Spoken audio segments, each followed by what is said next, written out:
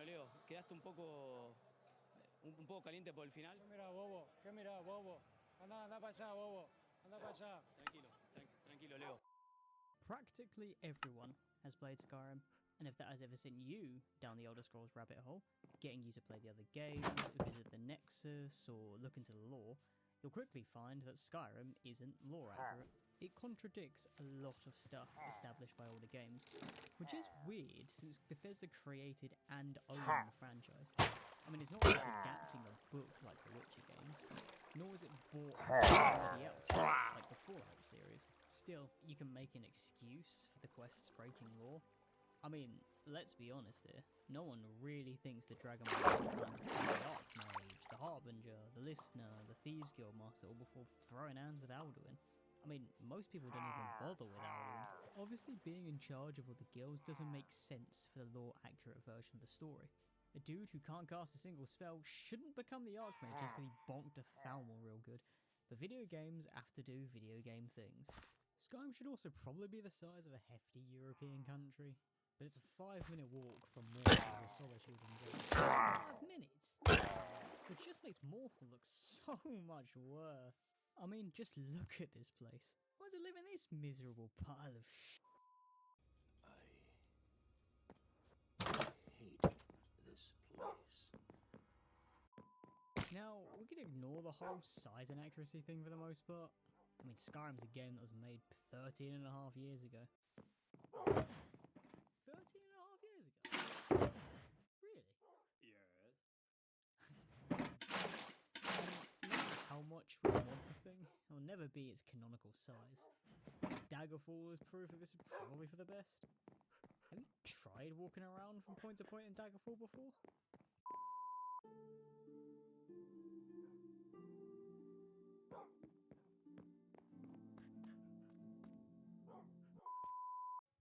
Anyway, that doesn't mean that Skyrim isn't missing some of the coolest things in Elder Scrolls lore. I mean, for instance, the region is supposed to have flying whales. Yeah.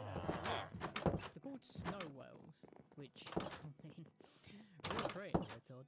And they're supposed to take up Skyrim's airspace, kind of like the dragons do, but we don't ever see them.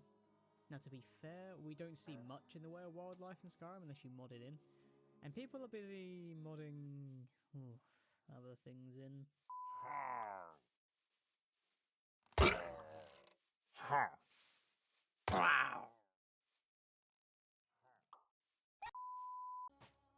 That's a real mod, by the way. Nexus isn't full of just smart, apparently. Let's get back to the whales. We could make the excuse that dragons have scared off the snow whales, since they are known to migrate to Amora, and that's probably where they are. But, I mean, if that were the case, surely there'd be a corpse lying around after fighting with Alduin and co. It feels like you should have been able to see them in the distance when you head to the Sea of Ghosts, maybe when you're north of like Winterhold or something. But no. No flying whales for you, which is strange considering how important whales are to Skyrim's culture. You've probably seen them engraved in all those ancient Nord temples, and soon waits in Sovngarde at the end of a whalebone bridge. So, I mean, you'd think Todd would put them in as a super low poly kind of model in the distance, but no. Still, snow whales are pretty obscene, and I guess you can make an excuse for why they aren't around with the dragon, but that doesn't excuse all the other law breaking everywhere else. Now, I know it's a touchy subject for any Stormcloak loyalists out there, but we need to talk about elves.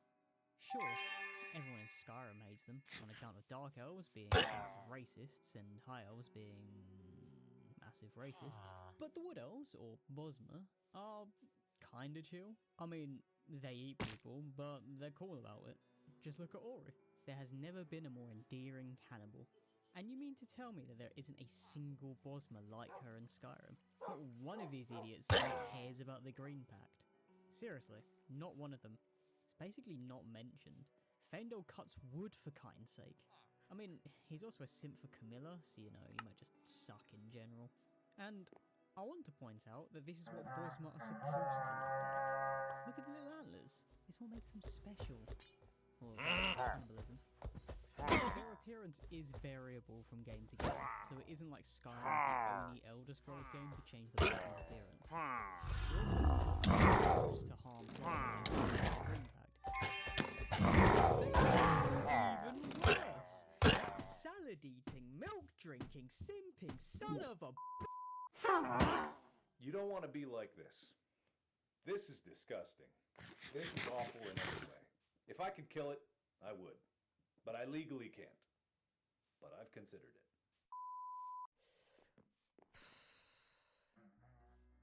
I suppose you could say that Bosma from Skyrim aren't from Valenwood and don't have to follow the green Victoria herself, but they should have those little areas. Do you want to know what else Skyrim should have? More Khajiit variety. So, the Khajiit caravan come all the way from elsewhere. And you mean to tell me they only brought 1 or 2 varieties of Khajiit? I mean, that seems kinda racist. To be fair, everyone in Elder Scrolls is some kind of racist. For those of you who might not know, Khajiit have a lot of varieties depending on the phases of the moons. Yes, there are 2 of them. They're so dependent on the moon that when the moons disappeared, they freaked out for 2 years, and apparently some of them couldn't be born during this time. I say apparently because it isn't known what happened to the Khajiit during this time. It is known that their leader, the Main, survived, and the Thalmor took credit for the moon's return. Now, there is a theory that the Thalmor is responsible for the moon disappearing, but that seems a bit of them. Still, the moon is where the Khajiit ends up living. And you know what that means? This is a Khajiit, and this is a Khajiit, and this is a Khajiit, and this is a Khajiit, and this is a Khajiit, and you don't see any of these kinds of Khajiit. Not the house cat like Alfiq, nor the massive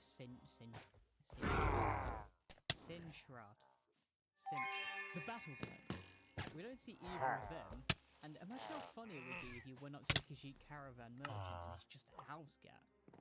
Or you got to a guy and it's an 8-foot tiger man. Instead, we get, well, I mean, it's still funny looking Khajiit. They look a hell of a lot better than the Oblivion Khajiit anyway.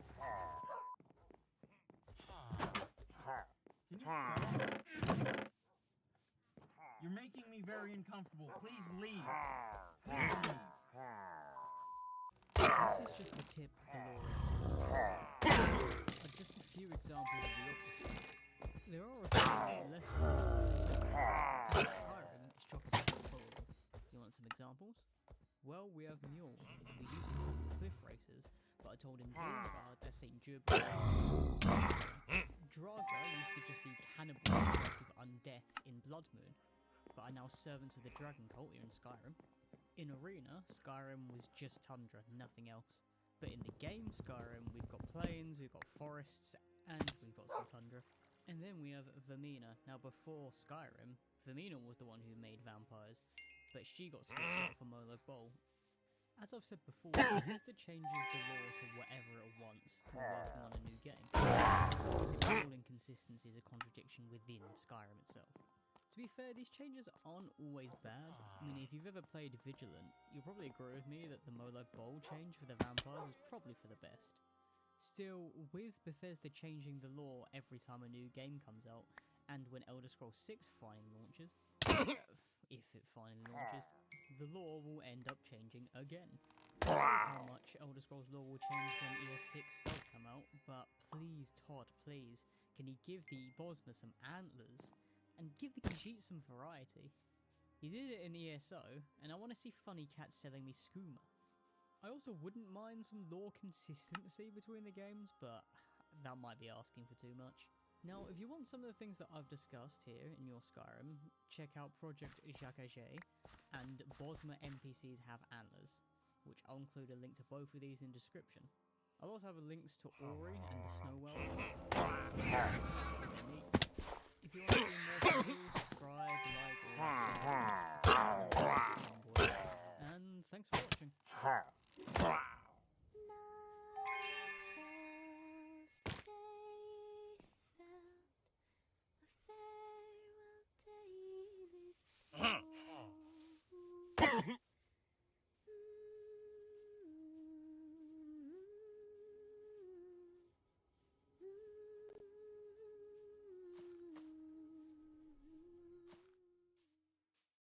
I can see what they're doing, what he's doing.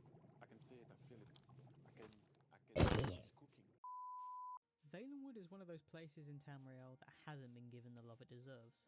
to be fair, it doesn't feature heavily, and chances are it won't host Elder Scrolls 6. Hammerfell and High Rock are the more likely destinations. If I were a betting man, I'd say the Somerset Isles are probably a third choice, which the Thalmor want to call Alanor again. Although all the anti-Thalmor rhetoric probably makes it a distant third choice. After them, we have the weird provinces. Without trying to sound too offensive, these are the ones that are so strange that Bethesda probably don't have the courage to do anything meaningful with them. I'm talking Black Marsh, Elsewhere, and the topic of today's video, Valenwood. Valenwood is home to the Wood Elves, also known as Bosnia. They probably think of Wood Elves from D&D or The Lord of the Rings, a druidic people who are in tune with nature, are elegant, graceful, merciful, and vegetarians. But no, that's not the Bosma. I've been over this lightly in my last video, but long story short, the Bosma are crazy. Absolutely crazy. And in my opinion, they have the most interesting culture among the people of Tamriel. The best way to explain this, though, is to begin with the Green Pact.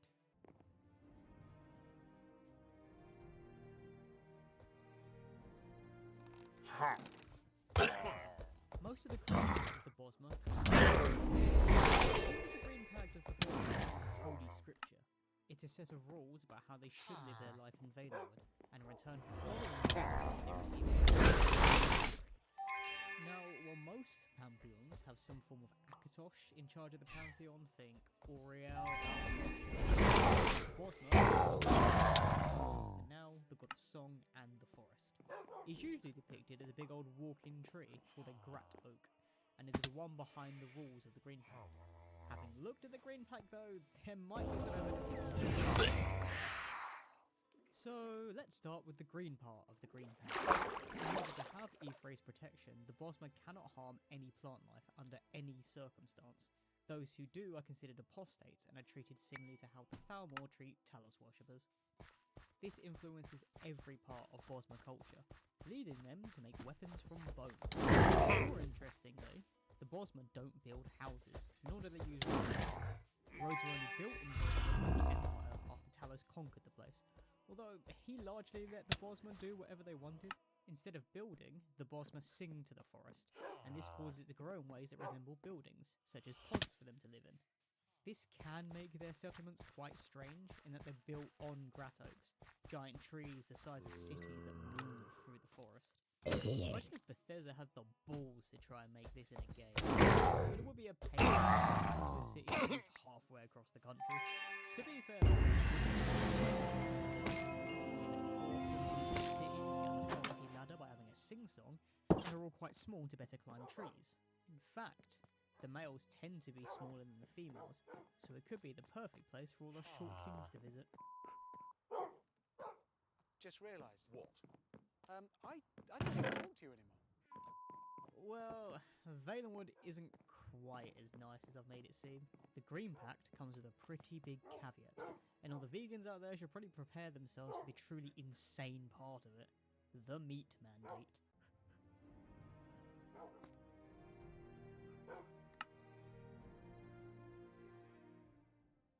The meat mandate is where things start getting weird.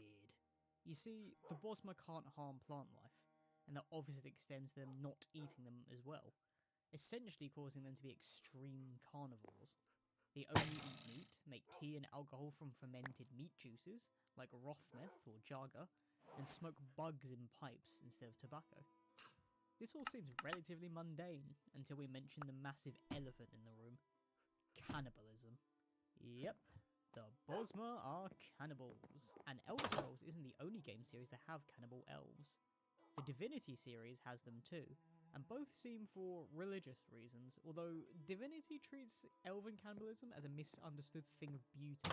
The Bosma of Elder Scrolls are a bit more want not waste not.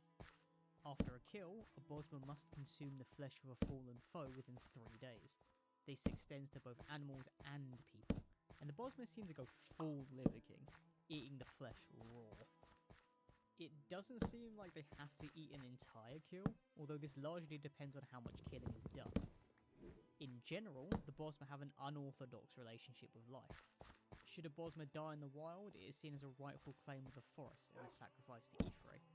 Should a Bosmer kill another Bosmer, the tribe of the murdered can take the murderer and subject them to torture. Should the murderer survive the torture, then they are welcomed into the family, taking the victim's place. This is known as the mourning rule, and is a long standing tradition. But ironically, mourning doesn't seem to be part of the Bosmer tradition. I mean, replacing the dead with their murderers is pretty weird. A lot of people outside of Valenwood see the Bosmer as barbaric for their tradition, and it isn't helpful to as well as however. Now, when I mean mourning, I don't mean the Viking style of no, Bosmer value the ability to steal, and many slip into settlements of other tribes to take the stuff unseen. The more valuable the thing stolen, the greater the prestige. It's why Bosmer are so associated with stealth and thievery. They are famed for a technique called forest coupling, where they're able to blend in with the woodland environments. This isn't even magic either, they just hide in the trees, and don't come out until whoever they're hiding from is dead. While it's culturally accepted to steal things from each other in Valenwood, most other places aren't very happy about it. That didn't stop the Bosmer though, and when they started working up an appetite, they decided to eat everyone.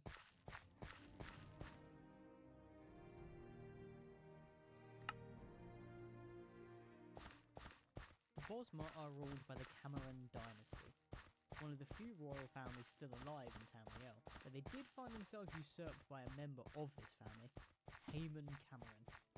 Haemon went full sicko mode and violently freed the Bosmer from the Empire in about 2 years. He then decided to start taking land, getting all the way up to High Rock before being stopped. The Bosmer probably could have taken over all of Tamriel if they didn't have to eat everyone they killed. It doesn't make moving on from a battlefield very efficient if everyone you killed needs to be eaten.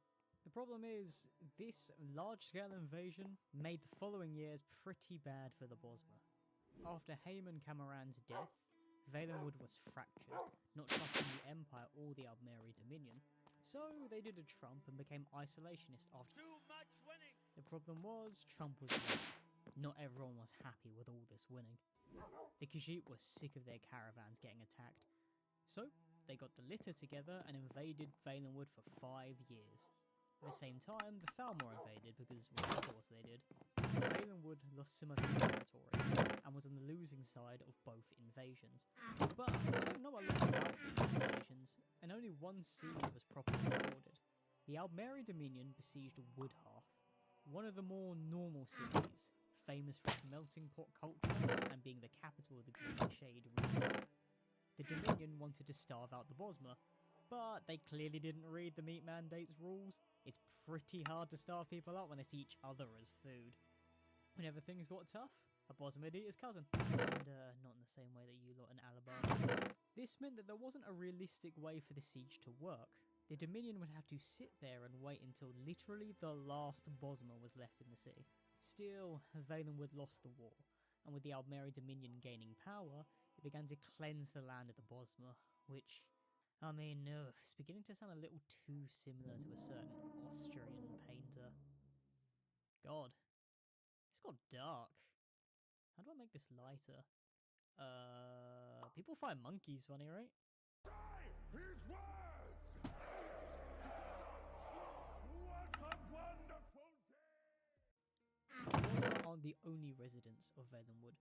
It also hosts the Imgur, an ape-like beast folk race. Well, I mean it did, until they vanished from the country. But the main thing about the Imgur is that they loved the Altmer. They held them in such high esteem that they tried to emulate them in every way possible. They would wear capes, dual swords, try to speak like the Altmer, and some would even shave themselves and powder their skin to look like members of the Albmeri Dominion. Problem was, they'd often cut themselves when doing this. What the fuck is this? Ironically, the most famous member of the Imgur was a prophet called Maruk, who hated elves with a passion. Seriously, this man makes Ulfric look like an elf lover. He could probably give Pelennor a run for his money. Well, at least as far as passion is concerned, I don't think anyone's killing as many elves as Pelennor did. Maruk was known as the monkey prophet, having founded the Lesson Order, popular religion during the First Age. Now, most of his teachings aren't followed anymore, but his approach to justice is still used in modern Tamriel, being all are guilty until they have proven themselves innocent. Which, I mean, why, is he trying to be like Japan? Maybe Maruk's just a weeb. Funnily enough, Maruk's teachings were called the Monkey Truth. No, I am not joking. Seriously, who names this bollocks? It doesn't even make sense. Maruk's an ape man. They aren't the same as monkeys. Monkeys aren't apes. What's going on? Have you ever seen a school in Skyrim? No wonder no one knows the difference between a monkey and an ape. Maruk is not a damn monkey.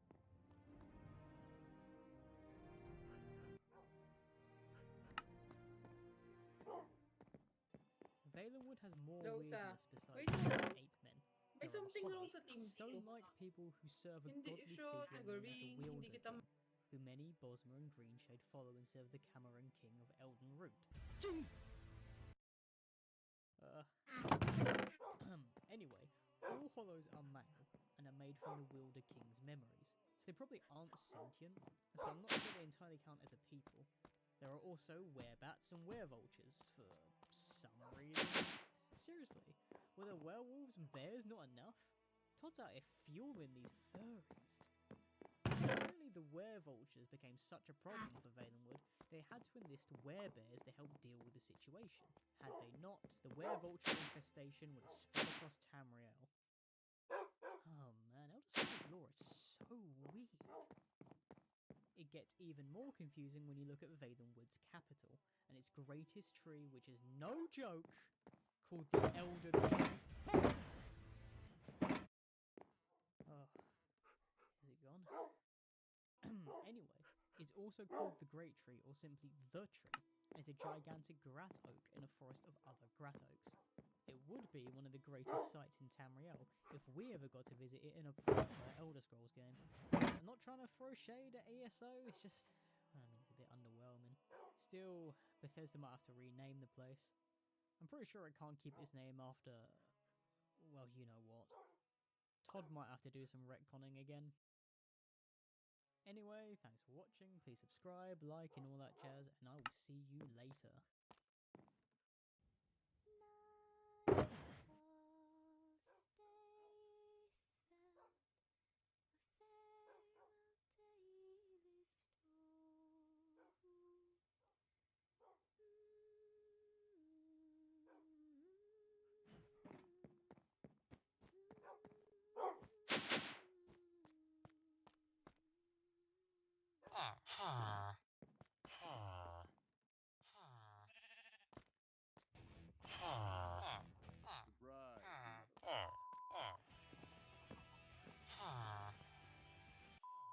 With everyone playing Oblivion again, I figured it would be apt to look at how other places dealt with the Oblivion crisis. You see, Mayor's Dagon didn't just invade Cyrodiil, he planned to invade all of Tamriel and rule over it, creating portals to the Deadlands, his realm.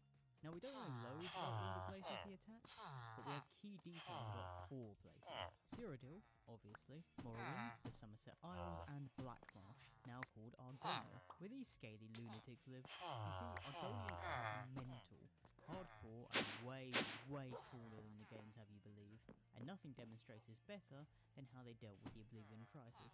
Now I won't go over the Oblivion crisis in Cyrodiil too much, because, well, there's an entire game and a remaster based on it, but it obviously doesn't go very well, with Kvatch getting destroyed immediately and the Empire being so weakened that you could argue it was doomed from that point on with the end of the Septim dynasty. The Dunmer of Morrowind don't do much better either, with the city of Ald'ruhn falling at the hands of the Daedra. The Altmer suffered too, and not even the most powerful mages could prevent the fall of the Crystal Tower. Kind of like the Altmer version of the Arcane University. While elves and men suffered at the hands of the Daedra, and it's largely unknown how the Khajiit fared, it is known that the Argonians were not just ready, but willing to take on Mayor's Dagon's forces head on.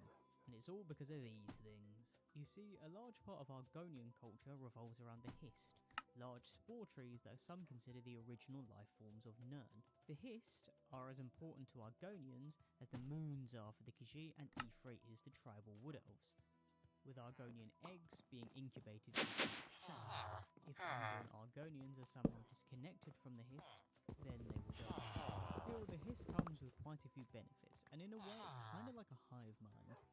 It's likely a reason that their spores being kind of based off mushroom colonies that can stretch miles. Now many believe that these hiss trees are sentient, which explains why they were somehow able to anticipate the opening of the Oblivion Gates. They rallied the Argonian population back to Blackmarsh and got them ready for the invasion. Gathering all the Argonians wasn't enough though. The hiss trees even invited them inside, whatever that means, and essentially made genetically modified Argonian super soldiers Hello? perfect for fighting the Daedra. Hello? By the time the Oblivion Oh my Gates god, opened, hindi lang the nakamute whole pala subset ako. of the Argonians were already All dead, this working on time. massive destruction of cities and massive battlefields. The Argonians took Tamriel where they were needed. Nakamute pala ako. Oh my god, 30 minutes.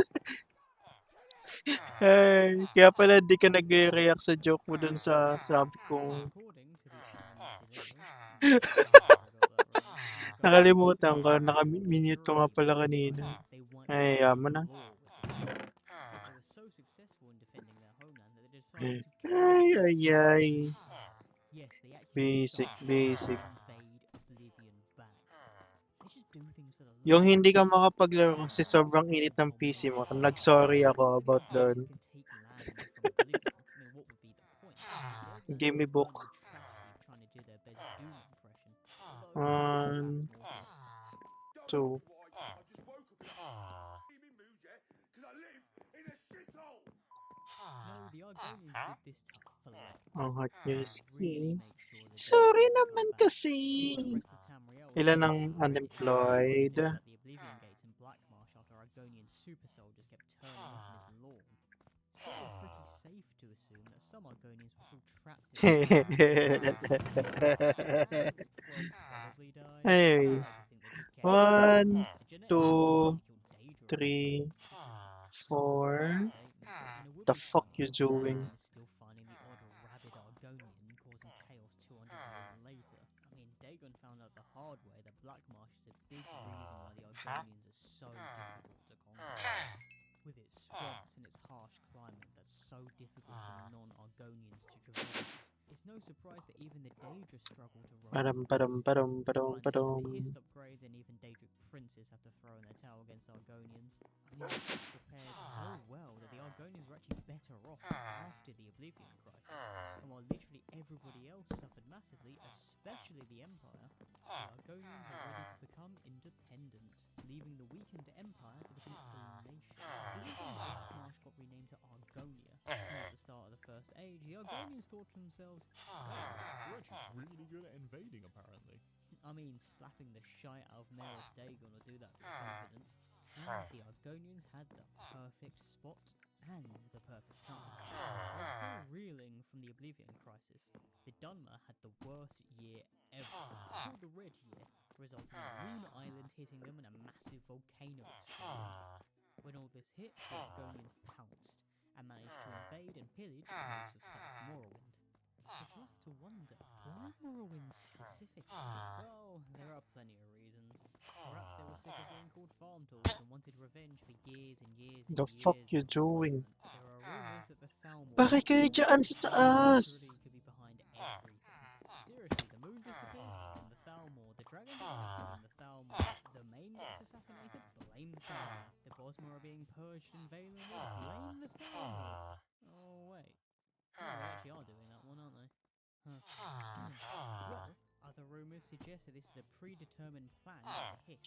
Hi. Others just say they took the perfect opportunity to expand their Anyway, gawa tayo na all sugarcane these reasons farm. and theories hold weight, and they could all be true at once. I mean, none of them contradict each other. 30 minutes. Really wanted to.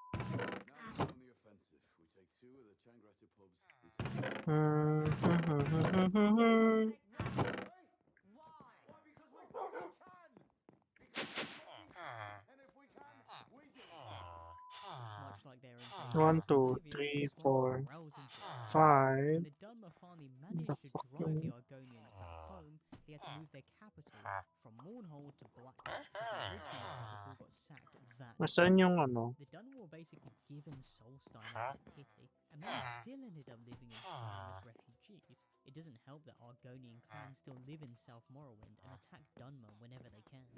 For the most part, Argonia appears neutral in the conflict between Sino the Empire napag-tradean and the ko, no? Dominion. Probably because both sides don't really want to mess with these crazed lizards. Although practically independent, Morrowind is still technically a part of the Empire. Yet the Empire didn't do anything to stop the Argonian invasion. Most of the help with relocating many of the Dunmer was actually done by Skyrim and the High King at the time. Although, I can't really blame the Empire for this. Imagine your great empire with the largest army in the world barely surviving the Oblivion Crisis, and then you just look a little south and realise that these scaly bastards are actually enjoying themselves. I mean, they were killing Daedra for fun. Books. That's the kind of people I'd want to mess with, especially with trying to get into Nice, the magkaka-farm na rin ako ng... reminder, when you see those Okay. Argonians in Oblivion, Black Marsh counterparts are probably genetically modified super soldiers Ay, who namatay? throw hands with devils and dark elves in their life. Just Like, praying what not one the of them to. fuck? Huwag lang kayong mag...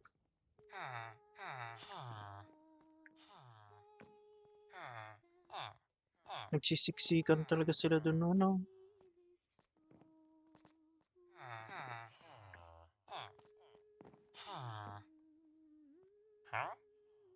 Depth Strider.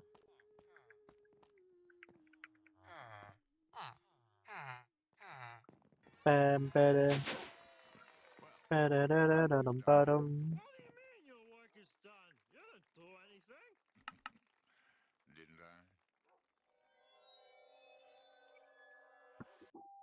The Thalmor are a massive deal in Skyrim. They're everywhere, weeding their way through the country with patrols, embassies, and outposts. But they're a complete non-factor in Oblivion. This shouldn't be surprising, considering that the Empire is the top dog of Tamriel at the time, and there wasn't a lot of room for competition. But things changed quickly after Sean Bean predictably kicked the bucket. You see, the Empire got fractured, countries started leaving left, right and centre, and this allowed the Thalmor to become the threat they are in Skyrim. But how did they get their start? It wasn't as though they were a massive political party in the Somerset Isles during Oblivion. They were kind of a laughingstock, for the good old days of elven Mag-i-easy villagers na lang din muna ako. Ay, sugarcane nga pala. Sugarcane. Sugarcane. And his boys. He invaded all of Tamriel, and while he had varying levels of success, if you believe Argonian propaganda, he did have a field day in the Somerset Isles. This kind of surprises me, given how powerful Outmer mages are meant to be, but this could also be due to how isolated the Outmer were. Daedra flooded the Isles, turning most of the population into refugees, and there weren't many places for them to flee. Many attempted to flee abroad, taking to boats and trying to make it to the mainland, but apparently Dagon has weather Sana mag-easy villagers kasi parang gusto ko rin na mag-create. Eh, diba? Parang convenient niya. Ayan, parang 10, 11 na villagers pa lang. Serobs pala, di pa, sure ko lang. Si Serobs pala, di pala ako naririnig kanina. Sorry, Serobs. Since many of the in-game books have unreliable, biased narrators, which is immersive, I guess, but it's pretty annoying. So, yeah, thanks, Todd, I suppose. Ay. Okay. Mag-hunt tayo ng...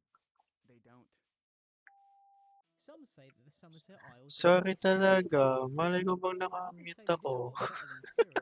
able to go into the Deadlands and close some of the Oblivion gates.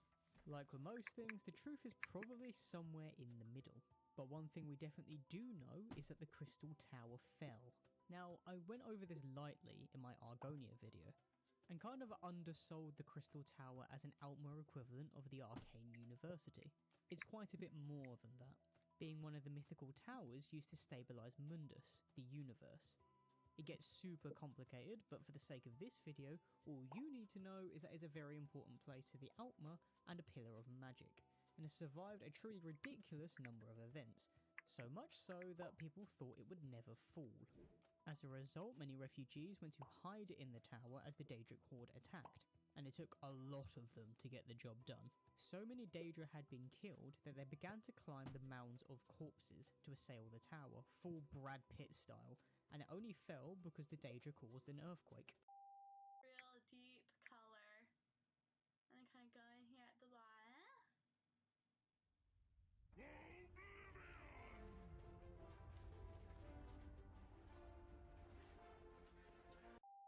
As the Ay, tower hindi sila... fell and the Outlaw were at the mercy of the Daedra, they vanished, with Martin Septim dragon-punching Dagon back to the Deadlands. But the Outlaw didn't know this, isolated on their island. As far as they were concerned, the Daedra just went without much of a warning. And this is when the Thalmor came into the picture, taking credit for saving the day. Well, saving the Outlaw anyway. And, everyone believed them, for some reason. I did it. He did it. I did it. He did it.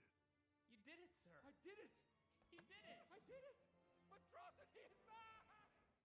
Annoyingly, we don't have a lot of information about what the Thalmor actually did, but they had to have done something during the crisis for their credit to rise from lunatic racists to believed heroes. The Thalmor probably led some groups into the Oblivion Gates to shut them. You see, while people ignored what the Thalmor had to say, they were always powerful, and probably did save the Outlaw from being totally overrun, buying them enough time for Martin Ay, to go nag-ayos full ako shit. ng tabs. From there, their prevalence only grew. The Empire was shattered from this point, its rule handed over to potentate Octo. But then he got assassinated, a civil war started, and the Mede dynasty came into power. This time of conflict only helped the Thalmor, causing them to form the Third Aldmeri Dominion with Valenwood and allying with the Khajiit. Another thing that helped the Thalmor was the number of Daedra worshippers in the Somerset Isles. Daedra worship has always been prevalent among elves, with quite a few Aelids from the First Era worshipping Meridia.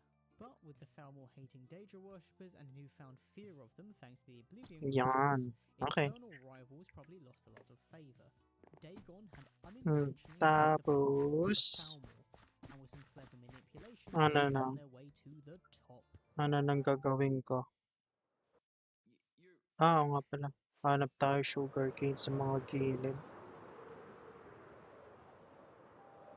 Before Skyrim, the Thalmor managed to back the coup in Valenwood, claimed to have brought back the moons after they vanished, getting the Khajiit's favour, possibly assassinated the Main and its leader, possibly convinced the Argonians into invading Morrowind, and, of course, started the Great War with the Empire, resulting in the White Gold Concordant and the banning of Talos worship. The Thalmor went from strength to strength in the Oblivion crisis, that being the inciting incident that made them popular with their own people.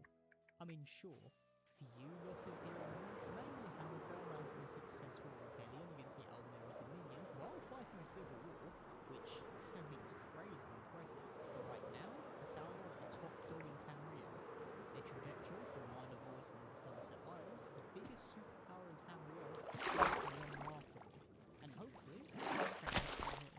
Mainly because they're completely lunatics. They want to subjugate all men, and probably other elves, to create the new Merithic era, like back when the Aelid were in charge. There's also a theory that they want to unmake reality or something, and become gods, I think, but I mean, I'm not going to go into that, because it's a bit too conspiracy heavy, and we won't get any real answers until Elder Scrolls 6. Maybe. Probably. Please don't. What we really need is Pennon to make a comeback, but until then, I guess we have to deal with Thalmor patrols the old-fashioned way.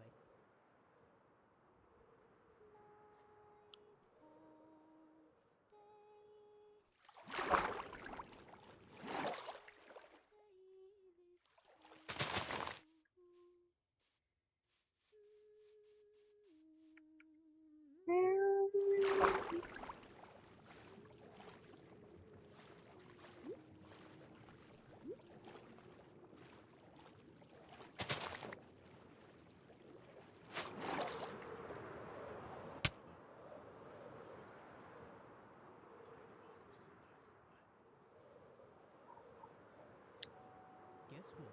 The Oblivion crisis is a big deal. So much so that I've ended up making a trilogy of videos talking about how the crisis affected different provinces. Blackmarsh, or Argonia, benefited from its Doomslayer-inspired lizard force. the Thalmor used What opportunity the to heck arrive, is and the this? Empire got smashed Ah, harder Tommy than 100 Burger. dudes were sending in after that barrier. The heck? What happened to Skyrim? In the actual game, you get little tidbits here and there, but how the Oblivion Crisis directly affected Skyrim isn't talked about massively. Probably because we have to contend with the Civil War, What the Vampire heck? Crisis, We Crisis, and whatever in Oblivion Marak was trying. sunken ship Still, sa bato. Skyrim changed a lot because of the Oblivion Crisis, and it's more to do with how the culture changed rather than massive power shifts. And a lot of this stems from the Damn. Daedra and Oh magic. no, not You them. see, Nords weren't always the meathead strength mains we see in Skyrim. To give Shucks. some context for what Nords were like, we have to go back to when they weren't racist, which is pretty far back. I'm talking Balikan na so lang far back yan. when they weren't even called Nords. They were called Atmorans, although for the sake of this video I'm just going to refer to them as Ancient Nords. Now Nords didn't originate from Skyrim, which you've probably heard of at some point is north of the Sea of Ghosts. Okay, balik muna tayo. We turning. friendly with the native snow elves, but with the climate becoming harsher in Atmora, more began to migrate south. Soon there was a population boom, and the first settlement was built, the city of Sarthor. You might remember Sarthor as that one dungeon Winterhold will take you to on a little field trip, and it's a lot more important than it looks. Now, these snow elves are worried about the demographic threat of these new immigrants. So, they did the reasonable thing and attacked Sarthor, sacking the city and killing many of the ancient Nords in an event that was known as the Night of Tears. Unfortunately for them, they didn't kill the one guy they probably should have and his two sons, the legendary Ysgramor. Now, Ysgramor is pretty famous for being Skyrim's greatest elf killer, and he's earned that title.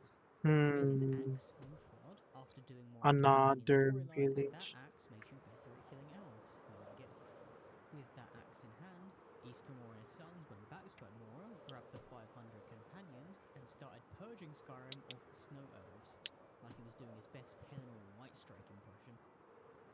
This caused the snow elves to hide underground with the Dwemer, they got blinded, deceived, and became the Thalmor. So, I mean, the Thalmor kind of deserve it, I guess. But this is where Skyrim's hate for elves practically stems from, with their founder and most famous hero being an elf killer. Now, the first incarnation of Skyrim, and I mean this chronologically, not in Arena, before any Paano ulit mag-repair? had its own pantheon that demonstrates how different Ay, ancient hindi, Nords wag na. were from their modern Chromatic counterparts. iron naman na to. They obviously Palitan ko na loved lang ng dragons steel. as something that modern humans still love, but always had a keen drive for knowledge and a love of Kaso magic. masisira na rin. Kailangan ko ng repair Three ko. names that might surprise you when looking at the ancient Nordic pantheon. Obviously, Kine or Kinnereth in modern Tamriel are there, but so is Alduin, Hermamora, also known as Hermamora, 1, 2, 3, 4, 5, 6, nice. Skyrim has a history Goods, of goods, worshiping goods. and Alduin is seen as the twilight god, the dragon. Ancient Nords used animals to represent their gods, with Juno being an owl and god of runes, knowledge, and wisdom. And mathematics. None of which people would associate with modern Nords. But ancient Nords loved learning, they loved knowledge and magic and valued wisdom so highly. Boom! 2 plus 2 is 4, minus 1, that's 3, quick maths. When the ancient Nord pantheon evolved into the Nordic pantheon as the Atmorans settled in Skyrim, Hermamora, also called the Woodland Man, joined the Ano line. na? Next. And while it was treated as a cautionary tale, Kailangan ko na.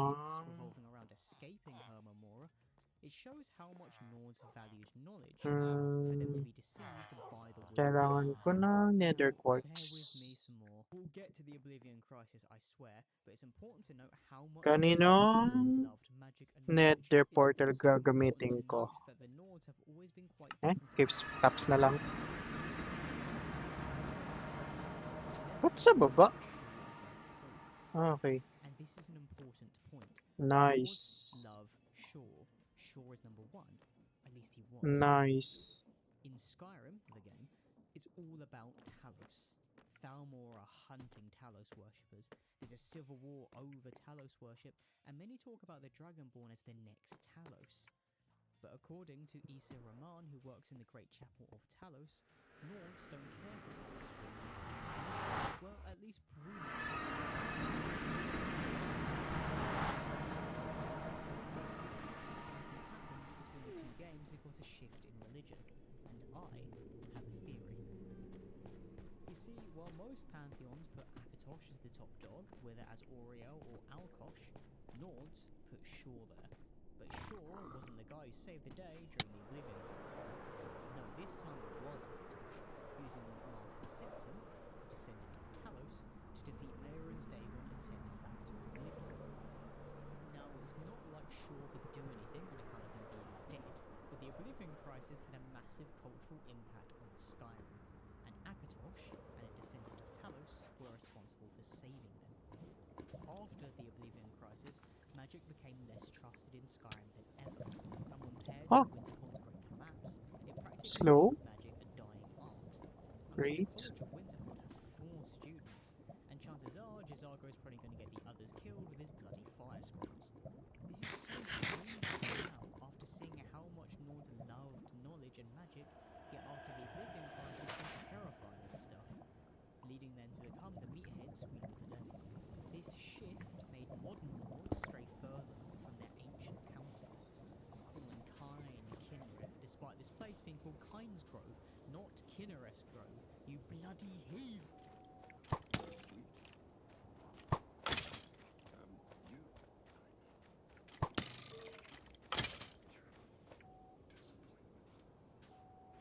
Anyway, Issa Rahman also mentions that Nords at the time of Oblivion kept to their heathen gods and practices, which isn't the case in Skyrim. Their pantheon is very much like the 9 divines introduced by the Empire, showing even further how the Nords have shifted away from their old ways and gone toward loving Talos and hating magic.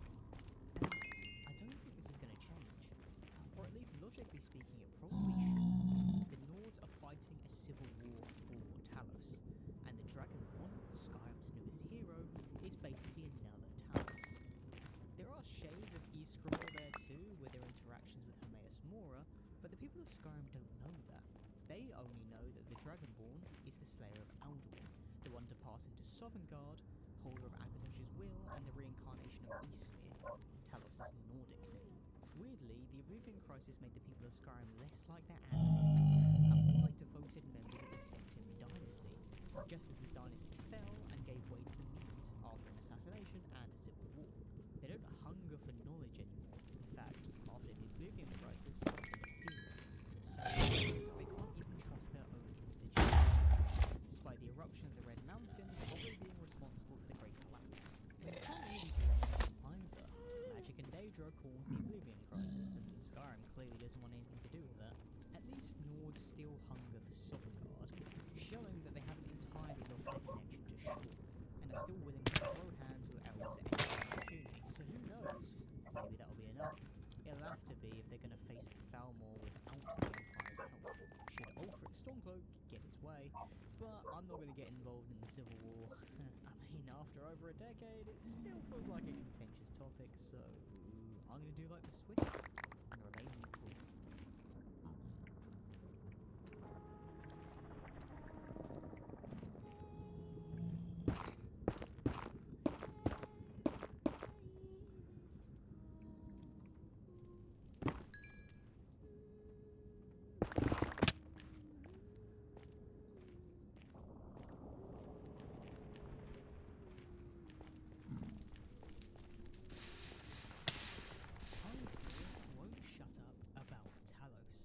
Talos this, Talos that, tie up a septim, please tie my child's forehead. But as great as our boy Talos is, he isn't the only god Emperor Tamriel has had. He's the remix, the sequel, the remaster. The first was Remen Cyrodiil.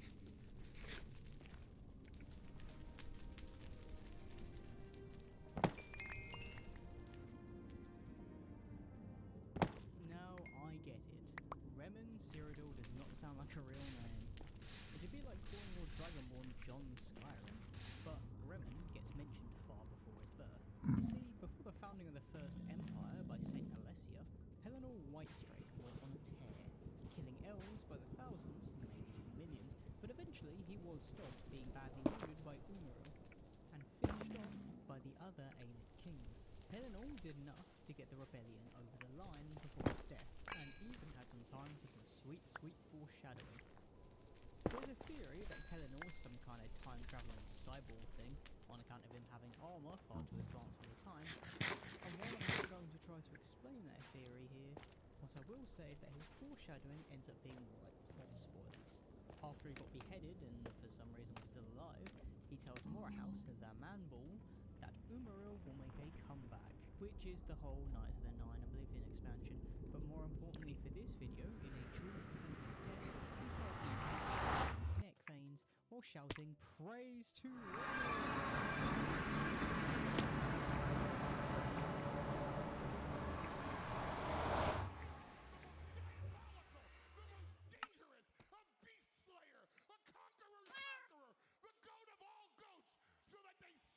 Bum, ba-dum, To ba-dum, be fair to bum, bum, Pelennor, there's bum. plenty to praise about good old Remen.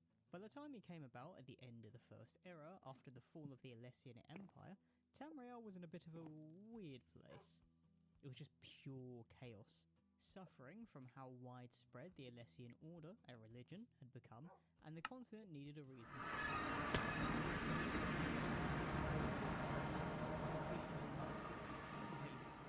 Wait, what? 500 years? How? What? But don't worry, nothing gets the people of Tamriel going like foreign invaders. While Tamriel was in one of the biggest messes ever, people started spotting Akaviri ships by the shore, being pulled by strange beasts. Now for context, Akavir is a continent to the east of Tamriel, although for some reason they started turning up on the western shores of Tamriel. And Akavir is all about their weirdos, from the Tang Mo, monkey people, to the Seiski, serpent people. I think that's how you say it. While most people probably think of the Akaviri as Far Eastern humans, and they're right, this Akaviri invasion was largely composed of the Seiski, and originated in the Iliac Bay region, the setting of Daggerfall.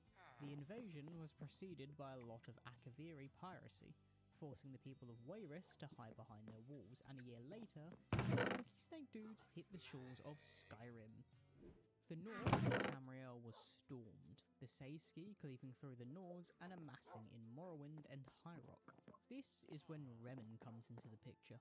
As an ambitious Colovian general, he saw the perfect opportunity to unite Tamriel against these invaders, and got together with Morrowind to make it happen. He constructed an expansive network of fortifications in Skyrim, managing to beat back the invaders from North Tamriel, until the war culminated in the Battle of the Pale Pass, where Remen demonstrated that he was Dragonborn and the Akaviri forces surrendered. In the legends, i.e. probably just propaganda pieces, the Akaviri bowed before Remen, declaring him the chosen one they'd always been looking for. But all you need to Choice know is and that one. Remen will become Remen Cyrodiil from this point on, the Emperor of Tamriel.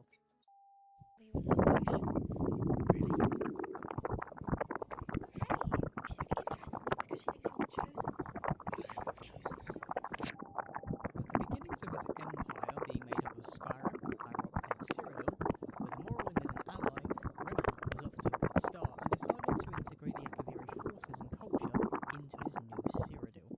He was impressed by the Akaviri, as he probably should have been considering that they managed to devastate Skyrim. And this is where the modern empire gets some of his Akaviri influences from. With these Akaviri forces, Remen made the Dragon Guard, his personal army, which would later evolve, or devolve, if you consider that Delphine is in charge of it now, into the Blades. With his new forces and alliances, Remen took a page from his hype man Pellennor's How book and many decided to do some elf killing. nice He stuff, conquered Valenwood, nice. deposed the Cameron dynasty, and split the country into various tree Ba-dum, veins ba-dum, to make sure that they ba-dum. wouldn't unify against him. Then he conquered the Somerset Isles because they were right there, I guess. Now it should be noted that Remen found out that he could trace his lineage back to Alessia, and had the Amulet of Kings that survived until Sean Bean wrecked it and went full dragon to save the world. From what I could tell, this is the reason why Remen Cyrodiil was a Dragonborn. But despite his ties and lineage to Alessia, Remen's empire ended up very different to the Saints. While the Alessian Empire was characterised by its elf-killing, religious dogma, and bestiality. Yeah, I'm looking at you, Alessian Morehouse. Oh my Remen's god, empire nga was all pala, about its ganun ako. Akaviri influence, and it seems like the people of Tamriel are weebs, I think, because they loved this in retrospect. While Alessia became a saint, Remen was worshipped like a god after his death, and his bloodline held such gravitas that when it ended, so did the First Age, similar to the Third Age ending when the Septim bloodline was snuffed out. And a lot of the aspects of Remen's empire were beloved enough that Tibus Septim ended up repeating a lot of what Remen did. Both were Dragonborns, both had an Akaviri personal god, well, at least one based of Akaviri culture, and both were worshipped like gods. Although it seems Tibus Septim, still being in recent memory, is still worshipped to this day, this isn't quite the same case with Remen. Having died toward the end of the First Era, Remen's worship ended up lasting a long time. He was known as Remen the Worldly God, or as a conqueror god alongside Talos when the Third Age was getting started. His worship faded by the end of the Third Era, since Talos was all the rage and Remen's empire was long gone by then, having lasted until 430 of the Second Era. Still, we get to see his influence here and there in Skyrim, even if the sequel doesn't get a lot of praise. Remen's face is on the door of Skyrim, although it's super generic and doesn't really look like anyone. And his Dragon Guard become the Blades. Too bad Delphine is in charge and ruining it, but maybe another Akaviri invasion could give Remen a bit more love. It could be on the cards for Elder Scrolls 6, considering that we didn't get one in Skyrim like we were originally meant to. In the original drafts of Skyrim, Uriel Septim V was meant to invade from Akavir, being another Dragonborn and bring an army of dragons with him. Now, Uriel Septim V ended up being replaced by Alduin as the main villain, but a lot of what he was given to Morak, i.e. fighting another Dragonborn, having an army of dragons at his disposal, and coming from a strange realm. There could be a chance that Todd will do some recycling and bring the concept back for ES6, allowing us to see a bit more of Akavir firsthand. While Skyrim's Dragonborn is treated like the next Talos, perhaps the protagonist of Elder Scrolls 6 could be treated like the next Remen Cyrodiil. I mean, if Remen's worship starts getting popular again, the Thalmor might blow a casket having to deal with two man-made gods. But that's all speculation. I just want you to remember that Talos, Septim, Eastmere, or whatever you want to call him, isn't the only man to conquer Tamriel, form an empire, and get everyone to call him a god. Remen did it first. Sure, he didn't get all of Tamriel like Talos did, but he did it in a way that weebs approve of. To quote Pelennor, praise to Remen. I'm not gonna eat some guy's neck veins though.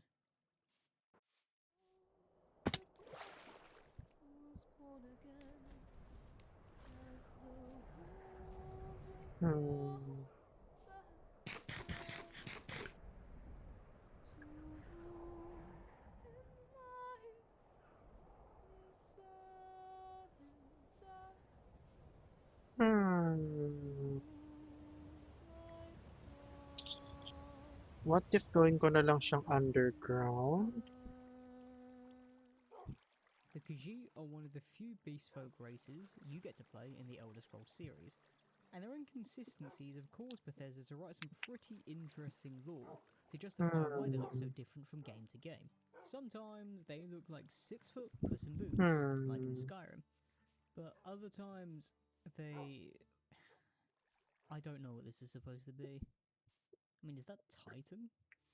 Well, there's a lot of history behind this, and there are about to be a truly astonishing number of cat memes, so prepare your butts, embrace your inferring, and get ready for how utterly insane the Khajiit are.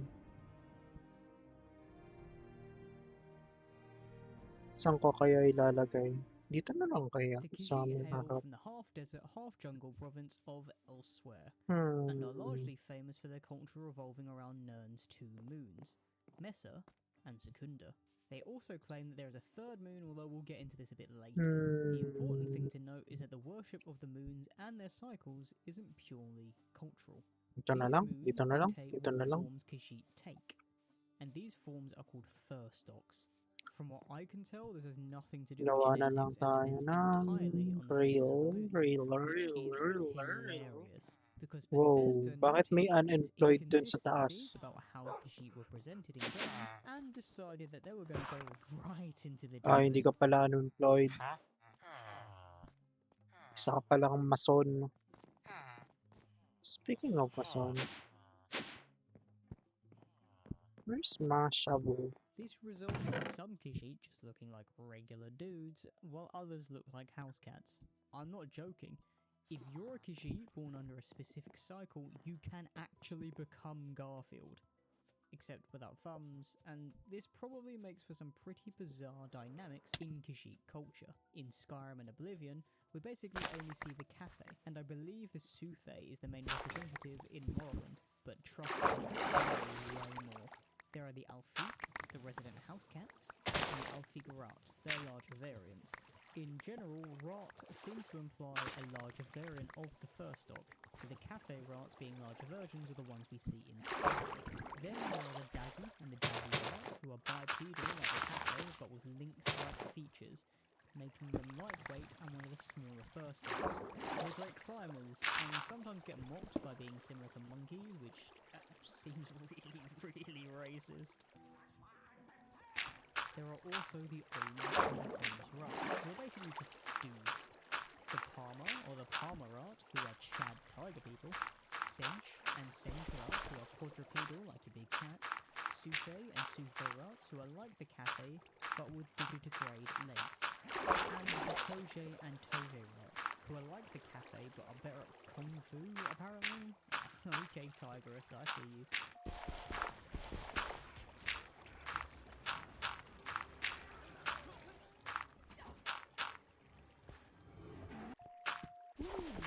That is a lot of cats. And these are only what I consider to be the normal types of Khajiit fur stock, meaning that these are the ones produced during the regular cycles of Mars and Secunda. I want to preface again that genetics don't have much of a bearing on the fur stock. I mean, they probably change what colour the fur is or what colour eyes you have, but this means that if your dad's a Cathay and your mother's a Suthay, you could be a house cat, your sister could be a Kung Fu cat, and your brother is a big cat.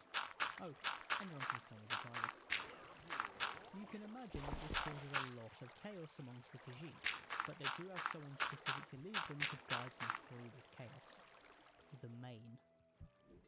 Now, the Mane needs to be born under a special alignment of the moons, and it is said that there can only be one Mane at a time.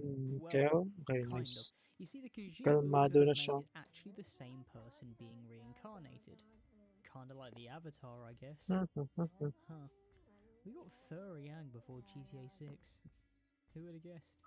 And the Khajiit people have some pretty strange traditions around the Mane, with the Khajiit in the Mane's tribe cutting off their manes and branding them onto the Mane Nice to the point where they Muriel. can't walk anymore. The weight of all of their manes means they have to be carried around, and, well, they look super goofy.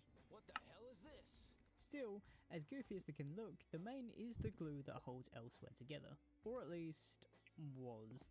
After the Oblivion Crisis, one of Elsewhere's largest cities and its surrounding region, Rimmen, left the province. And while they still paid tribute to the Mane, who was at this point in charge of an independent Elsewhere, his assassination caused the country to be split after a Thalmor-backed coup. And there are plenty of rumours suggesting that the Thalmor are the ones who killed the Mane. As of Skyrim and Aquina in the north and Palatine in the south make up modern Elsewhere.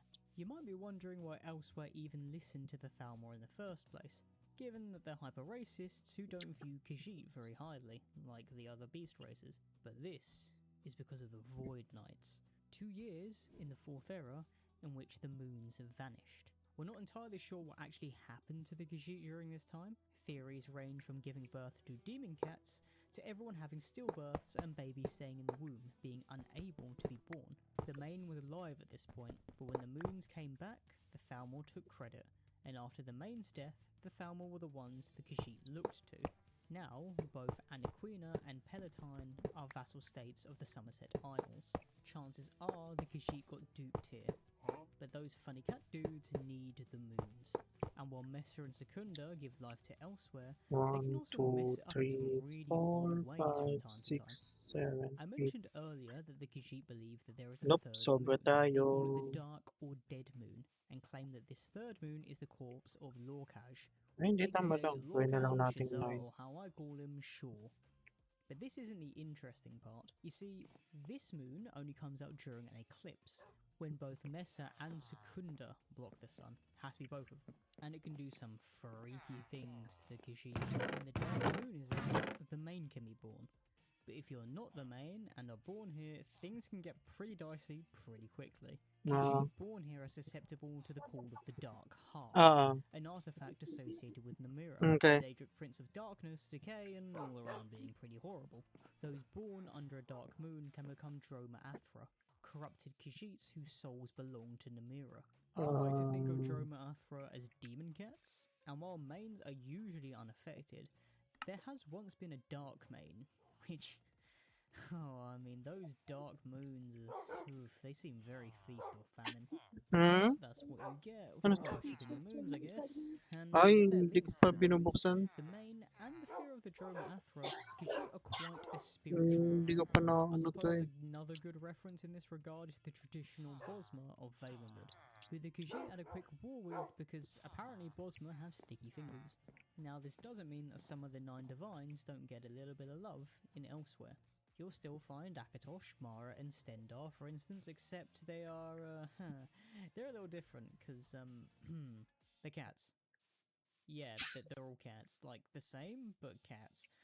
For instance, Akatosh is Alkosh and is the dragon cat of time. What? Now, I don't know what a dragon cat is, but, ooh, have fun imagining that one, I guess. God, Todd must have been on something stronger than skooma when writing this, I swear. But the Khajiit's 8 divines are quite different to the ones we find in the Empire. Alkosh, Surrender, Stendar, and Mara make up 3 of the 8.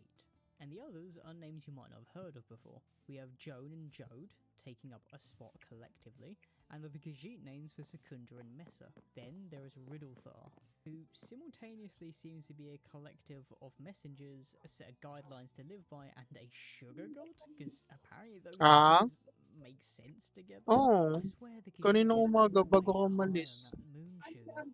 Oo, Then we have naramdaman ko kanina Kenavi, the dito. god of winds, and finally Malakas Bandar, daw sa the kanila. Sa bandit may, god, because apparently sa may Khajiit don't Mindoro care daw about banda yun. escaping the thieving accusations. Hindi mo Now, naramdaman there are kanina sa plenty baba? more gods and minor spirits associated with the Khajiit, but these are the main 8 that all the Kumain cats ka na, Ma? have, and hopefully they give you some sort of idea of why the Khajiit are the way that they are. Sure, the ones in Skyrim aren't the most lore accurate, but if you want an upgrade, I mean, there's always Nexus. And before you leave here to go on to Nexus, I want to leave you with one more fact. According to the Khajiit, Sheogorath, the King of Insanity, is the skooma cat. Oh, no, I'm not kidding. Before we end with Ori singing, I just wanted to say thank you all for 500 subscribers. 1,000's the next landmark, so hopefully we can go for that next. Thank you for subscribing, thank you for the compliments, and yeah, see you back here soon. Meron siya. Commercial bank. Oh. Laki din, 30 plus million. Pero hindi, Combank yung account niya, pero ano, pero sa, anong tawag to?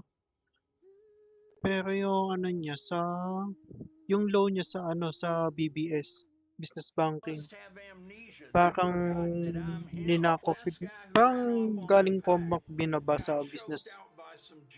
Ganun, parang ganun yung ata? Oo.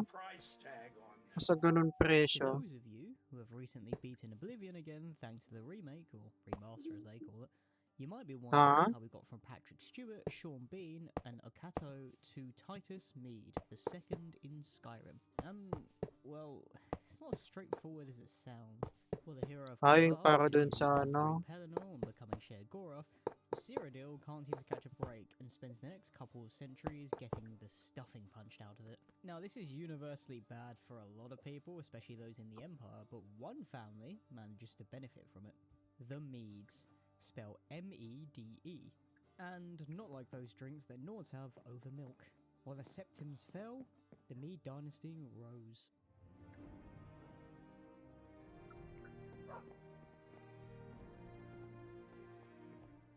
Martin Septim was the last of the Septim line, and when he died, he was replaced by Okato, who took the title of Potentate after the main story, and is the leader of the Empire going forward. This is a good choice, considering that Okato is a type of elf and can live a very long time.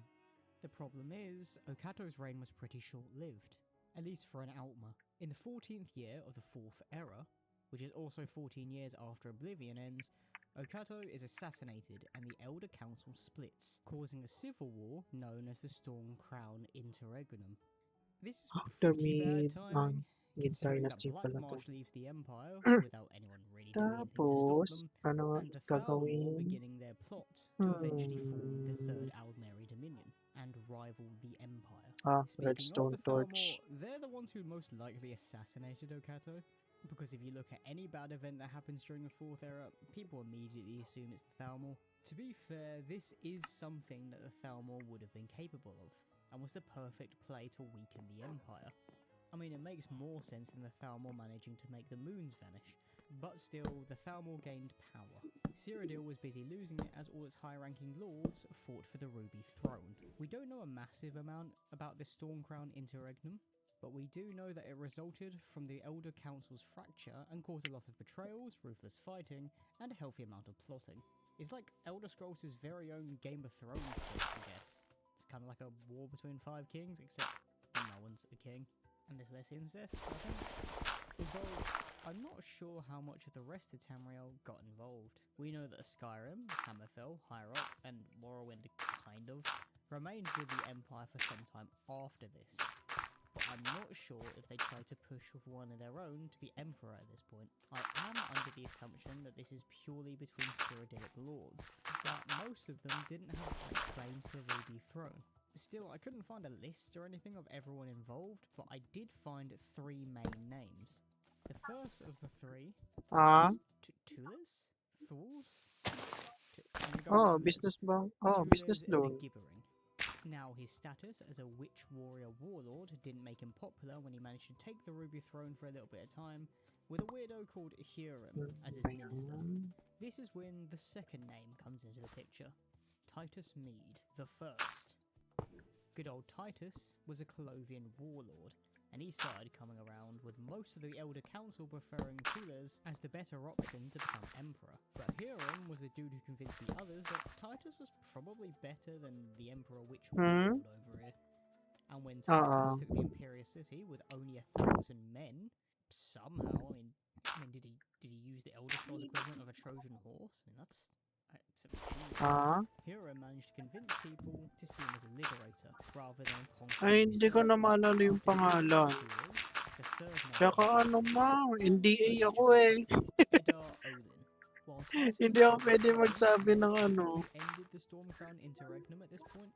Eddar knew that the Empire was Hindi, client information kasi din yun. So he attacked from the south, presumably from the Nibene Valley. But this time, Titus had 2,000 soldiers, and considering what he managed with just 1,000, it shouldn't be surprising to hear that Eddar's assault went pretty Pero merong loan. thus making Titus the first true leader of the Empire since the Septim dynasty ended. Well, at least by right of conquest. I'm stronger. I'm smarter. I'm better. I am better. Although Hurim was a bit of a weirdo whose allegiances flip-flopped like crazy, Titus Mede had to just keep him around, given how he swayed the Elder Council to his side. He had a lot of work to do to make the Empire great again, and he unfortunately needed Hurim, having bigger things to worry about than his minister being a bit of a weirdo. One of those things was an uprising in Hammerfell, led by General Tarkar. But Titus is apparently a Giga Chad or something, because he rolls up to Hammerfell without his army, sees Tarkar and says, I can take him, and hope he means in a fight, because Titus manages to win Tarkar over, allegedly by beating him in a duel, and this made Tarkar Titus's bromantic muse. Romantic. While Titus only inherited 7 out of the 9 countries of Cyrodiil and Skyrim as his empire, he went around building it back up. bringing Hammerfell, High Rock, and the rest of Cyrodiil back into the fold. Things were looking good for Titus, and while he wasn't a Dragonborn and was basically a conquering usurper, his charisma, fighting skills, and tactical prowess won him the Empire, and it was careful to brand this as a continuation of the Third Empire and not the start of the Fourth.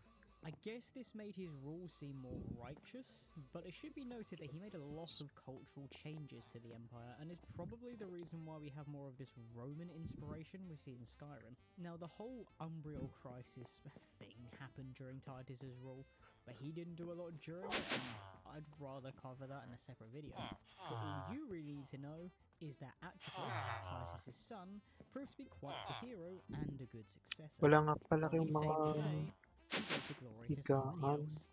And it's important to know that Atropos would continue the path his father laid out and rule the Empire, and is probably responsible for greater change into this more Roman thing we see going on in Skyrim. We also know that 2, Titus 3, replaced the 4, 5, Blades as his 6, 7, bodyguards, 8, probably 9, because 10. they let Uriel Septim and all of his sons die. He ended up replacing them with the Penitus Oculatus. But if you've played the Dark Brotherhood storyline, you know that these guys aren't much better than the Blades. They're probably a lot worse. Beyond Titus and his son Atropos, it isn't known what the Medes did until we get to Titus Mede II, who had a rough old time. Now, I'm assuming that between Atropos and Titus Mede II, the Empire was relatively stable, which just kind of shows you how unfortunate Titus Mede II really was. The Great War against the Thalmor, the White Gold Concordant, the Markarth 2, 3, Incident, 4, the 5, 6, Hammerfell 7, Rebellion, 8, 9, and 10. Skyrim Civil War all happened under his rule. I mean, you could even put in the Dragon Crisis in there if you really want to.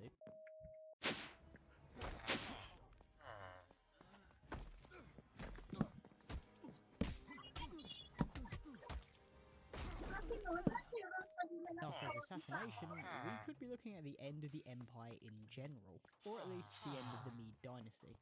Obviously, this depends on who takes over after Titus Mede II, and I couldn't find out whether he had any heirs.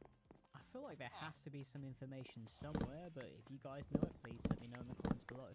And knowing Cyrodiil's history with Dragonborn, our shouty guy could be the next emperor, and the reason why Skyrim stops its infighting with the Empire again, ushering in a new golden age.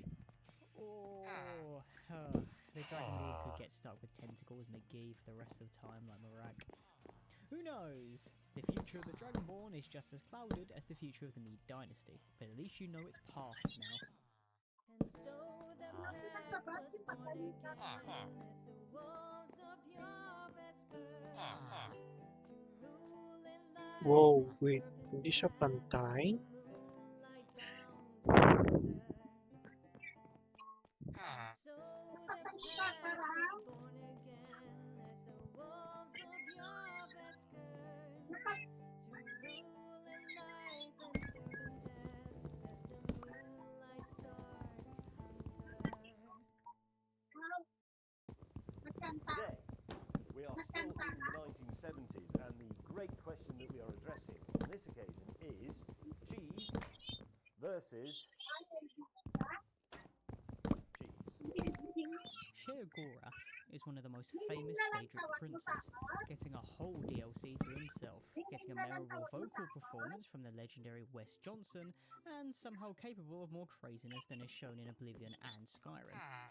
Although whimsical, funny, and a lover of cheese, Sheogorath is perhaps the most dangerous of the Daedric princes, a statement backed up by his origins and the Accords of Madness, a book series where he manages to get the best of each of the Daedric princes in their own kinds of realms.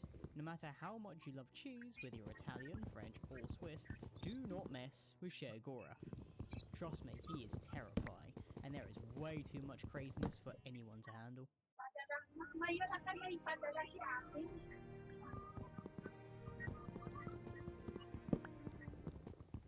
Sheogorath is the Daedric Prince of Madness, with his seat of power being the Shivering Isles. He didn't start this way, however, and those of you who have played the Shivering Isles know that Sheogorath was actually once Jiggalag, the Daedric Prince of Order. Other Daedric princes were afraid of Jiggalag, on account of him being one of the most powerful Daedric princes around, so they all worked together to curse him, and they turned him into the thing he hated most, which is apparently just Elder Scrolls' answer to Willem Dafoe. Still, they couldn't keep Jiggerlug entirely contained, and at the end of an era, he enacts the Great March, in which he can take his realm back for a day before turning into Sheogorath and going mad all over again. This cycle is eventually ended by the hero of Kvatch, but the trade-off is that they become the new Sheogorath in Jiggerlug's place. It isn't known what happens to Jiggerlug after the DLC, since he sort of gives up on the Shivering Isles and leaves, but if you played the Vigilant mod, which you really should, you'd know that he has his eyes set on Cold Harbour, and, well, let's just say, Molo Bowl isn't exactly taking it very well. What the hell's up with this door?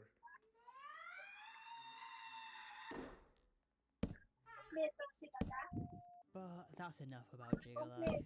Sure, he's probably responsible for Sheogorath being as powerful as he is, on account of them having the same body for most of the time, but they are different people and are meant to be polar opposites. The whole curse with Sheogorath stopped Jiggerlug from potentially conquering other Daedric princes and their realms, but it didn't stop the princes from looking like fools by superior power. You see, Sheogorath is just as dangerous as Jiggerlug. He just doesn't have the same level of ambition. He'd rather make fools out of the other Daedric princes, which is what the 16 accounts of madness are all about. The problem is, Todd hasn't actually written all 16 yet. He was too busy making photorealistic bread in Starfield for some reason. Currently, there are only 3 books out. Book 6, Hircine's Tale, Book 9, Vermina's Tale, and Book 12, Malakath's Tale. These are all worth a read, and I'll stick a link below to the Elder Scrolls wiki that has these books word for word. I mean, you can obviously find them in the games as well, but I'll summarise them here because who wants to play an Elder Scrolls game to read? Now, I'm not sure of the chronology of all of these, but we'll start numerically with Book 6. Now, for context, Hircine is the Daedric Prince of the Hunt and the father of Lycanthropes, and he has a specific day of the year just for him, the 5th day of mid-year, which is essentially the 5th of June in the boring real world. Sheogorath goes to Skyrim and beckons Hircine for a parley, which he does because it's a special day, and proposes a bet to the Lord of the Hunt. Sheogorath proposes that the pair meet in the same place in 3 years' time, and breed a beast for battle. Sort of like Daedric Pokemon, I guess? And while Hircine wasn't stupid enough to think that Sheogorath wasn't up to some kind of trick here, he did have something up his sleeve to make him think that he couldn't lose this bet. He went back to his realm and summoned an ancient Daedroth, and hit it with some sweet lycanthropy. When he was done, it was said that this creature had no peer in Hircine's sphere of oblivion. Confident, good old Hircine brought this beast with him to meet Sheogorath after 3 years, only to find that the Prince of Madness had chosen a tiny little colourful bird as his Pokemon, which perched atop a stone. The Daedroth rushed in and tried to eat the bird, crushing the stone it was perched on, only to find that the bird had jumped on its snout, unharmed. Like a great rage baiter, the bird continued to annoy the Daedroth as it hopped on its snout, and the beast clawed at itself, trying to kill its opponent, only to blind itself in its rage. This continued for hours, somehow, and the Daedroth eventually destroyed itself. Hircine was pissed, as you'd expect, burned the Daedroth's body and went home, cursing as he left. Those curses still hang in the peaks of Skyrim today, but Sheogorath didn't care. A W is a W, and he strolled back down the mountain while whistling along to the tune of the smallest champion in all of Tamriel. Stop hitting yourself. Stop hitting yourself. Stop hitting yourself. While Hircine was soundly defeated, Sheogorath turned his attention to Vermina, the Daedric Prince of Decay, Corruption, and most importantly for this story, Nightmares. Book 9 centres around an artist, Darius Sharma, who Vermina and Sheogorath stood over one night as he slept, completing dreams. Seeing potential in how others admired Darius's work, the princes decide to have a wager. Each would have 10 years to make this adored artist hated, and the victor would be the one who inspired the most hatred without the aid and interference of other Daedra. Vermina agreed, seeing her skills as better suited to the task, and went first, plaguing Darius for 10 years with horrifying nightmares. From 19 to 29, Vermina gave this man night terror after night terror, and these terrors began to inform his work. The problem for Vermina is that people are weird, and thus like weird stuff. Personally, I would have loved this guy's stuff considering that I'm a berserk, and the people agreed, making him equal parts popular because his art was cool, and hated because, well, it wasn't exactly family friendly. But third away, his infamy grew, and as an artist, well, that's all you can really ask for. So, after 10 years, Firmina essentially made Darius a polarizing figure in all of Tamriel, and did her bit. Now it was time for Sheer Gorath to take over. Oh, what kind of freaky thing did he have in mind? What kind of visions of madness would he curse Darius with? Would he turn him into an insane, rambling fool? Well, kind of. You see, Sheer Gorath's grand plan was to do nothing. He sort of just sat there with Darius, jamming cheese down his throat or something, and when this happened, Darius spiraled. The problem was, without Firmina's dreams, his work became plain and uninspired. And he began to believe that he was just mad, that the gods weren't real and that Firmina wasn't the one giving him these dreams, since she ignored his pleas as part of the bet. This got worse and worse over the 10 years, and he started daring the gods to strike him down if they were really real. When he was 39, he wrote a piece called The Noblest Fool, which is essentially a diss track on Talos, calling him out for joining the Nine Divines. As we all know now, people like to kill over Talos, and Darius found himself beheaded, hated by all. Firmina was a little butthurt that Sheer Gorath essentially did nothing, wanting to call him a cheater, but he stated that he had replaced her whispers with silence, and that silence had driven Darius mad. He taught Firmina that without madness, there are no dreams, and no creation.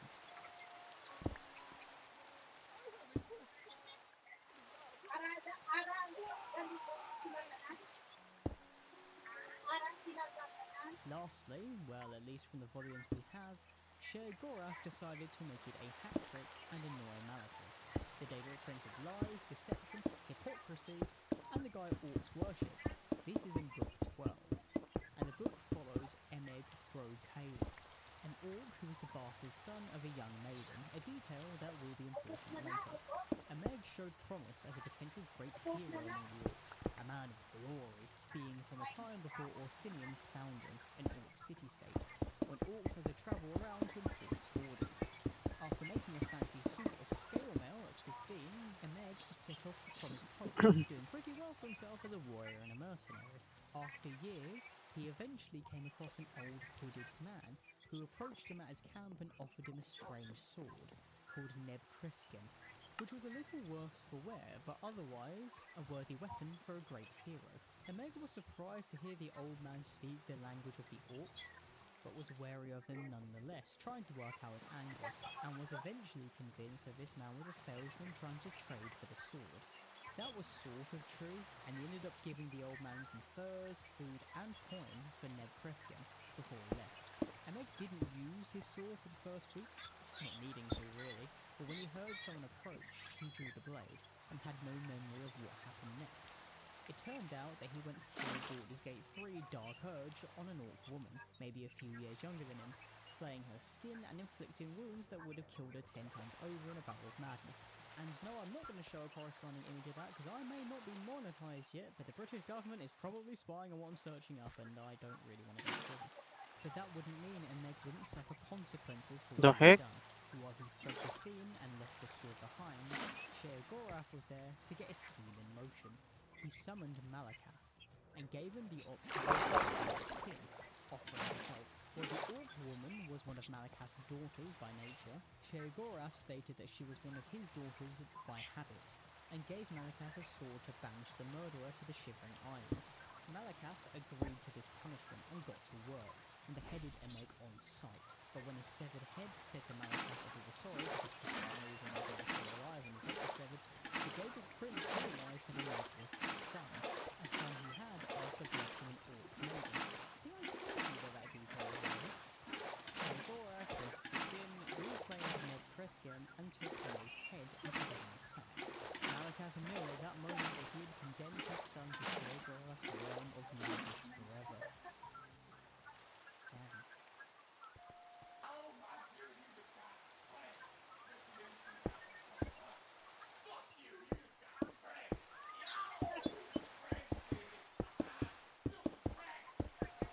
So, to conclude, Sheer Gorath beat Hersine's favourite Pokemon with the tiny bird, won a bet against Firmina by doing literally nothing, and got Malekath to kill his own son while claiming his soul for the love of the game, I guess. There isn't really much of a reason for that. But way, he may be mad, but he is smart. So, if we ever meet Sheogorath again in Elder Scrolls 6, just know that his cheese-loving is a front for a terrifying, cunning god that even Daedric princes aren't safe from. And so the pack was born again as the wolves of Yahweh's herd, to rule in life and serve in death Ano as ulit the tawag dun sa ano? moonlight bound the hunter. And so Hopper. the pack was born again as the wolves of Yahweh's herd, to rule in life and serve in Piston. death as the moonlight star hunter.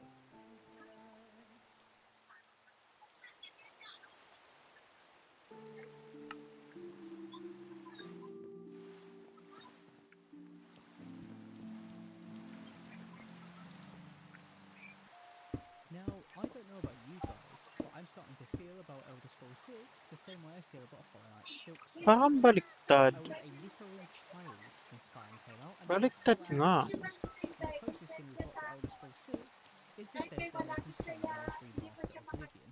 I'm not even sure it's real anymore. And Todd might pull a fast when I make Virtuo's remaster Skyrim next. As much as we've joked about all the Skyrim re-releases, it is old enough to have a proper remaster. I mean, if Horizon Zero Dawn got one. But let's get back on topic. While waiting for Elder Scrolls 6, I might as well theorise about where Bethesda decide to set it next, if it ever comes out. So, we have to start with two questions. Where will Elder Scrolls 6 take place, and where should it Ma. take place? These two are quite Nay. different, and I have to take my personal feelings Wala, as an Nay. avid fan of the Kamusta Elder na Scrolls da? series out of it. I want ES6 to go as far off the deep end as you can possibly imagine and use one of the funkier provinces, while Todd and crew will probably want to play it safe, but the best choice is likely somewhere in the middle. There's obviously a lot of money on the line, and you have to make the right choice. You can't play it too safe, and you have to choose something that gives you enough freedom without alienating major audiences. I mean, we can't have another Starfield, especially because Baldur's Gate 3 smashed it into the dirt in 2023.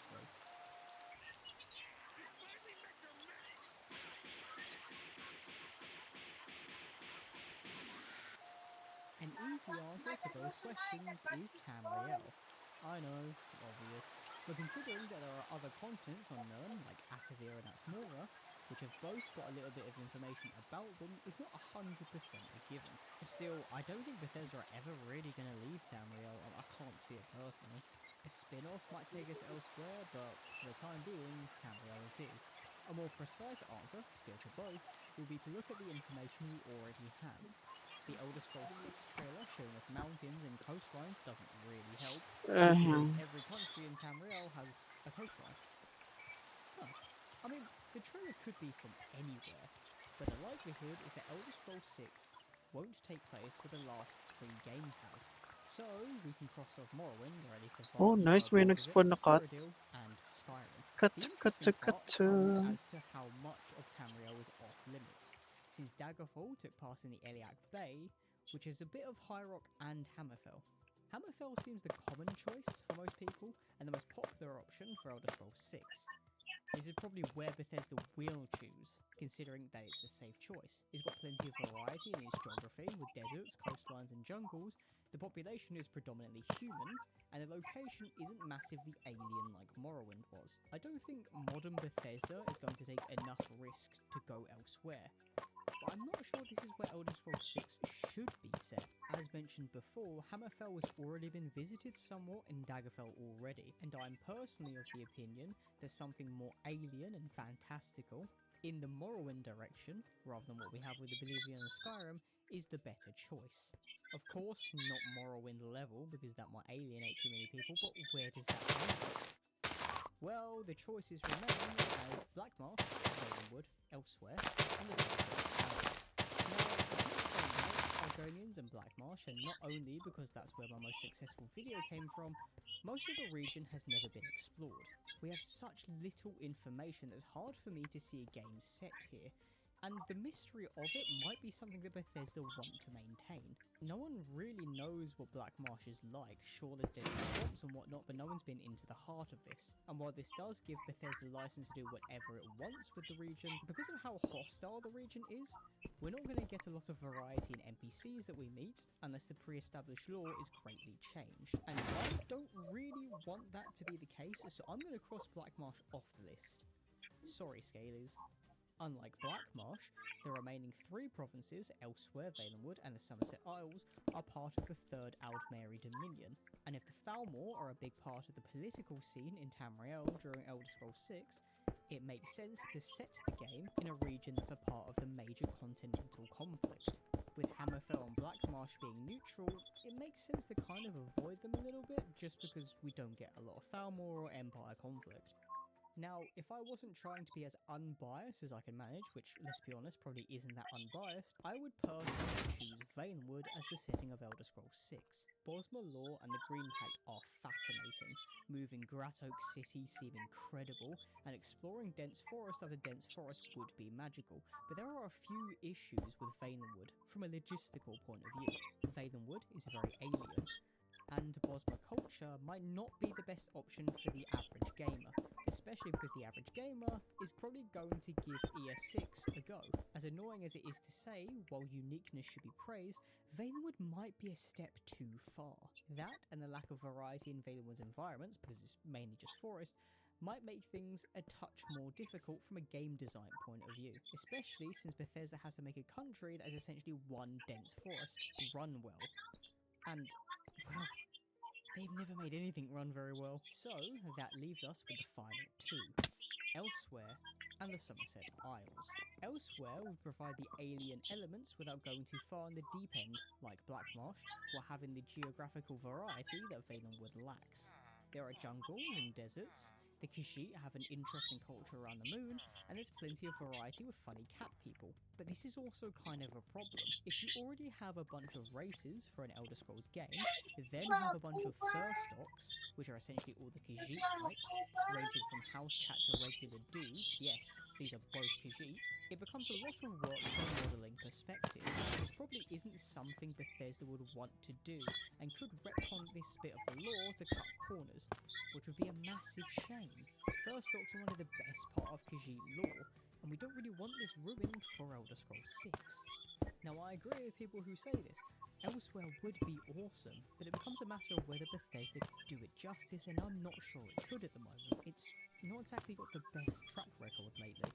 So, playing it a little more safe would leave us with the Somerset Isles, which is probably Elder Scrolls 6's best option.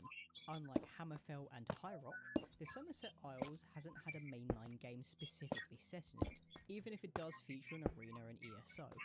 There's enough information to work with. Unlike Black Marsh, it isn't too alien and bizarre for the mainstream audience, like Valenwood, and it's not going to be a lot more work for the development team to make a people that are accurate to the lore, like with Elsewhere and the Khajiit fur stocks. The Somerset Isles have all the benefits, and not many of the drawbacks. An elven realm has worked before with Morrowind, and while there are some alien elements to make ES6 and the Somerset Isles unique, like Alinor being described as made from glass or insect wings for the travellers, which is a lie if you've seen ESO, but still, the main audience isn't going to be turned off by it. High elves aren't too bizarre, and magically inclined arrogant elves aren't something common audiences will be confused by. I know, us Elder Scrolls nerds are probably thinking, sod the mainline audiences, make the game for us, but Bethesda can't. That's not something they should do from a marketing standpoint, especially if Microsoft start breathing down their necks.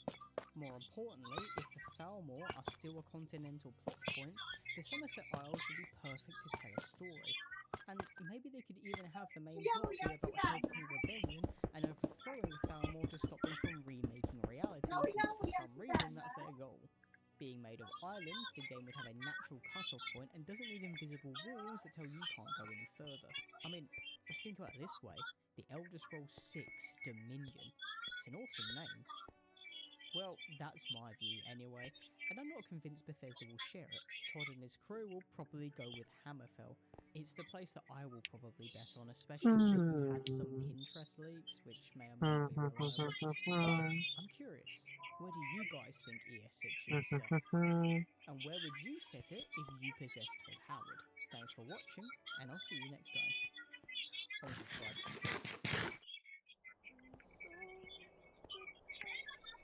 By the way, guys,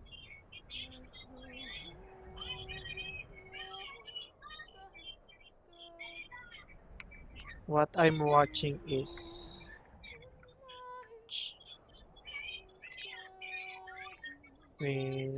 Mashir.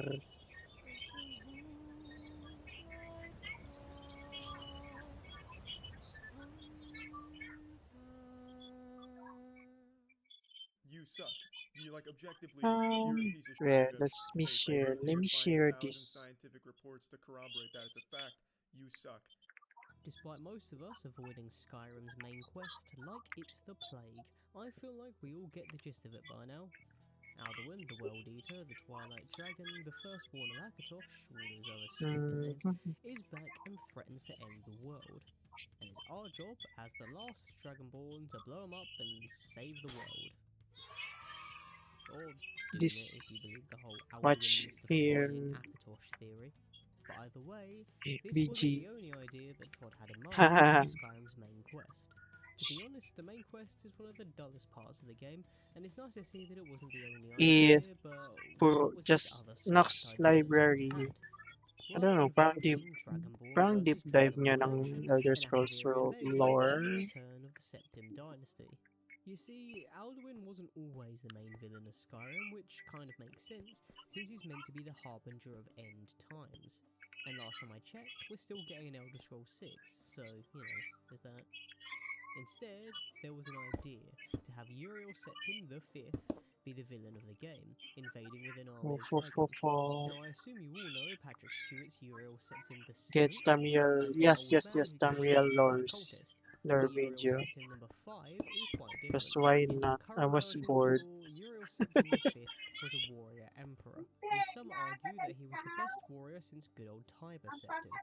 He couldn't shout people apart and rain down thunderstorms, but he did manage to amass a giant fleet and attempt to invade Akavir. The idea was to expand the empire beyond just Tamriel, but the invasion went pear-shaped and he was slain in the Battle of Ionath, leaving his 5-year-old son, Uriel number 6, as the next May emperor. Friendicates din ako In na Todd's earlier draft of currently Skyrim, naglaro ng first Uriel playthrough niya number ng 5 Morrowind. went Ganda missing ng and story hidden niya. after returning to Pinaka-complex. Invader, with the world assuming he was Yeah, dead. alam He would ko still be ang alive and threaten pinaka-complex Skyrim, talaga na somehow, at which least would sa have meant that there was an evil modern Septim, and he games would have invaded ng Skyrim with an Elder army of Scrolls dragons and is presumably yung had the very Morrowind forts at talaga. his back. We don't get much more information than this, with Todd mentioning I the mean, Akaviri plot point in an Jagot interview Earth with goes unedited hard. Elder Scrolls pages at PAX East Jagot in Earth. 2019. But it is interesting to see how much would have changed. So much so Skyrim na is a meron cold siyang field that had sariling all mod these ties to the dragon cult, sa which would Skyrim. presumably mean that the dragons didn't die out, but they were just chilling in Akavir. I'm pretty sure Skyrim's involvement with I the think dragon meron cult siyang was well lore known video before dito. the game, so this wouldn't have been needed in the first place. Obviously, we wouldn't have had Alduin, and we probably wouldn't have had the whole time Tapos, traveling thing, gawa nga and the pala overall tayo story would have ng been a repeat of the first Akaviri polished invasion, cut. where another dragonborn, Remen Cyrodiil, saved the day with the power of his voice. Now, I'm assuming that's either the use of the Thu'um or the souped-up version of the voice of the Emperor power that Imperials have. It would have also meant that Martin Septim wouldn't have been the last of his bloodline, and the implications this could have had for Cyrodiil and the Empire, considering that the Medes were now in charge, could have been huge. In hindsight, this would have been a very interesting story, especially for the political government of the Empire. Speaking of ESO, baka maglaro ulit ako ng Skyrim. Skyrim just seems to be the place that gets invaded, which is weird because the first Akaviri invasion began in the Iliac Bay. Still, all of this doesn't seem like the reason Bethesda chose to go in a different direction. Todd mentions in the interview that he wanted to keep the mystery of Akavir just that, a mystery, and feared an Akaviri invasion would have taken away said mystery. He also mentions that Tamriel has enough to work with as is, which is a fair enough point to be honest, considering that we still don't really know what's in the middle of Blackmarsh. But that doesn't mean this alternate story didn't have some influence on what we eventually got. It's clear that Todd & Co. wanted dragons to be a massive part of Skyrim, no matter what the main story was. So, obviously, we still fight a bunch of dragons after they threaten all of Tamriel, but it's more about Wait, nasan saving yung the phone ko? world than stopping the Hiccup Septim of Elder Scrolls. There are also some Akaviri elements with the whole Alduin's Wall and Skyhaven Temple thing, especially with a reference to Remen Cyrodiil with his face on the door, which likely points to the first Akaviri invasion way back when. It also feels like the whole Dragonborn versus Dragonborn plot point that Uriel Septim V would have introduced was repurposed for Marak and the Dragonborn DLC. Marak even planned to invade Tamriel with an army of dragons at his back, with our Dragonborn needing to stop him, and he's somehow still alive after all this time despite seemingly being human, just like Uriel Septim number 5, although Marak is considerably older. You're wearing a cape. You're just a cheap knockoff.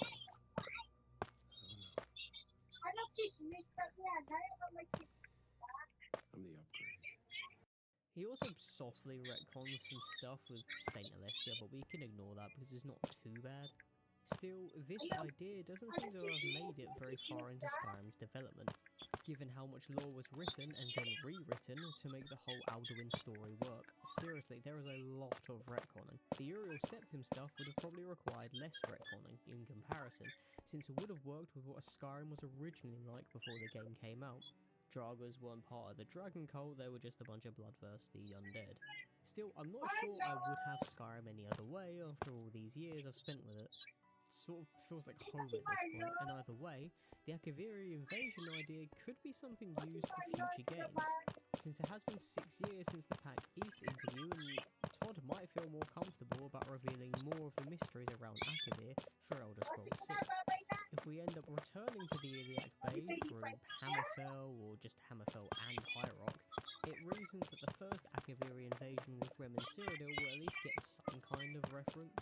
To be honest, I think the idea of an Akaviri invasion is probably better than what we got in the end, considering how contrived and just weird and a bit boring the Skyrim main quest is. I don't think Alduin's a very good villain, to be honest. And with Marak being better, in my opinion, it kind of shows that Uriel Septim V would have worked. But unfortunately for Uriel Septim, it looks like he's going to stay dead. And he isn't going to get the chance to bring back the Septim dynasty with an army of dragons at his back. It probably also shows that Bethesda are done with the Septim dynasty as a whole. It would have cheapened Martin Septim's sacrifice just a bit if one of his great-great-granddads came back to try and rule the world. And so the pack was born again as the wolves Ah, are hindi nagana. to rule in life and serving death as the moonlight stars. Ah, yung ganyan. What the hell?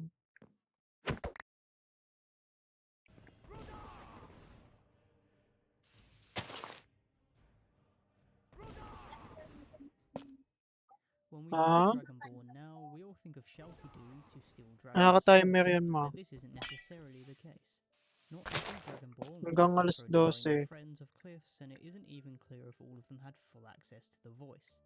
Mainly I'm looking at Alessia here. It should be noted that every Dragonborn has some ties with Akatosh, the dragon god of time, and this tie is what makes them a Dragonborn. Although it gets confusing since sometimes a bit of Dragonborn status can be passed on through a bloodline. It's weird because Dragonborn have to be chosen by Akatosh, that's apparently the rule, and it seems the guy favoured a royal bloodline here and there. Either way, we should probably look at the guy he chose first, chronologically speaking, in the Merethic era, with the first Dragonborn, Mirak. The Merethic era predates the first era and was way back when elves ruled most of Tamriel, but we'll get into elves properly later. What's important to note about Marak is that he was a dragon priest during the Dragon Wars, although it wasn't entirely clear what anyone did with this information. He was approached by the trio of Hakon One-Eye, Gormlaith Goldenhilt, and Feldir the Old to help them in their fight against Alduin, which Marak claims he could have done, but he chose a different path. The path in question involved a pact with Tentacles McGee over there and getting his butt handed to him to Valok the Jailer, another dragon priest. He was saved by Hermaeus Mora, only to be killed by him way later when he and the last Dragonborn throw hands at the top of Apocrypha. He's actually not that interesting, but he can absorb dragon souls, use a Thum, and is seemingly immortal. It isn't entirely clear why Akatosh chose Marak to be the Dragonborn. It's not like there's a prophecy involved, and it's not like he found an empire like everybody else, but he's the first. Maybe Akatosh was just conducting a little experiment, who knows. Either way, Marak is quite different from our next Dragonborn, who popped up in the first era. Once a slave, Alessia led a rebellion against her Aelid captors, think ancient elves, and had some help from the gods to see it through. She was a Dragonborn, so Akatosh gave her the Amulet of Kings to light the Dragonfires to keep the armies of Oblivion at bay. Now, I'm not 100% sure as to why Akatosh chose Alessia to be the Dragonborn. It could have something to do with all the Daedra worship from the Aelids, and that was something that Akatosh wanted to stop. But to my knowledge, she didn't have the ability to use a Thum nor absorb dragon souls, although she wasn't really in a position to test that because there weren't any dragons around.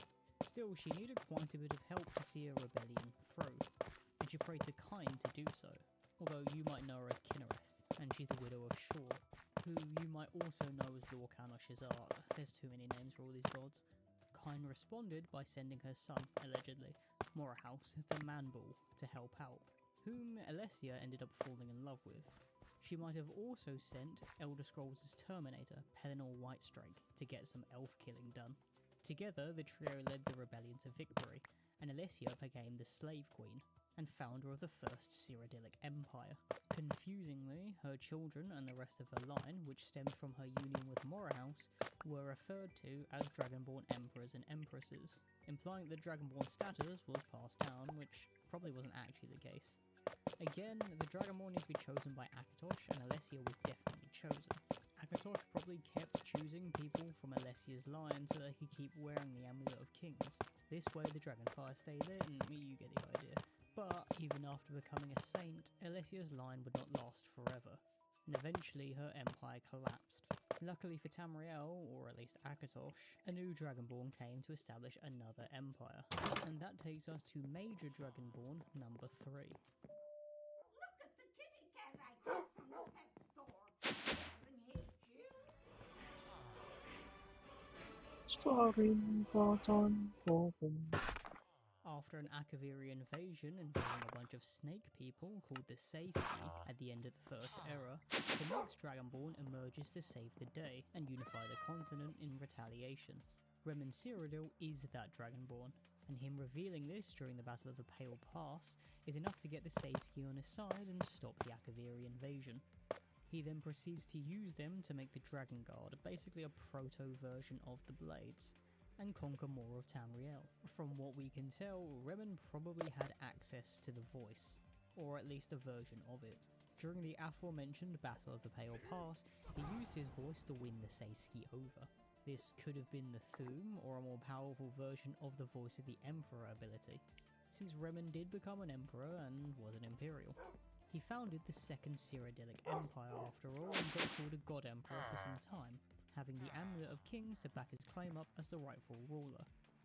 I am glossing over a lot here, and there's a whole video on Remen that I've done, if you could check that out, but pretty much everything he did got remixed with the fourth and probably most famous Dragonborn, Tiber Septim, at the end of the Second Era. It isn't clear who Tiber Septim was before he became the guy who conquered Tamriel. There are multiple pasts and people that could have become Tiber Septim, but the one that the Empire pushes and the commonly accepted story in the lore, which is also probably wrong but we can ignore that, is that Tiber Septim was born as Talos of Atmora, which doesn't make any sense because there hasn't been a boat to or from Atmora for thousands of years, but whatever. Talos had the ability to use the Thum, something he probably refined with the Greybeards, after he was given the title of Ysmir, which means Dragon of the North. While his past is quite confusing, it's pretty obvious that this guy was using the Thum to win a lot of his battles. In many ways, Tiber Septim is the one that's the most comparable to our Dragonborn, being a pretty shouty guy, and he was specifically famous for conjuring storms. hence the title Talos Stormcrown. I'm glossing over a lot here, but Talos was the chosen of Akatosh, hence all his Thumbpals, and having the Amulet of Kings, much like Alessia and Remen before him. The Amulet of Kings sort of acts as the proof that you are Dragonborn if you don't absorb a Dragon Soul with everyone watching. Still, after taking the Amulet of Kings, Talos did pretty much everything that Remen did by conquering Tamriel, except he managed to get the whole thing. And like everybody else, his rule was seen as righteous because he was Dragonborn and the chosen of Akatosh, which is what made his line legitimate. Like Alessia, Tiber Septim's line was perceived to have a bunch of Dragonborn emperors and empresses, meaning that Akatosh is sitting here and choosing all of Tiber Septim's relatives to be the Dragonborn. Nice. But Oblivion is where this starts to get a little bit messy. In theory, the Amulet of Kings reacts to the Dragonborn, and only those of the Dragonborn's line can wear the amulet. Remen is apparently related to Alessia, and it wouldn't surprise me if Talos has some sort of relationship to Remen. It's why Uriel Septim the 7th can wear it, it's why Martin Septim can wear it, but for some reason, Mankar Cameron can wear the Amulet of Kings and breathe fire. I don't know what that's about, but he dies to the hero of Gavage in Paradise, and Martin Septim, the last Septim, dies by becoming the avatar of Akatosh and throwing hands with Meerut and Stagon, saving the day, closing up the Third Era, which his ancestor Talos started when he founded an empire. With the Amulet of Kings destroyed, it also seems like we lose that relationship between emperors and dragons, and that finally leads us on to our protagonist of Skyrim, the last Dragonborn. Obviously, it isn't clear what our character canonically did, and where they end up after Skyrim without Elder Scrolls 6, so for the love of God, Todd, hurry up. But it's probably safe to bet that we did in Alduin, Harkon, and Merak. Unlike most of the others here, I don't see our Dragonborn founding any empires, but they will be the last, which is interesting for the future of Cyrodiil and the Empire, considering that they've only ever been founded by Dragonborn. The Empire under the Vids is in a mess, and without a Dragonborn, well, you never know. The last Dragonborn might have defied destiny, and if this is the case, there could be another Dragonborn after the last Dragonborn, which kind of defeats the purpose of the name, but you never know with Bethesda. Was born again as the wolves of Yarbasker to rule 1, 2, 3. as the moonlight star. 1, 2, 3. 1, 2, 3.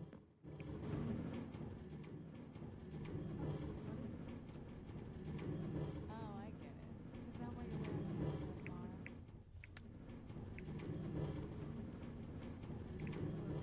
Look, you're great, really. But I just don't think that's for us. Especially not me. I mean, with my history, I still kind of get a chill walking by a temple. Can't imagine going in one. Welcome to Nox's Library.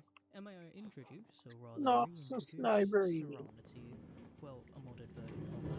Here's the original in case you need a reference, and I'm sure that she doesn't need much of an introduction to all you Elder Scrolls fans. As far as I'm concerned, she's one of the best examples of what Bethesda can do when they get it. Sure, she doesn't have the more complex approval and disapproval system that David would Fallout 4, which is still better than most of those competitors, at least in my opinion. Although, that's not that hard when you've got Rain now. And no, Preston, I don't care about the sentiment that these guys hold.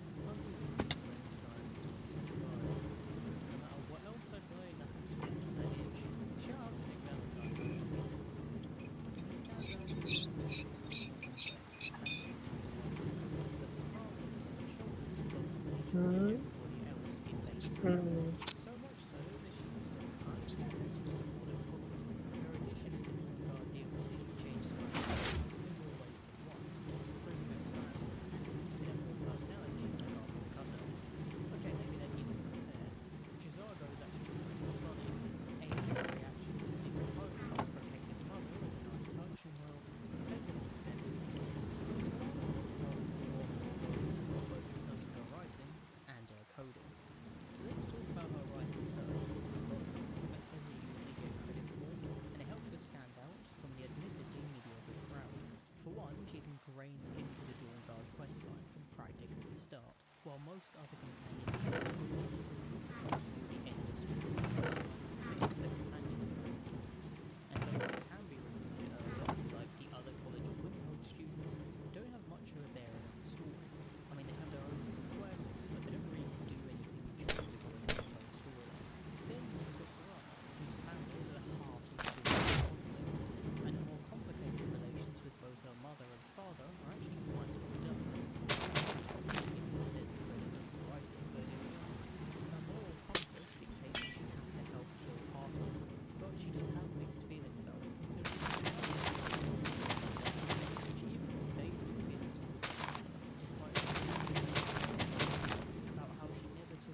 out Serana's feelings when embarking on a crusade against her father. It's strangely compelling writing, especially for Skyrim, and it isn't something that Bethesda is able to emulate again for the game. It feels to me that Todd tried to do the same thing again with Freya in Dragonborn. And while I think she's pretty neat compared to most Shrooms. other Let's companions, buy she some doesn't hold a candle to Serana for shrooms. several reasons. Shroom, One, although shroom. she is heavily involved in the story and Light. personally Shroom invested, light. there isn't any conflict here. Freya knows what she needs to do, doesn't feel that conflicted about it, even after her father gives her life to help stop Morak. There's just not as compelling a story here compared to Serana, especially with how little she has to do by comparison. With the Dragonborn DLC being about Morak against the last Dragonborn, and Hermaeus Mora, a Daedric prince, playing Puppet Master, it all just feels too big for someone like Freya to actually have a big part. Another reason is the nature of why she's following you. The Dragonborn DLC story isn't necessarily long enough for the player to grow attached to Freya compared to Serana, and when the story is over and she offers to be a companion, she's taken her father's place as the Skull Village's shaman. It feels weird dragging her away on adventures when she has a responsibility to her village. No, this isn't the case with Serana, and a little comment about going to certain areas, like commenting on Solitude's windmill, or saying how beautiful the location is, really makes it feel like she enjoys the journey and isn't just a glorified movie of the stories. There isn't still perfect rocking always though. Stewie, look. I look. Just look. You look. This is look. Can I look? Still, as good as Serana's writing was for Skyrim, that's not the thing that changed the game forever. The Dawnguard DLC added a lot of general features, from crossbows to being able to actually fight on horseback, and it also introduced Serana's unique AI. You see, while a bunch of big follower mods, like Lucian, Inigo, Remiel, Ori, and so on, have surpassed what Serana has done from a writing perspective, the general climate of follower mods on Skyrim Nexus might not be the way it is without Serana's unique code. She's quite literally completely different from other followers, and you may have noticed that she interacts with basically anything when you're just chilling, instead of standing around like a cardboard cutout. The idea is that she's able to switch to different AI packages based on where she is, and that allows her to interact with literally anything, in theory creating a more immersive experience. This code was then used by a bunch of follower mods to have them act more immersively, mainly for the early versions of frameworks like AFT. Our fan-favourite follower mods might not be the way that they were had Bethesda not made the unique code for Serana. And while it might be obsolete by 2025 since, well, Dawnguard did come out well over a decade ago, there's no denying how important her inclusion was to the modding community when making some of our favourite follower mods. Sure, having her interact with literally anything in sight can take away from the immersion just as much as it adds, and she can literally get in the way. But this unique code had a domino effect that resulted in some of our favourite Nexus additions. Weirdly enough, with the Serana Dialogue add-on mod, or Oh my SDM, god, Serana's welcome full song back. became even more feature-rich, although her Deserve personality and abilities magpahinga. changed quite a bit, so it's not for everybody. Oh my While god. it's quite Oh, nahulog. unremarkable now, it shouldn't be underestimated what Serana's code did for the community, and it wouldn't surprise me if she became a bit of a template for Bethesda titles after Skyrim, with a more complex personality and mechanics influencing more companions. It has led to Bethesda actually having companions that feel like people, Makakalaro na si to quests, and John. having Naks oddly as comments for naman. entering locations, which are all things Oy, many companions do now. tama. You Deserve may ng also notice alak. that there's a smaller pool of companions. You don't get the mercenaries who are just sort of there in games like Fallout 4 and Starfield. The era of more complex Bethesda companions began with Serana. Deserve Probably natin because ng Todd alak. realised that she's very popular, partially because she has an actual personality and also because she's also a goth vampire Sa'yo ba princess to? thrown there. Sadya? However, Bethesda haven't Need necessarily ko lang been ng able to tatlo. replicate that popularity and consistently that level of quality. The community has been on it like a car bonnet ever since Serana's debut. Now, I know all this editing isn't going to help with the marriage proposals, although if you know her look, it's probably best if you leave well enough alone. Even if some of you freaks are too blinded by the vampire Okay. goth shtick. I also get that Serana's personality isn't for Tatlo lang everybody. kailangan ko. Even if she is voiced by the talented Laura Bailey, which you have to understand, having a personality and actually showing it made her a big deal in 2012. As well as using literally every single animation that Bethesda had. So, in Small conclusion, damage yung thank you lakas. Dawnguard for changing Skyrim forever. Kaso di naka-chunk further load. north, Eh, these ayun and lang. my companion frameworks all owe you a great deal.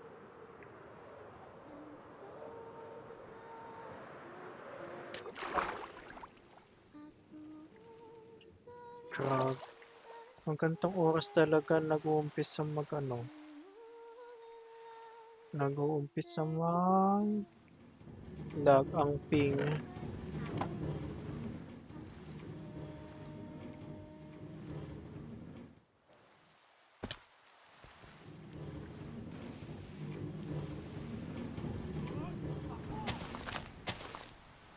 Yan. And today we're in for a long one, at least for my standards, and taking a close inspection of Talos, or Tiber Septim, the man who got despite being dead for centuries, and his line ending with Sean Bean on the rear, he was big enough to start a civil war in Ano Syria, yan? of all places, despite the North apparently not caring about him during the war. It's weird, but we'll ignore that. Like any other great figure in legend, there's a lot of conflict when it comes to Tiber Septim, so much so that no one can even agree where he was born and who he was before he started conquering all of Tamriel. Both Talos and Tiber Septim may have not been his birth name, considering the dubious nature of his past. Still, it's probably best we look at the official story, being peddled out of the Imperial City first, even if it is a little propaganda heavy and some of it might not be true. The official story begins in Atmora, somehow, with a man named Talos, who came to Skyrim when he was young and grew up alongside a brother, Agnoroth, who we assume was by Talos' side, although not a lot is known about the man. Skyrim was the place where Talos learned the art of war and got really damn good at it. He became the general of the Clothian estates under King Kulakain, who was more of a petty king than anything else, and was also the king of Falkreath at the time. Unfortunately, he pissed off a lot of people and was hostile to both the rest of Skyrim and High Rock. So he sent his general, Talos, to face their combined armies on the cliffs of Sancre-Tor, a fortress in the Gerald Mountains north of Bruma. Here he demonstrated his power with the Thu'um, and the Skyrim army joined him after this demonstration revealed him to be of dragon blood and thus heir to the Empire. This is actually very similar to what happened with Renan Cyrodiil when he was defending Tamriel from an Akaviri invasion. He showed off his force and the Akaviri bent the knee. Both these events didn't actually happen that far away from each other either. The Pale Pass, where Renan revealed himself to be Dragonborn, is pretty close to the Gerald Mountains, so Imperial scholars might be remixing an old story. Still, let's get back to the story, and under Kulakain, Talos helped conquer western Uy, Cyrodiil in a year with the help from may Skyrim's Pops army, na and no one can nag-join. stand before Talos spouting off the Stormclaw shout. Hence his name, Talos Stormcrown. In year 854 of the Second Era, Talos and Kulakain, although mainly Talos, conquered the Imperial City, and this basically gave them control of all Cyrodiil, which officially May led Pops, to may their ending. Pops. I guess this also technically makes him the founder of the Third Cyrodiil Empire, but there's a reason why no one credits him with this. You see, his reign was he was an assassin from power into the Imperial City, murdering Kulakain and slashing Talos' throat, killing him with an axe. I'm not a fan, that's an assassin. The Dark Brotherhood needed literal dragonborn to get anything near their scale again. Still, Talos is Talos, and he managed to survive, but he could no longer shout because of his wounds, commanding his armies with but a whisper. At this point, Talos took over as the Emperor properly, and also had an affair with Baron Zia of Morrowind, a Dharma princess who got pregnant, although Talos had the baby aborted to stop confusion with his heir and now. He then got to work conquering all the human provinces, and it's said that conquering Hammerfell was the most arduous, which makes sense since Talos no longer had his voice and required help from commanders like Amiel Richton to assassinate Prince Sator of Hammerfell and finally winning the day. Morrowind was next, although it wasn't really conquered. After some brief scuffles and then the Great Houses deciding that they wanted to scrap with each other instead, Talos signed a treaty which made Morrowind part of the Empire, but Vivek handed over the Numidian. Remember this giant mech from Morrowind? Yeah, that thing. And Talos used the Numidian to conquer the Somerset Isles, although this might confuse some of you that have played Morrowind. You see, the Numidian was powered by the Heart of Lorkhan, but that's no longer around, so Talos had to get a little creative. He had his battle mage, Zurin Arctus, construct a giant gem called the Mantella to help power the Numidian. Zurin used his own life force to power the mech, and made the totem of Typus Septims that only Talos and his bloodline could use the Numidian. During all of this, Black marched through a treaty invading with Conquer II, ending the conquest in 896 of the Second Era when the Numidian went to the Sunset Isles. Once he managed all that, Talos, now Emperor Typus Septim proper, decided to declare the start of the Third Era and ruled for 38 years. His rule was apparently just as great as his conquests, dying in the 38th year of the Third Era, being succeeded by his grandson, Pelagius I.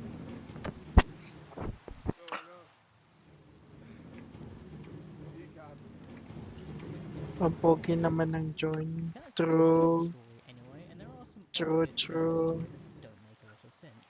One is what happened at the start of his rule, which wasn't all that great, and is probably why it's omitted from Imperial propaganda. But it apparently happened.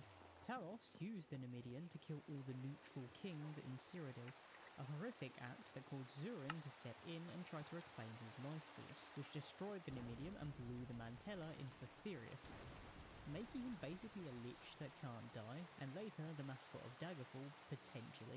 Yes, he could have turned into this bum, the Underking, although I do want to preface that this is just a theory and the Underking's actual identity isn't 100% known.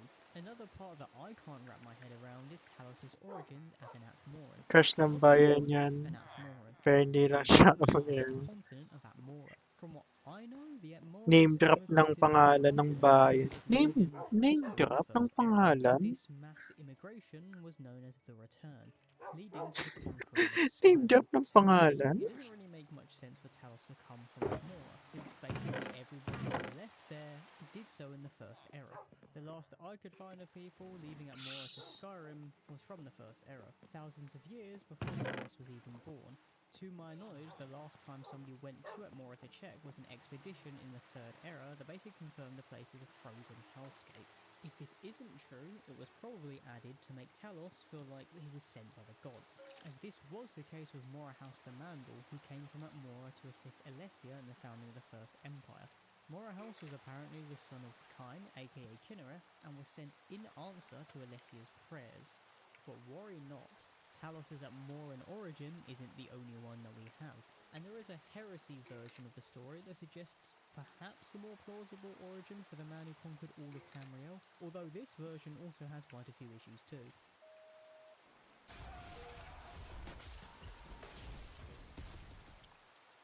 First, let's tell the story. Instead of beginning in Atmora, we start in Alcair, in High Rock off the coast of the Iliac Bay.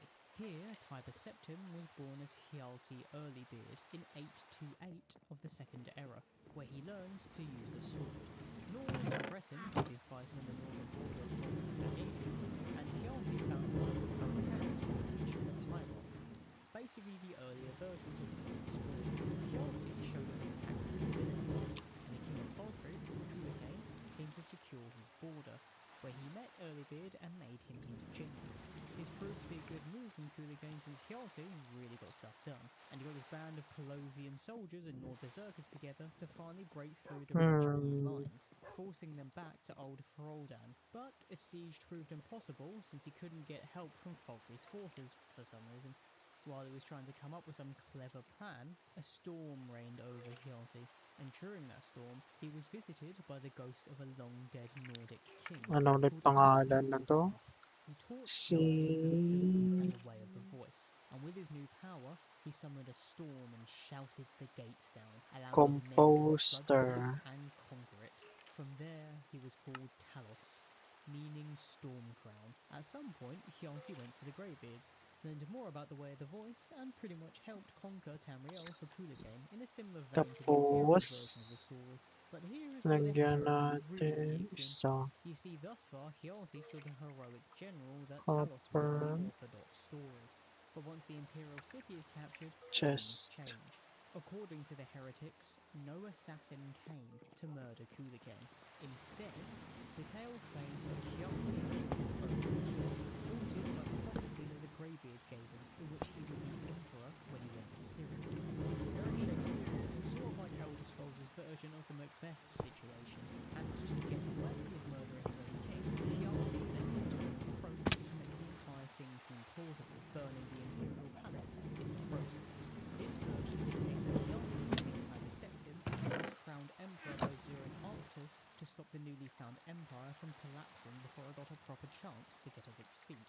again, Hjalti lost the ability to use his voice. I can't speak. I can't speak. I can't speak. I'm absolutely fuming. Although some versions of his heretical telling suggest that this is due to his evil actions and the gods taking away his ability to use his voice, rather than his injuries, but either way, he was stuck with whispering. Zurin and Wolfhalf then became part of Hjalti's council, with Wolfhalf constantly stating that the Empire should expand as quickly as possible, with invasions into Morrowind and Hammerfell, although Hjalti was more cautious. This was enough to anger Wolfhalf, and rage quit the Empire, which proved to be a pretty dumb decision when Hjalti conquered Morrowind and Hammerfell anyway, through treaties. Morrowind nuts, but back to Hjalti. As part of the treaties and meetings with Morrowind, the great Dunmer General, Simagus, who was also a friend of Hjalti, brought Baranzia to the Imperial City. It is said in the heresy version of the tale that Baranzia and Hjalti fell in love, although when she got pregnant, Hjalti had a healer forcefully abort the baby, not wanting to threaten the future rule of the sun, because ironically it was the sun who got to rule anyway. And then he sent Baranzia away. Baranzia ended up marrying Simagus when she ascended to the throne of Mournhold as its queen. So at least she found love again, I guess? After adding Morrowind and Hammerfell to his collection, and getting the Numidian, Hjalti summoned Wolfhalf after he had his little son, and claimed that he had been granted the law.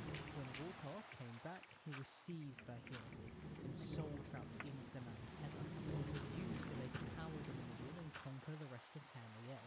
In this version of the story, Wolfhalf will somehow escape, and the Numidian will be destroyed. The Mantella will be cast into the fields, allowing our new hero to become the poster child of Daggerfall. After both versions of the story, Tiber Septim would then descend to God who taught him finally kicked the bucket, allowing the 8 Divines to become the 9.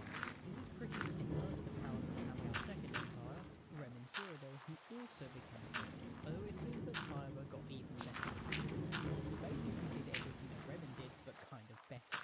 And he became the god of war. No, not that god. He was also seen as a god of governance, might, and honour, and was worshipped predominantly by men, because, well, he was a man. We know for a fact that he actually managed to become a god. This isn't just wishful thinking, since you can get the blessing of Talos, and this blessing is what saves the day in the Knights of the Nine expansion for Oblivion. He also may have had a divine aspect in Morrowind, although we'll have to get back to that in a moment. The problem with Tiber Septim is that we don't know the definitive truth, and it's hard to know which of the two versions is true. If you were born in Aurora, he would be a Nord, but if you were born in Orclair, he's probably a Breton, even if he does have a very Nordic name. When it comes to his origins, I'm more inclined to believe the heresy version of the story, considering that coming from Atmora seems a little far-fetched. While Heimskir claims that Talos is a Nord, I mean, what does he know? It's not like he met the guy. But Baranzia did. And she was seen as a man of average height with bright blue eyes. Now the blue sounds Nordic, but the average height doesn't, so he was probably a Breton with maybe some Nordic descent in there somewhere. Although many have pointed out the slight point that is in the official artwork of Tiber Septim. So he probably is a Breton. It gets even more confusing if we consider Wolf, an old Imperial soldier in Morrowind, who is said to be an aspect of Tiber Septim and looks a lot like the vids coins. This would make Talos an Imperial, which doesn't help narrow things down at all. Knowing who exactly the Underking is would help too, since if it isn't Wolfhalf, that part of the heresy version of the story probably is missing. The problem is, the Underking could be both Zurin and Wolfhalf simultaneously, which doesn't make things any easier either. Ultimately, parts of both these stories are probably true, and it really depends on what you think Talos' character was like when he was alive. Annoyingly, there is an advantage to just go up to Baranzia and ask her about Talos, since there is a slight chance she's still alive, although it is very slight. We can't even ask the Greybeards about it since, well, they should have at least some insight, although they're too busy calling the last Yes Grey lang. in Eastmere Done a and, meeting. doing very little else. Yes pala. And the Done a Greybeards meeting? might have also killed Wolfhalf, since the Oo, Greybeards killed pagod and ang love resurrected ko. a lot. When he answered their summons and Pag couldn't ano stop lang. getting shouted at. Apparently, Want at mo first, BK? he answered the call of the Greybeards instead of Talos, and Okay. since he Order wasn't na? Talos, he got shouted into smithereens. But this is even assuming that he was actually part of the Tribal Wars to Order begin na with. lang. Wolfhalf is a figure that kind of turns up anywhere in Tamriel's history, and his first Order na actual lang. death happened when fighting Alduin after the dragon turned everyone into children. What? What? Dami How did kailangan Alduin do gawin. that? Anyway, and then Wolfhalf summons the ghost of Shaw to learn a new shout to turn everyone back to their normal age. Order ka na I lang. guess he died doing so, I think? I think Shaw, who's also Hmm. dead, resurrects Ito him, lang and then kaya he ko lang. appears again, trying to reclaim the heart of Shaw from the Red Mountain later on. But even after this death, he still isn't done, because he gets called the Arch King for the first Of time course, when okay. summoned to help against the second Next week na Academic lang. invasion. But I'm gonna be honest with you, I struggle to wrap Ayan my na head lang. around BK. Wolfhalf. He's a part of Pang so many BK. stories, and it's difficult to tell if he was actually there to Love begin you. with and not just a story people told. Some suggest that Wolfhalf was actually just the storm crown above Talos' Pang head. BK love. And the problem of not knowing what's what with Wolfhalf is something that's even Love greater you. with Talos. We don't know enough about the real him to decide which of these stories is true, and the truth can be a bit of this and a bit of that. The only way we really know is we've talked to people that are still alive when they were around him. But Baron Zia is the only one I can think of that might still be alive and would have actually met the real Tiber Septim. Wolfhalf's entire involvement could just straight up be a lie, since he was a ghost, and could have been something that Tiber Love you. Septim made up to get the Nords on his side. We don't even know where Tiber Septim was born, and we don't even know if his real name is Hyun's Grabe, Curly oh, may Beard pang or Burger just King. Talos. Yes! Tiber Septim could have Dapat been may born in pang Amora, Burger he could King. have been born in Alcair, he could have killed Kulakain, or an assassin could have come in. But the problem is that neither of Yes, these may pang stories Burger contradict King the tayo this actual week events that kasi happened. What we do know ayun is that ang Talos may started his natira work in pa sa Falkreath ating budget under week Kulakain. this week. He helped him conquer Cyrodiil, and he helped him become emperor. 122 Kulakain gets lahat. murdered, we know this, and Septim's throat is cut, preventing him from using the voice. To make up for this, he gets access to the Tulog na. Meridian and uses this to conquer the rest Wala of ka na? Tamriel. We also know that some shady stuff did happen to get the Meridian to work. I've, These are the definitive events. sayang naman Neither love. side of the story contradict these events. Di ka bibili love? Ultimately, it's up to us to decide which of these details we Eh, choose to bili ka believe na is lang love. real. Order. I'm curious to know what you Ay, guys hindi ka. believe and what you want to May believe. I'd love to nagde-deliver pa ba see ng some grab dyan? compelling reasons for either side and what you guys think the true Talos was like. Sa bagay. Everyone who got to the end of this video, I know it's a little longer, but let me know if you appreciate these long Love videos or you. you'd prefer me to stick to the 8 to 12 minute range that I usually keep to. Like, Sige lang, bili ka subscribe, na all lang that bukas. jazz, and hopefully I'll see you next time.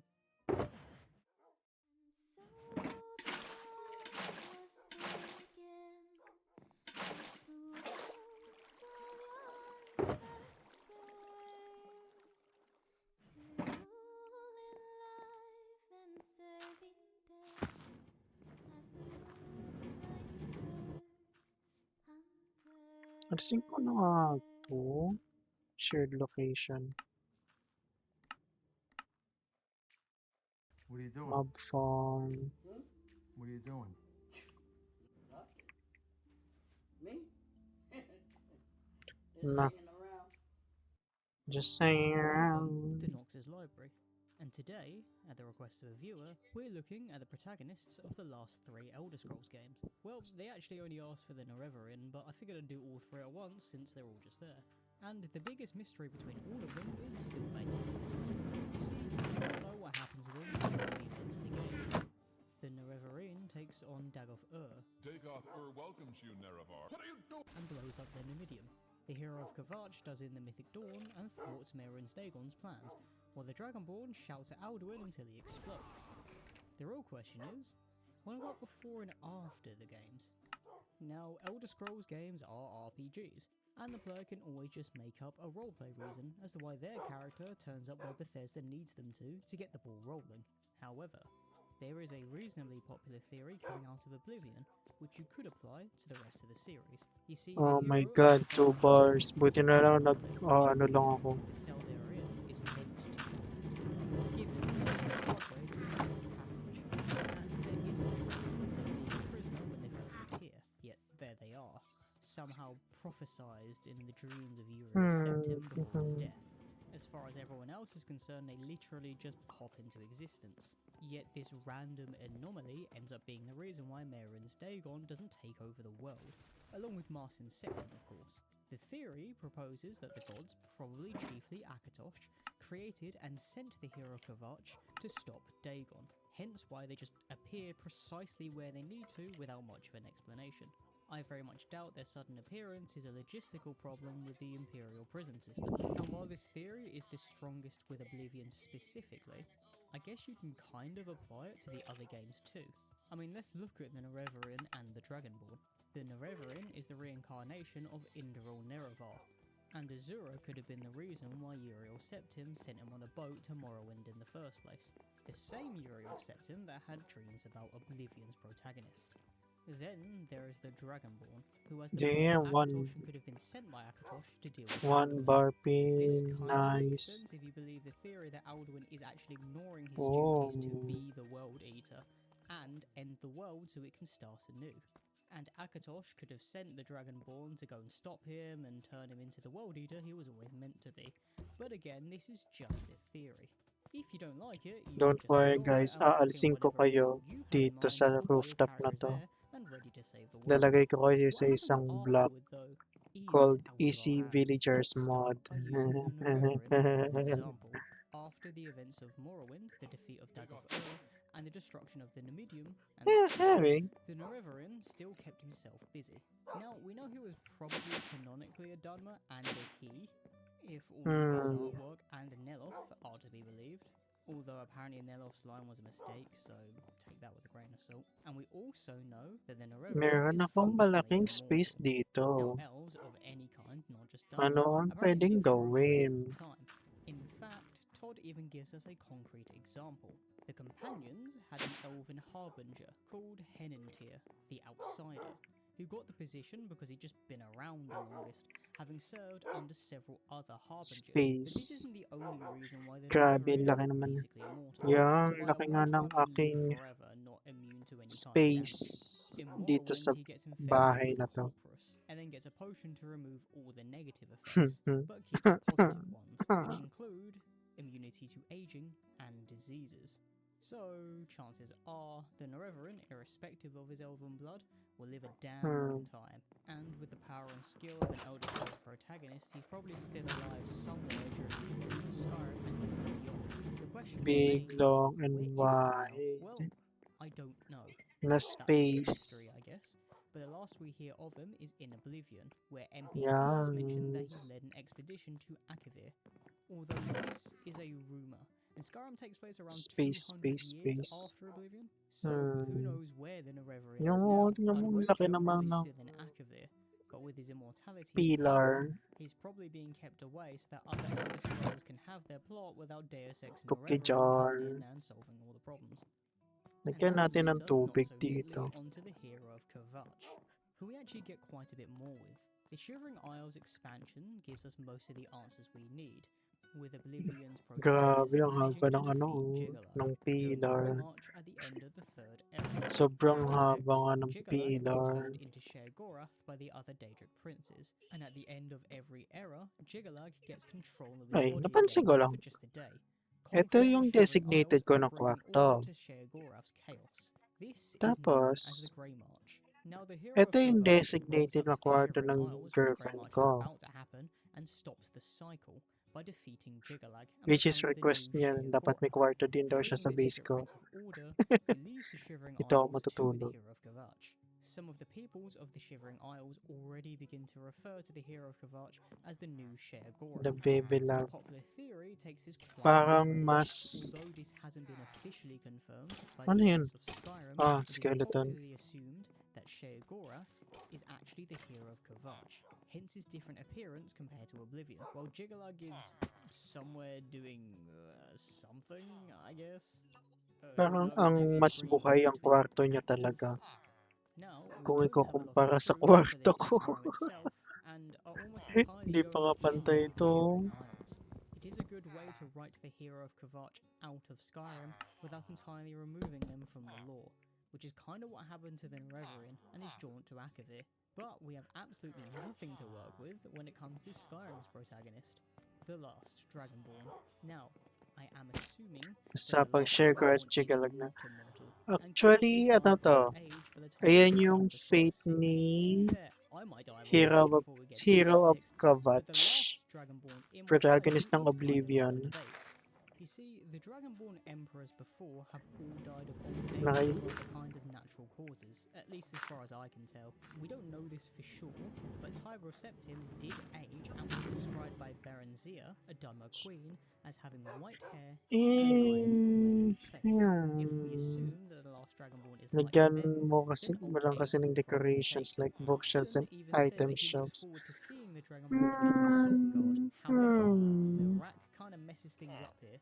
To my knowledge, Mirak and the last Dragonborn are the only named Dragonborns to have absorbed Oh, dragon grabe ang souls. plot twist ng And Mirak Shivering is still Isles. alive Never ko na yung thousands game of na years yun, bro. later. He Same, kills same. everyone Alam ko din during yung Orithia, lore na yun, pero and in general is just di one ko of pa the rin oldest nalalaro ang living beings we Oblivion. can learn. Siguro, Now, you could baka make an argument mahal that kasi the ng last Dragonborn is Oblivion the same, Remaster eh. especially after making a deal with Hermaeus Mora to deal with Hindi ko Mirak siya and the afford. absorption of dragon souls. Mahal The siya game, kasi to my hindi knowledge, ko siya even states afford. that he has no use for Mirak after finding another Dragonborn to serve him. And this could be our Dragonborn fate by the time we get to Elder Scrolls 6. Just another servant Alright, of meron nga Hermaeus pala Mora, tayong... who could have actually been the source of Mirak's immortality in the first place. Gusto yung Mason. How easily he kills him and literally turns him into a skeleton. Nasaan yung Mason?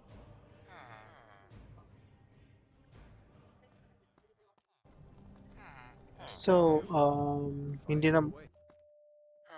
Namatay yung Mason? What will become of the last Dragonborn is always going to be a difficult task. What the There isn't heck? anything in the Elder Scrolls timeline after Skyrim's ending. All the games we've Namatay had yung since Mason. Skyrim's release have all taken place before it. Bakit kailangan bigyan na sila PvP test? Still, if you take into account the two protagonists before I Skyrim mean, and I by them, can there will be a reason why totally... the Kasi Dragonborn meron isn't naman akong around and access is sa now a G story drive. for Elder Scrolls 6. The thing is, Perhaps they embark on an expedition kung to i-consider ko yung continent laptop ko north of dati, Skyrim, kind of like what the parang Nerevarine did nag-aalangan ako to Akavir. magpirata ngayon. Or they could get stuck in a realm of oblivion with the Calamari demon. Kind of similar to what happened with the hero of Kavach by turning into Nag-aalangan kasi ako Or they just die of magpirata. old age. Dahil To be honest, I'd probably be bago inclined itong with laptop option ko, 4. Maybe Bethesda will just like keep coming out. 8 months old pa lang siya. 8 months old. Tapos, ayoko lang magka-virus. Ayoko lang ng risk ng virus.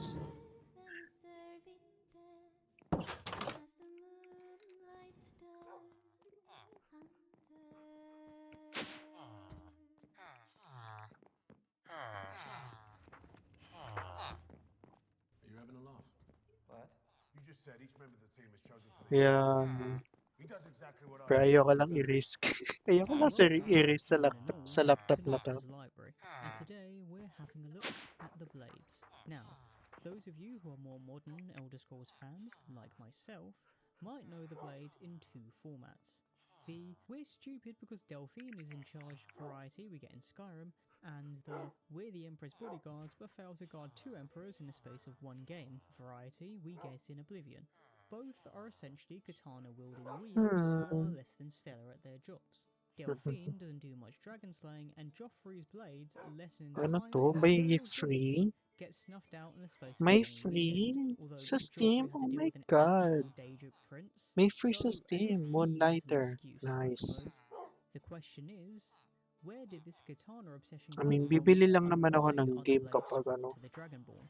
Ay, At wow, least may for seal now. na ang Well, Bethesda. for that, we have to go all the way back to the First Era, May after the seal fall sa of the Elysian Bethesda. Empire and the aftermath of the Thracian Plague, which managed to kill half the continent's population. The Thracian Plague only began to die down after 400 years.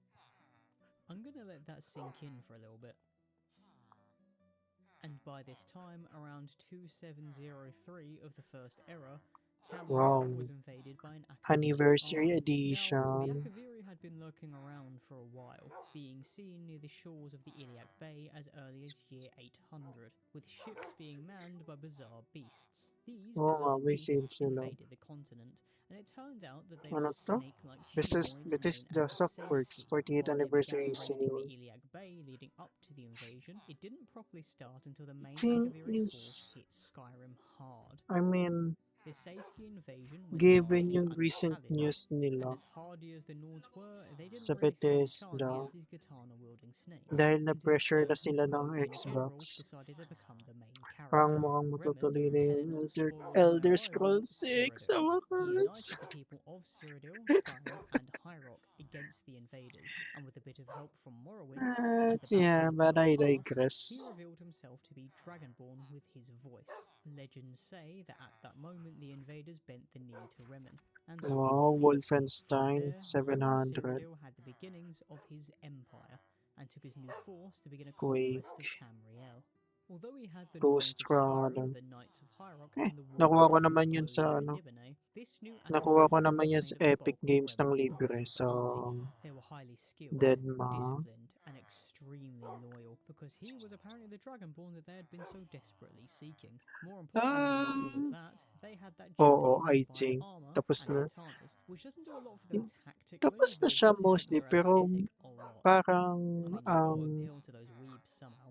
Now, this Akaviri parang ang army mas was so naging effective reason nila that they took to slaying Tamriel's dragons after announcement Rem and nila Cyrodiil recently had about properly established his Elder empire, and the Scrolls 6 wisest is among them formed an because sa organization known as the Dragon Guard, recent which was the changes doon sa precursor to the Xbox. Blades. It is recorded Kasi that alam ko while in the direct service of Rem and reporting na Cyrodiil sila and ng his CEO Dragonborn ng bloodline, Xbox the eh. Dragon Guard Para conducted a crusade against dragons. para By year ma-focus sila sa game 280, development they ng were feared ng for their dragon-slaying ES6, prowess, and they caused dragons to which flee into sana the totoo Underdark. nga talaga. They even made a record of some of their targets, and this is in a book called The Atlas of Dragons, which you can find in Skyhaven Temple in Skyrim, Yeah. which details some of the encounters that the Dragon Guard had with their prey.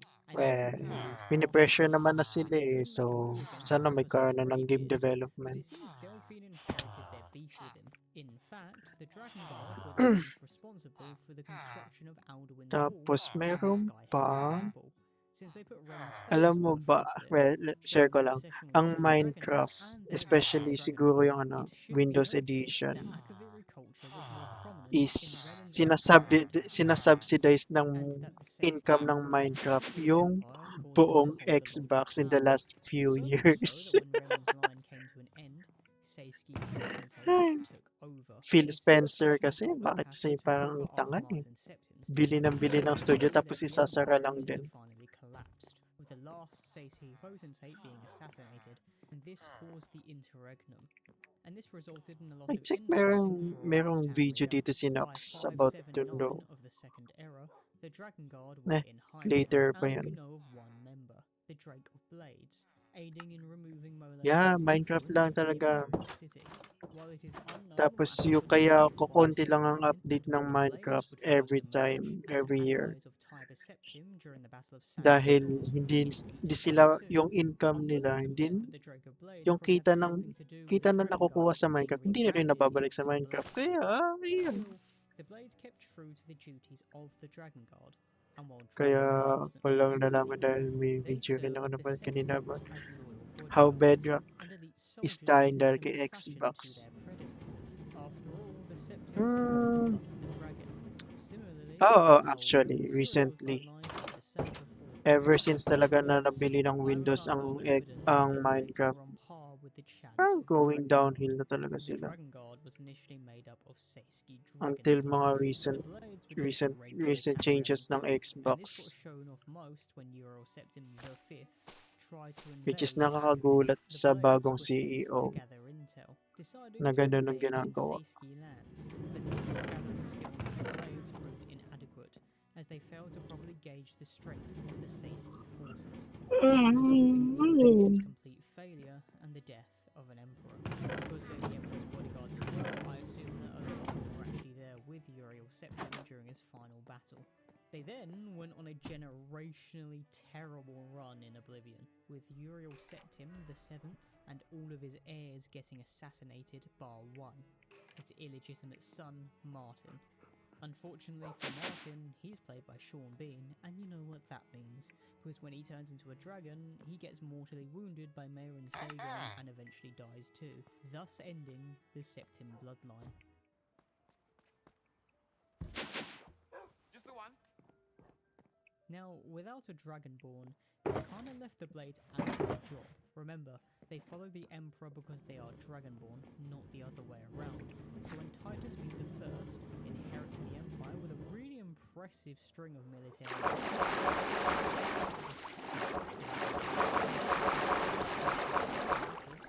and only lift a finger when they see the growing might of the Thalmor, working alongside the Empire to try and stop them.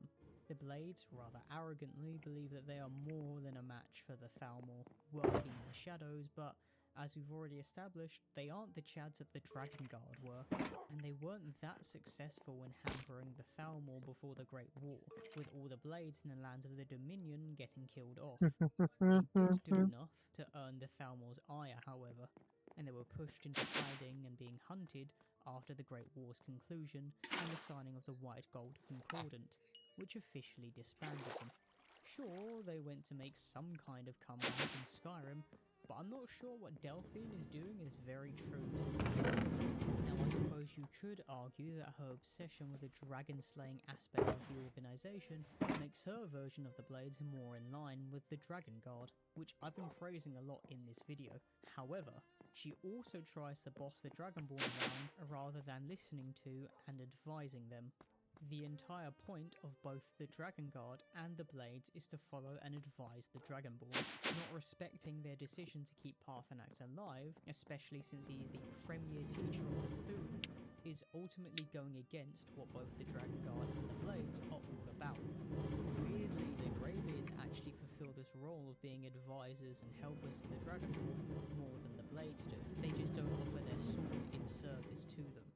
And it's partially why I have such a strong disdain towards Delphine. She's dismissing thousands of years of history to chase her own agenda and carry on an irrelevant beef, rather than serve and guide the Dragonborn. It's pretty idiotic considering that the Dragonborn is the only thing that gives her version of the Blades any kind of legitimacy. And hopefully you now know the history of the Blades better than she does.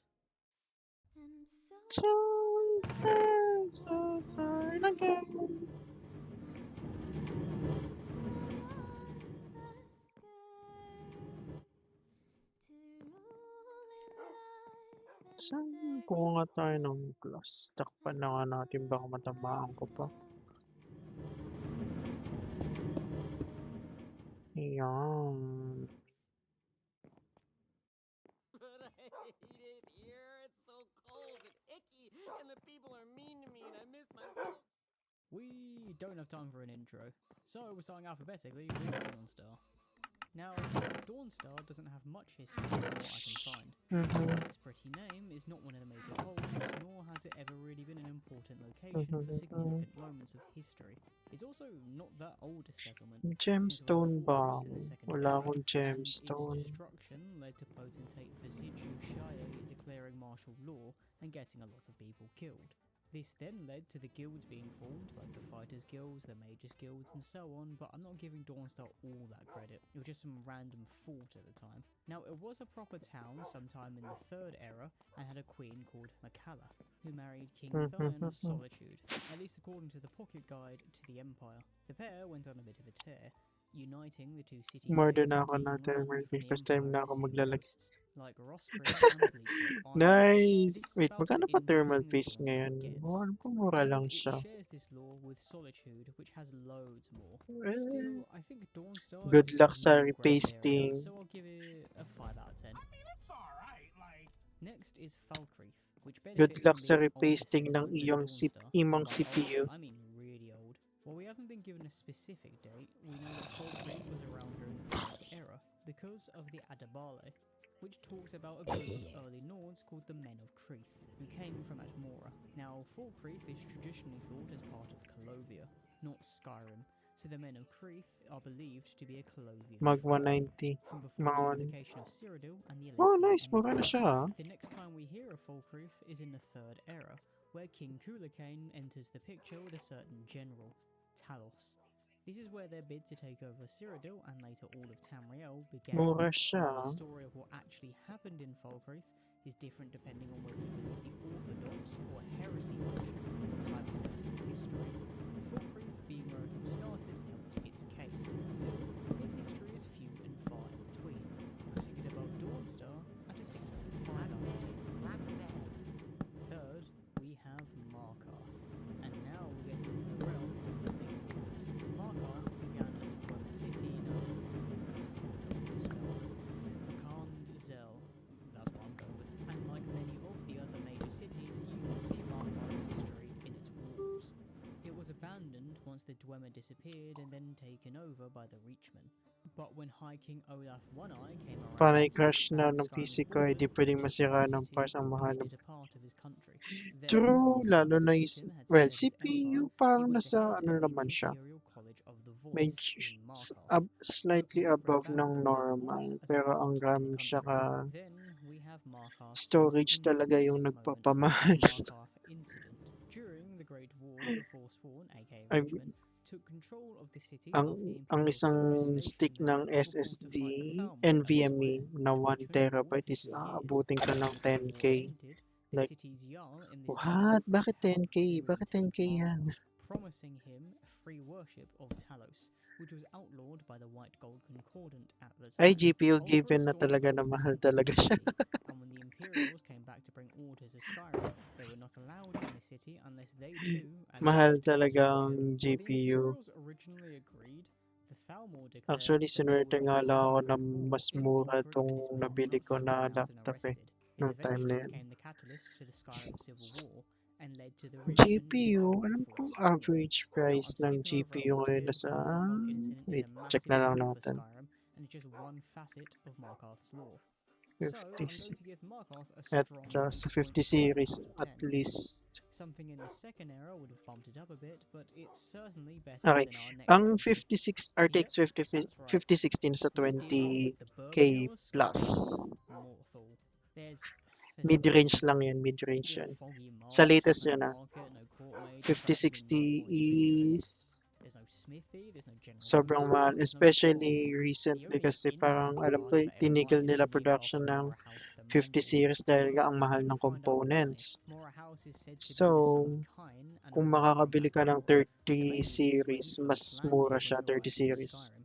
To be honest, I don't really know, but what I do know is Yes. that I hate it here. And it has nothing Sa interesting to gaming, talk about sa lore-wise. AAA gaming perspective, 5060 is I mean, Laid mid-range. to Rest is a kind of cool quest, I guess. No, it's just not gonna save Morthal. Morthal Pero is a parang 1 nasa out of higher 10. end siya ng ano, mid-range.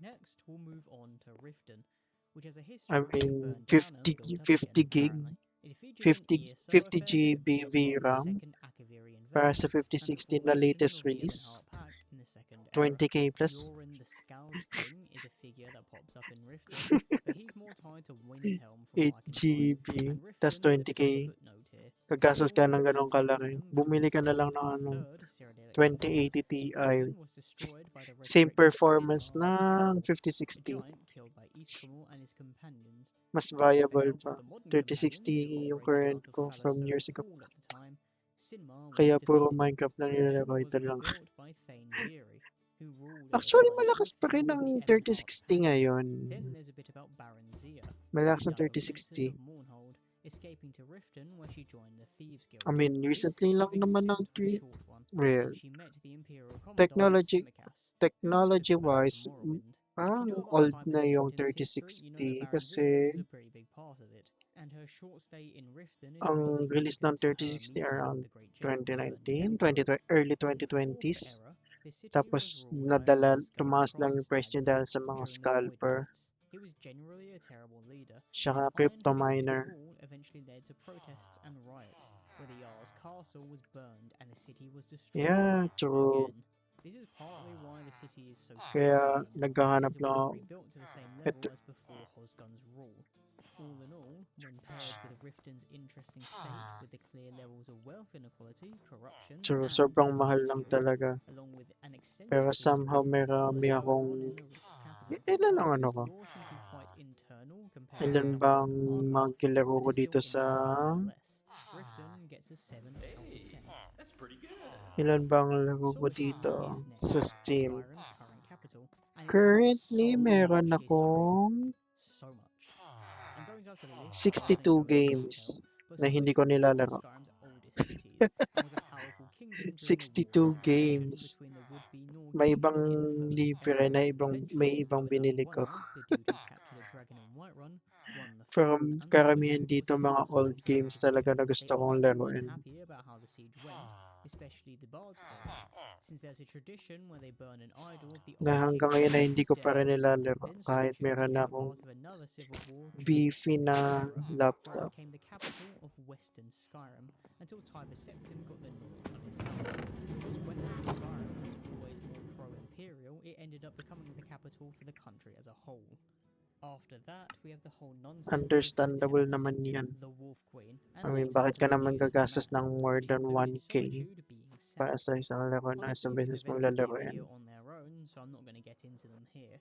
But we also have the whole ordeal Ang with pinaka King worth it Tharnum lang talaga marrying sa Queen nabili Makala ko is in a bid to take Skyrim. land away from the Empire, which I Skyrim. touched on in the Dawnstone section. Dahil sa Of modding course, we also community. have Ulfric waltzing in and killing Siya Armin KCD, Torek, worsening the civil Kingdom war. Come Deliverance Solitude is one 1. of Skyrim's most Hindi ko pa important nabibili cities yung and 2 is the kasi hindi ko pa capital siya for a reason. afford.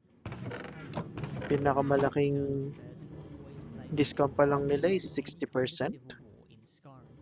It does lack a bit of the mythology from the Latest na really discount old nila cities, 60%. but it's got to be one of the most interesting Kailangan old ko capitals around. 70 So or Solitude gets a 80. 9 out of 10. 9.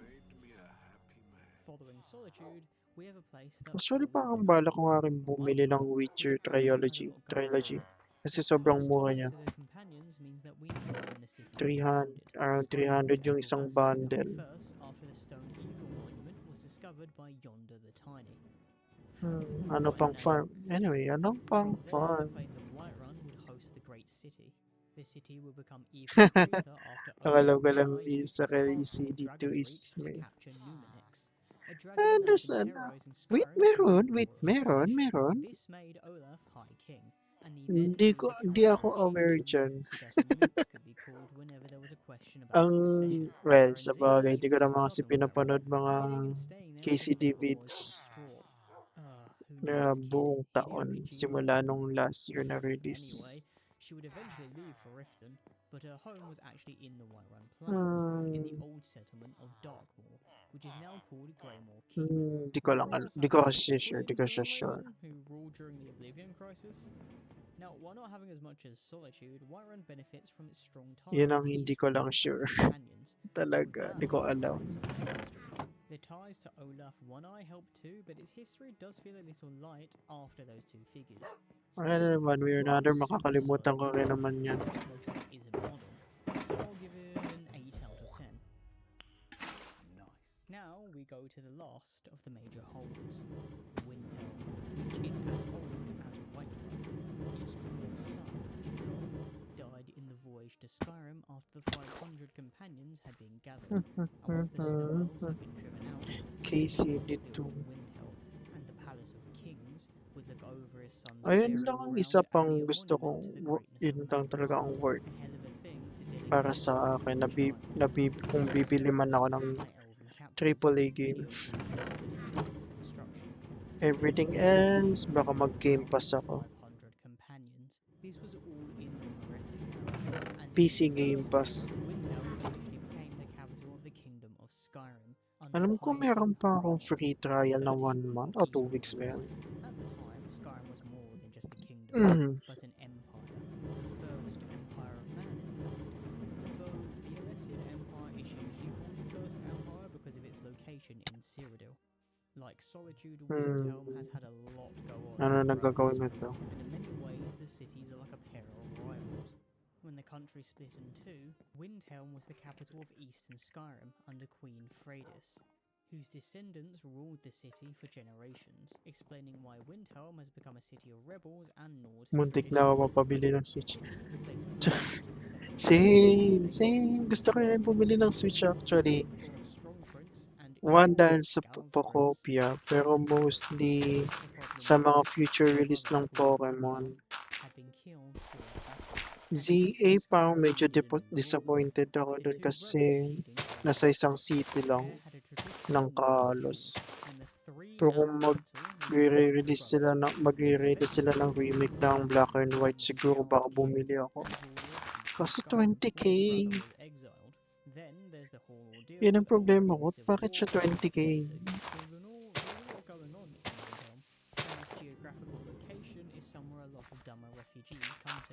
If ever naman mabili ko yun, like, ang payment ko nun is like 3 months ng sahod.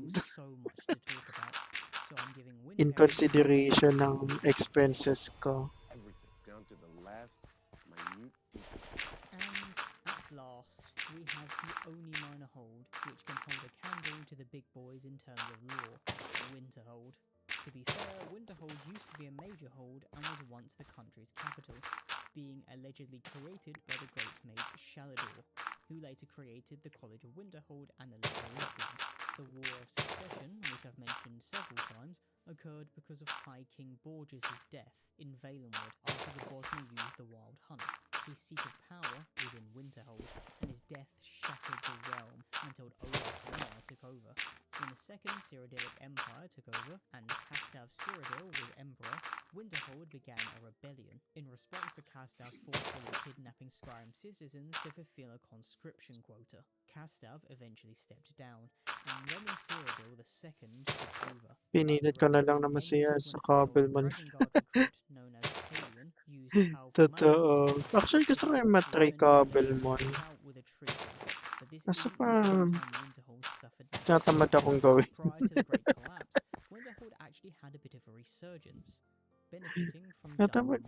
Parang tinatamad ako yung gawin yung Kabelman mod. With the Nords distrusting magic after the With many Dharma returning to Morrowind after the Red Year. This distrust only grew during the Great Collapse, where most of the cities collapsed into the Sea of Ghosts, while the college remained untouched. For such a minor hold and terrible settlement with nothing there, Winterhold has a lot going for it in terms of lore. It's got a rich history, ties Skyrim to Morrowind, and explains the origin of the country's distrust for magic, despite the Nords actually having a storied past and using the arts. It's a sad city, with an equally sad backstory, and while it doesn't quite have as much as Windhelm or Solitude, as a lover of the ancient Nord stuff, I think it's pretty interesting. So Winterhold gets an 8 out of 10. But anyway, thanks for watching. If you've made it this far, feel free to tell me how wrong I am about my rankings, except for Morthal. I'm not hearing it from Morthal. It's awful in every facet. I hate that place.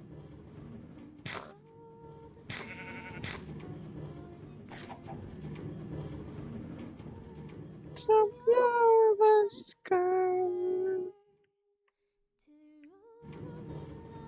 Oh no, wait.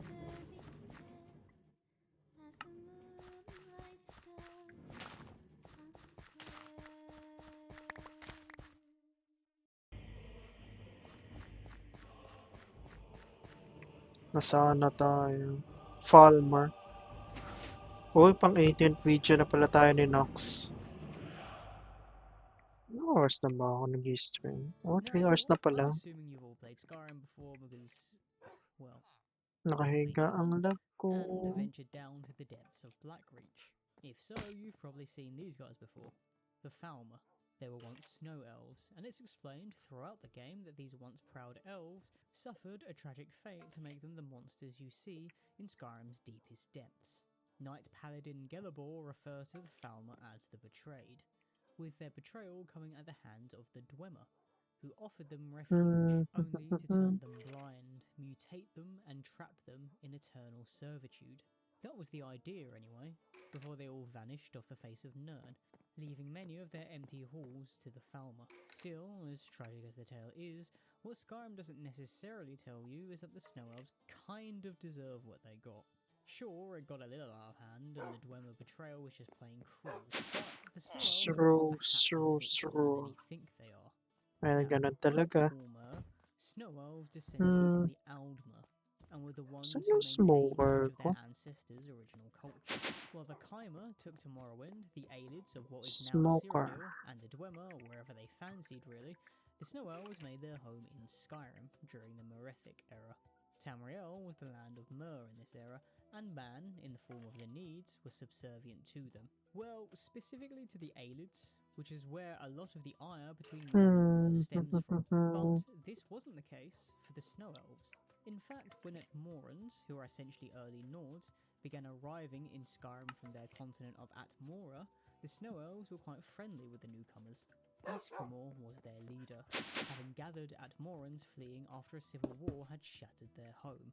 And when they arrived in Skyrim, they found peace with the Snow Elves and enjoyed a period of tranquil coexistence. A very short period.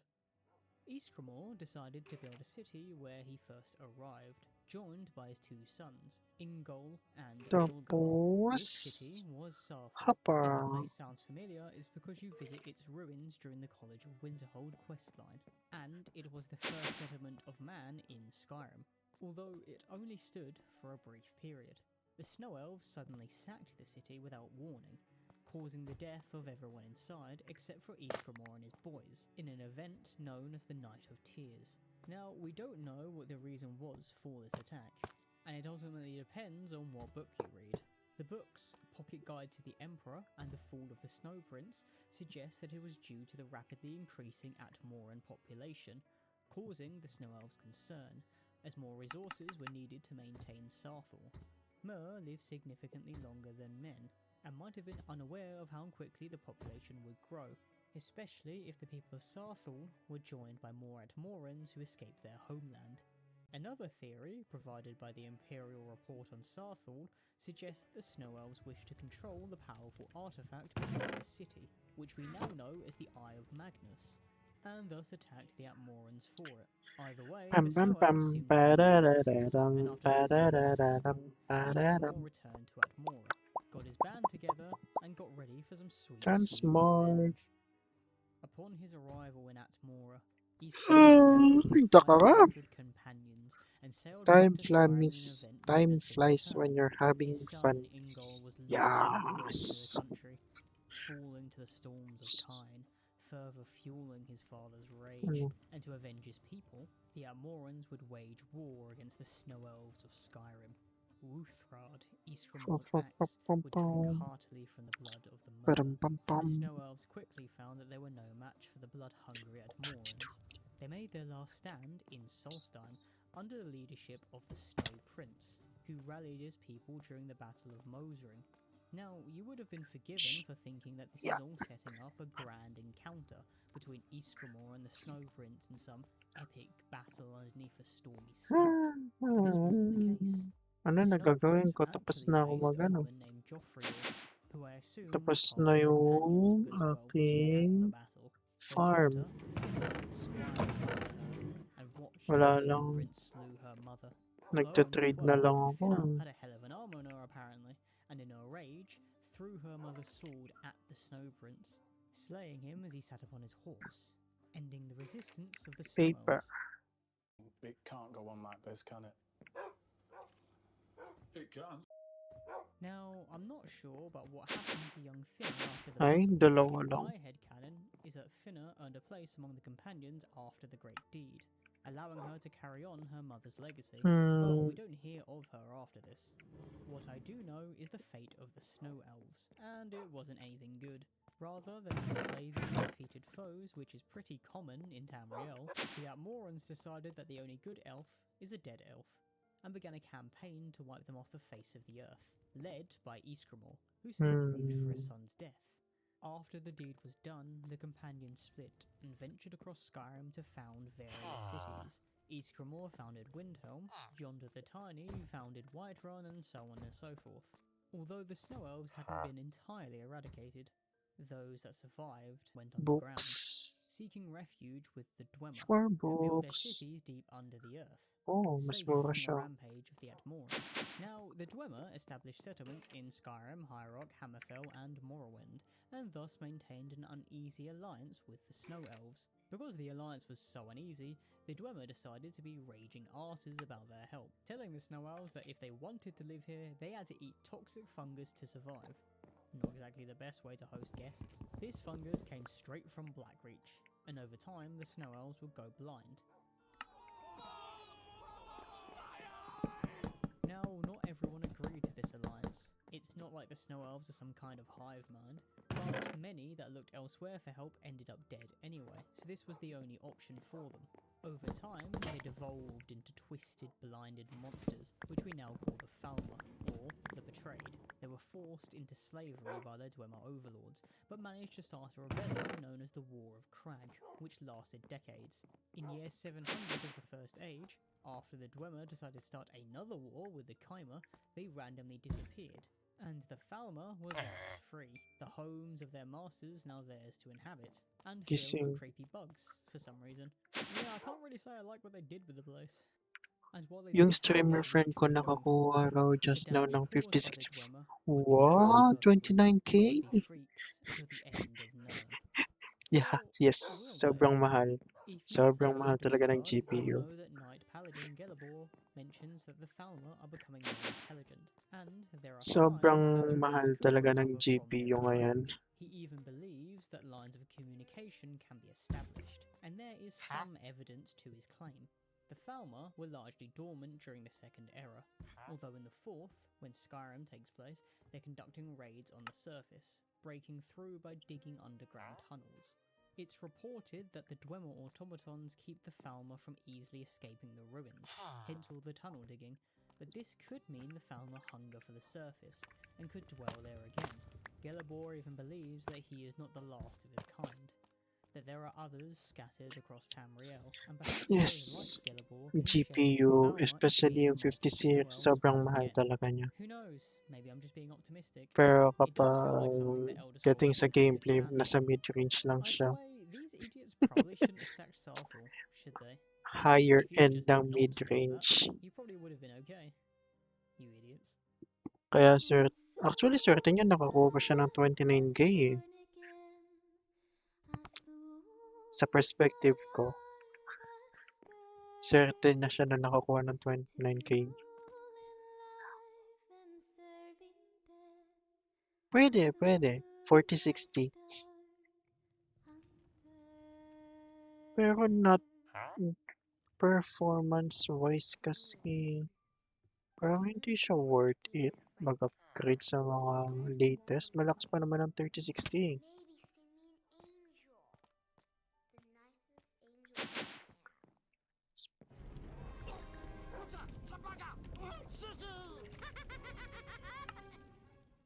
Now, we all know about Tiber Septim and his great empire, but he wasn't the first to make one in Cyrodiil. In fact, the very first was founded by St. Alessia back in the Merethic era, where Bethesda decided that there could be anything going when it comes to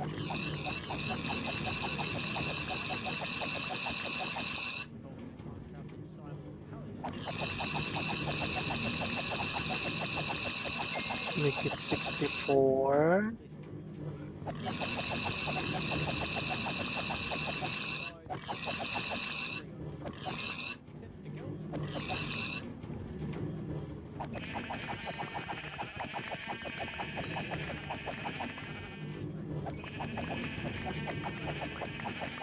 Yeah. Wala rin kasi ako lalaroin anyway. True, true. Well, sa akin kasi kaya lang ako napabili ng ganito kasi ang GPU ng unang laptop ko is GTX 1050 laptop GPU. So, kaya kung mag-upgrade ako, sagarin ko na. Kaya nakabili ako ng 56 RTX 5060 na laptop.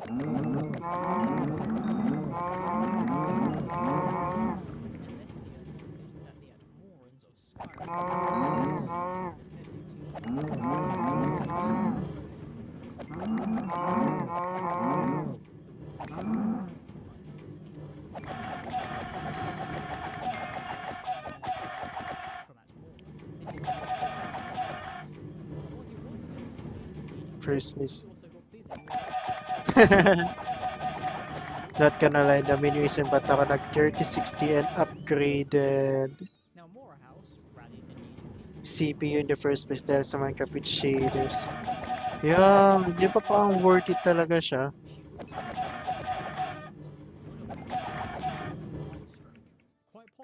most worth it insane siya mod para Tamriel has sa ever seen. And yes, I'm including shaders ng Jacob Pelennor. Minecraft. While he has the title of the Divine Crusader and is somewhat divine in origin, we don't actually know anything about who Pelennor is. He was most likely sent by somebody, probably Akatosh. He travelled through time, I think. There's a theory that he's a cyborg, and also he doesn't really die like a normal person. But all you really need to know is that this dude hates elves, and slowly loses his sanity as Alessia's campaign went on. Seriously, this guy hates elves like Dahil nobody. rin kasi sa He mods, hates elves sulit so bayad much that he it's a makes create Lex pa lang. Luthor look like he actually likes Superman. And this Gusto leak try made mag-create Pelennor Atronatics. very enthusiastic about the Oh campaign. my god, You see, great despite mod. Morehouse being the demigod Sobrang hero, lakas niya Pelennor was talaga. actually the one who does most of the work. He was to be the leader of Alessia's armies, although I'm not actually sure he needed an army most of the time. Pelennor basically goes on his own to decimate the Aelid forces because he couldn't really be hurt by conventional means. 3K His akong near ano. invincibility, as well as Pero some yung shady bit odd things we'll talk ko, about later, is quite possibly where the whole cyborg thing came from. When he first meets palitan ko nga Alessia and Co, muna. Since Pelennor wala first na turns up with akong... a sword and mace covered in elf innards, and basically says to the slave queen,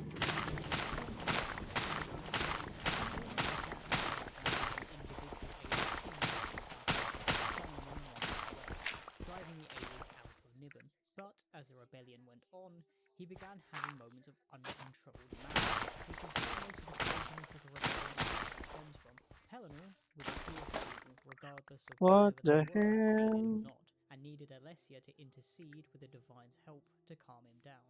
Now, Pelenor's madness made him do some really wacky things, and most of the time it was just downright horrible. He experienced the madness first when he was and trained, was slain in battle, and in this madness, Pelennor literally killed everything from the citizens of Montmagny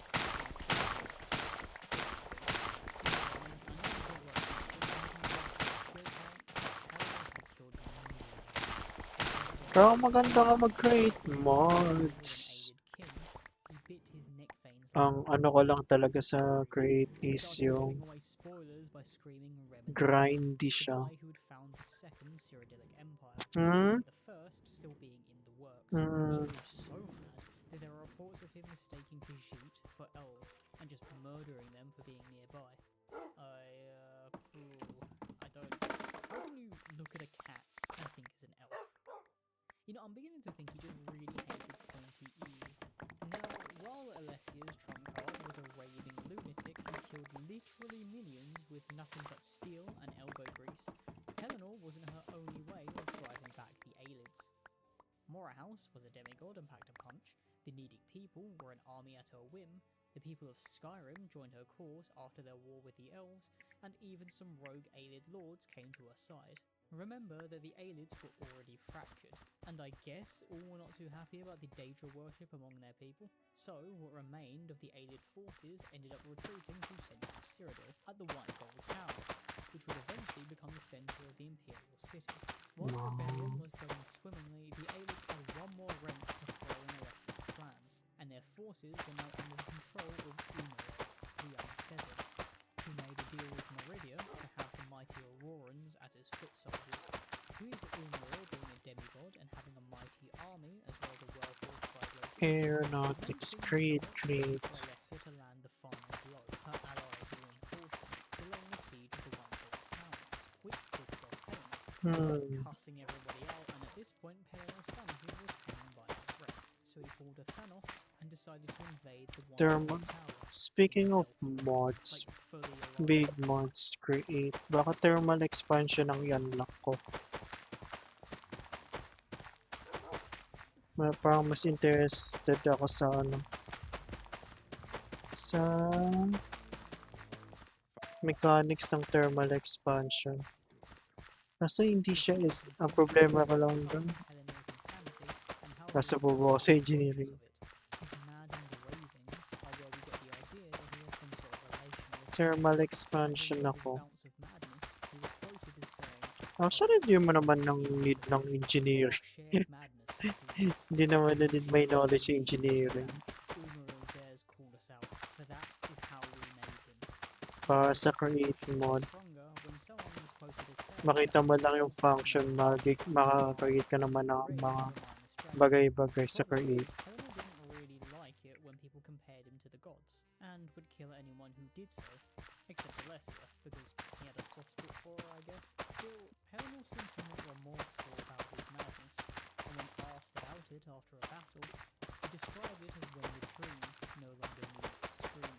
Sounds profound, but I don't really get what this means. Thermal expansion. He decided to roll up Well, pinakamura naman kasi yun sa...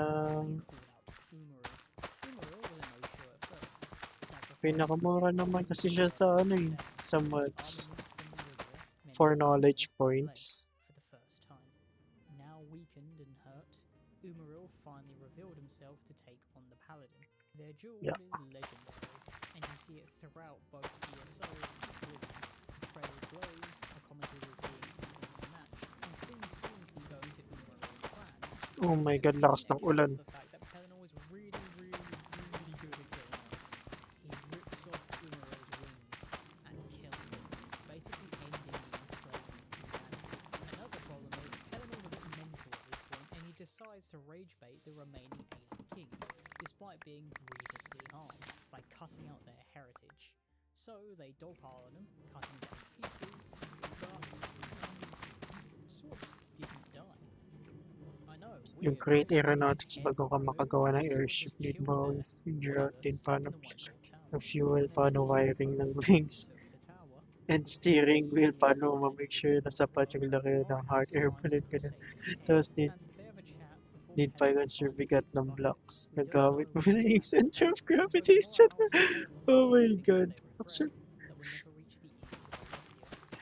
sobrang grindy lang talaga nag-create mod.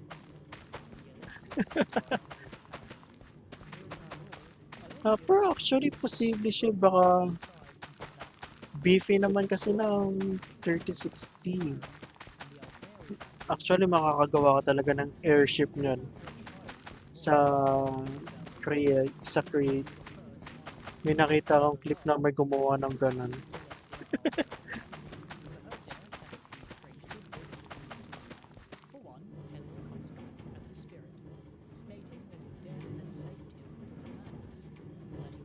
Take Alessia to the afterlife, presumably to Ephorus. Akatosh also visited her, where he bound her soul to the Amulet of Kings, since she's Dragonborn, and made her the first human saint in Tamriel's history.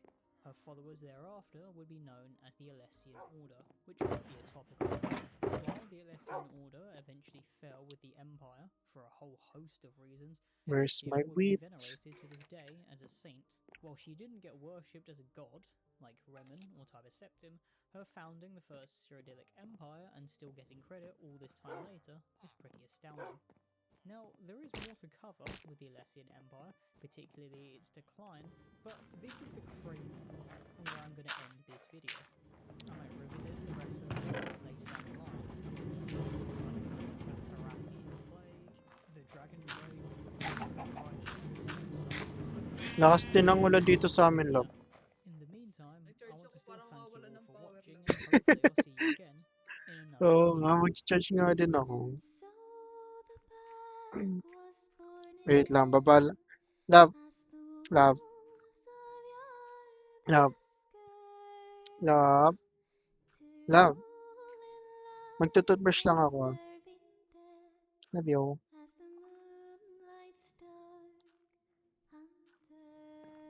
Uy, area din namin baka kung bumaha. Uy, ingat. Yeah. Magtututbrush na muna. Kaya ko lang There once was a hero named Ragnar the Red who came riding to Whiterun from old Rorikstead. And the braggart... The Dwemer are an odd bunch. They're a type of elf called dwarves that were so technologically advanced that no one has caught up to them despite having thousands of years to do so. They just randomly vanished off the face of the earth and have become the sort of modders calling anything and everything lore accurate. If you want to make a nuclear bomb mod and want to call it lore accurate, all you have to do is just say it's some ancient Dwemer tech.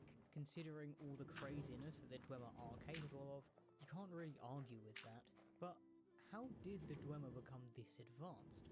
And why exactly did they vanish? And why are they called dwarves? I don't even think they're that short. Well, let's clear that bit up first.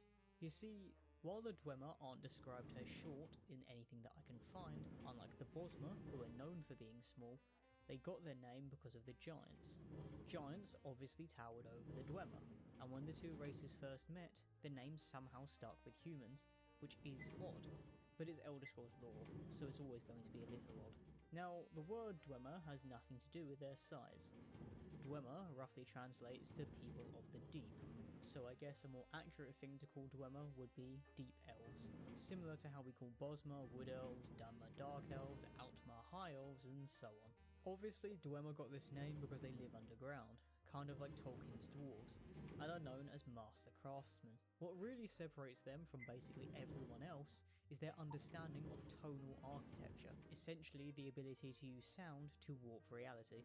The Dwemer have always been ambitious, with some sources saying that as early as the Dawn era, some tonal architects were looking into the divine powers of Elnathay, or the Earthbones, to recreate the divine power of immortality.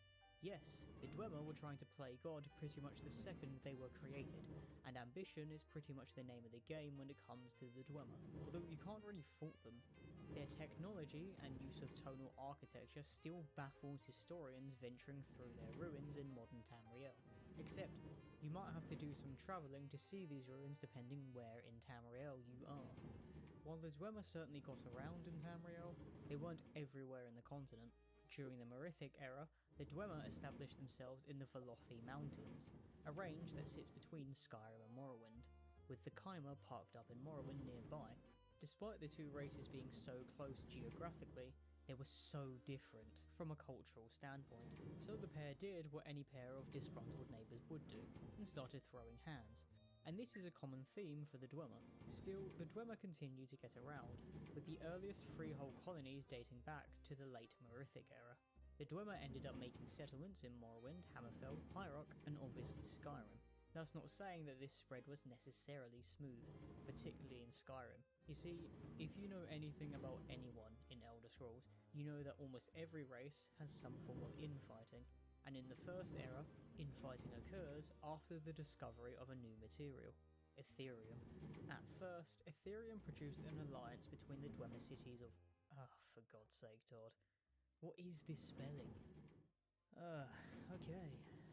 Here goes. The Dwemer cities of Arginthans, Ralbthar, Mzulft, and Bethar-Z, with responsibilities split between these cities. Arkinthams was the command and research centre, Ralbthar was where the mining happened, Mzulft was the storage facility, and we don't really know about Bethar-Z. I mean, maybe they were there for the vibes because the vibes were good for the Dwemer, at least at the start, having built the Ethereum forge beneath the city of Betholft, making many artifacts that, quite frankly, break the rules of reality. You can see this yourself if you do the Lost to the Ages questline, since if you gain access to the Ethereum forge and create the Ethereum crown, you will quite literally have two different star signs, which doesn't really make a lot of sense. Unfortunately, everyone wanted to control the Ethereum themselves, leading to the Ethereum Wars, which erupted all over Skyrim. Now, Skyrim's ruler at the time, High King Geller, who was renowned for being a master tactician, I am Jose Mourinho.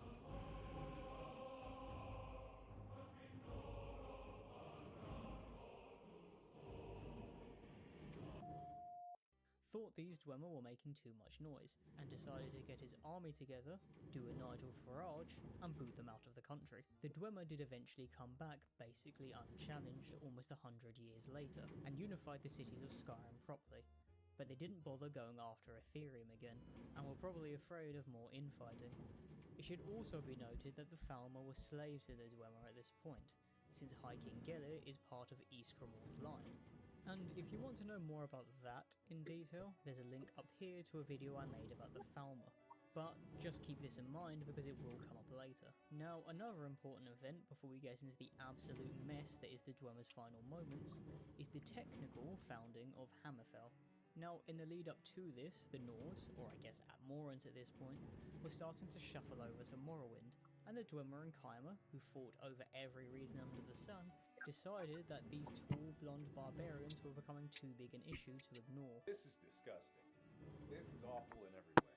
If I could kill it, I would. So back, they came I'm together back. to form the First Council in year 416 I'm back, of the I'm back, First I'm Era. back. The problem is the Rorken clan are apparently turbo-racists and didn't want no Keimer in their neighborhood, so they went into self-exile to find themselves a new home. The Oh, leading nasa Dwemer. patriarch of the What Rorken the? clan was a man of many overpowered weapons, owning Volendrung and Spellbreaker. Yes, the same weapons that would later become Daedric artifacts. He threw Volendrung across the continent, and it landed in West Tamriel. So the Rorken clan used the entirety of their creative mind to call the place Hammerfell, because a hammer fell there. Toothbrush ka na rin. They also made the city of Okay. Volenfell in Hammerfell because Volendrung fell there. Mahirap na. You know, Madilim still sa talks laba. about creativity that Disney Madilim demonstrated dyan. most of the time. Now, on the way to Hammerfell, the Rorken We clan lambak. also got into a We fight with lambak. Kaladin, I the am great back. mage who founded the College of Winterhold for some reason. And Spellbreaker got some good use there, as you can probably imagine. But that's pretty much all we hear from the Rorken clan. So now we can get to the truly insane part. Remember, people, here at Nox's Library, I believe that slavery is bad. I know. It's a hot take. But the Dwemer found this out the hard way when their enslaved Falmer, being turned into blind monstrosities, decided it was time for a Dapat pala revolution gawa and tayo there was the War ng... of the Crag.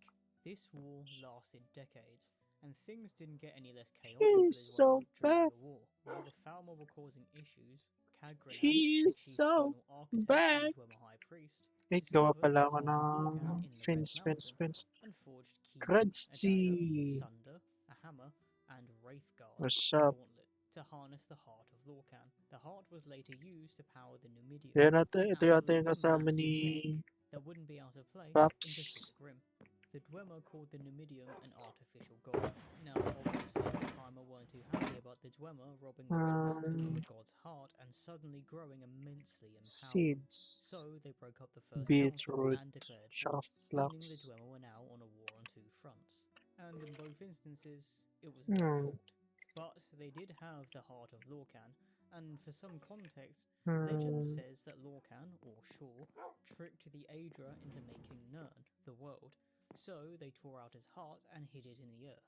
The Keimer believed that the Dwemer, using the Heart of Lorcan, went against their beliefs. So they started to throw hands despite the fact that the Dwemer had the Numidium, possibly the most powerful war machine ever made in Tamriel. A good way of getting across how powerful the Numidium actually is looking at Tiber Septim thousands of years later, because when he managed to get a hold of the Numidium, he used it to finish his conquest of Tamriel after losing the ability to use the Thum, and it was deadly effective. Kagrenak, however, decided that the Numidium alone wasn't enough, and decided that it was time for the Dwemer to do what they had set out to do pretty much from the moment that they were created. It was time to become well and truly divine. It was time for true immortality. Well, it would have been had something not gone wrong. At least, we think something went wrong. You see, Kagrenak, using his tools, decided to harness the power of the Heart of Lorcan to, essentially, rewrite reality and make his people immortal. I mean, he could have just used the console commands, but whatever. Once he attempted this, in the year 700 of the First Era, the Dwemer just vanished en masse. This simultaneously ended the War of the Crag and the Gawa tayo conflict ng with the Keimer. waterfall. Well, we don't know where the Dwemer went. They could have gone nowhere and taken obliteration, or Kagrenak's plan technically worked, and they're all in Aetherius, with a divinity that they so crave, but are now unable to return to Nirn. They could even be in Oblivion. We just don't know. All we have left of the Hindi ko Dwemer rin are their alam. ruins, and reminders of how incredibly Eh, advanced they paano were ba with the tonal ang architecture. itsura Still have dapat caught up to their ng... technology since. You might be wondering why the Dwemer even bothered making themselves immortal during the conflict when they had the Numidium to do all their work for them. But an artificial god would have had to throw hands with real ones, or at least divine empowered individuals. Indiril Nerevar, the champion of Azura, Dagoth and the members of the Yeah. Tribunal, Vivek, Almalexia, and Sophasil, all fought the Dwemer king, Dumak, and Kagrenak, which likely Kagrenak. caused the attempt to make all Dwemer immortal and thus their disappearance. Ultimately, the Dwemer were an ambitious people who had no problem disregarding other races, and sometimes each other, to get what they wanted. They've got a Melon. decent mean streak going on, and a general lack of morals, and it's unknown whether their disappearance is a comeuppance or a reward for their ambition. I think I'll let you guys decide on this one, but in the meantime, enjoy downloading your Dwemer motorcycle mod while you ponder. Thank you for watching. You probably know the drill from other YouTubers, the like, comment, subscribe stuff, but also there's a like Hindi thing, naman. which I'm not really sure how it works, Nagpa-plant but lang if talaga you ako could do ng that, I'd melon. appreciate that too. And hopefully I'll see you again in another video. Meron na akong ano. May melon na ako dito. Meron din akong pumpkin seeds. Meron din akong flaxseed tsaka beetroot actually. Ano, next batch ko nga, gawin ko nga muna ng beetroot. Beetroot. Dragons. But what if they come back? They ain't coming back. Cool.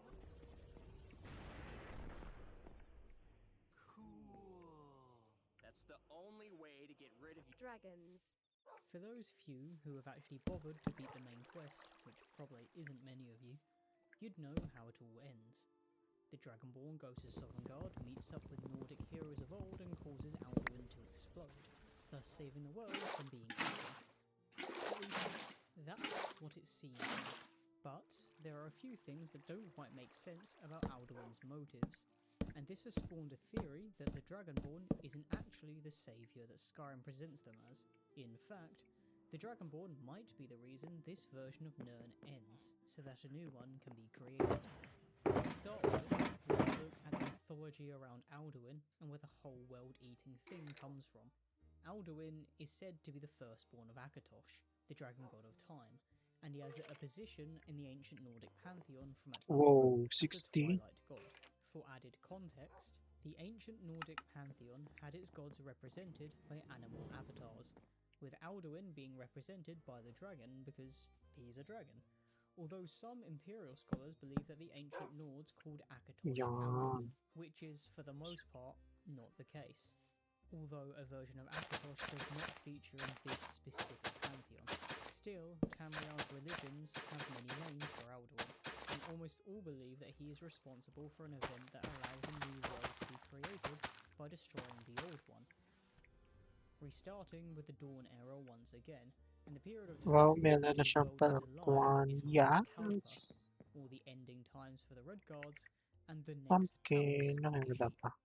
The next pounce? Why is everything Bone. Kashyyyk related just a cat pun?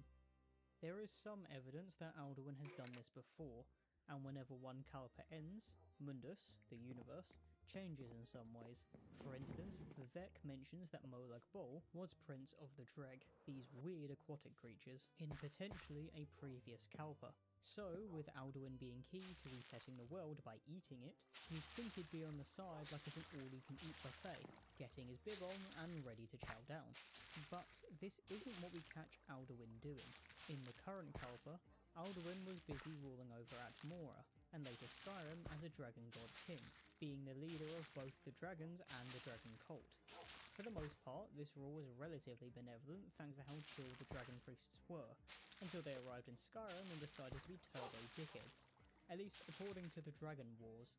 Then, a few dragons turned against Alduin, namely Parthenax, possibly at the behest of time, taught some humans how to shout, and then sent Alduin through time, dismantling his dragon cult. In Skyrim, the game, he comes back to reconstruct his cult and rule the world, which is where the Dragonborn comes in to blow him up. But there's something about the main quest that never made sense to me. Why is Alduin bothering to rule a world that he's going to consume? And why is Akatosh sending someone with his blood to beat up his son? It could be that Akatosh likes the way this Kalpa ended up, with him as one of the main deities, and thus doesn't want his firstborn to eat everything and change the current power dynamics of the Aedra and Daedra in a new Kalpa. Still, Alduin's behaviour doesn't scream that he wants to end the world to me. He essentially sets up his own kingdom in Atmora, and then later follows Isgormor's trail to Skyrim in order to spread it further, before later getting booted through time and then spends all of Skyrim, the game, trying to do it all over again. While Parthenax says that killing Alduin would prevent the new world from being born, and presents this like a philosophical debate to the Dragonborn, he ultimately sides with humanity again and faces off against his old boss. And there is a theory that Alduin, or at least this version of him, never wanted to eat the world. In actuality, the Dragonborn defeating him is the reason he finally gets his act together and does what his dad tells him to.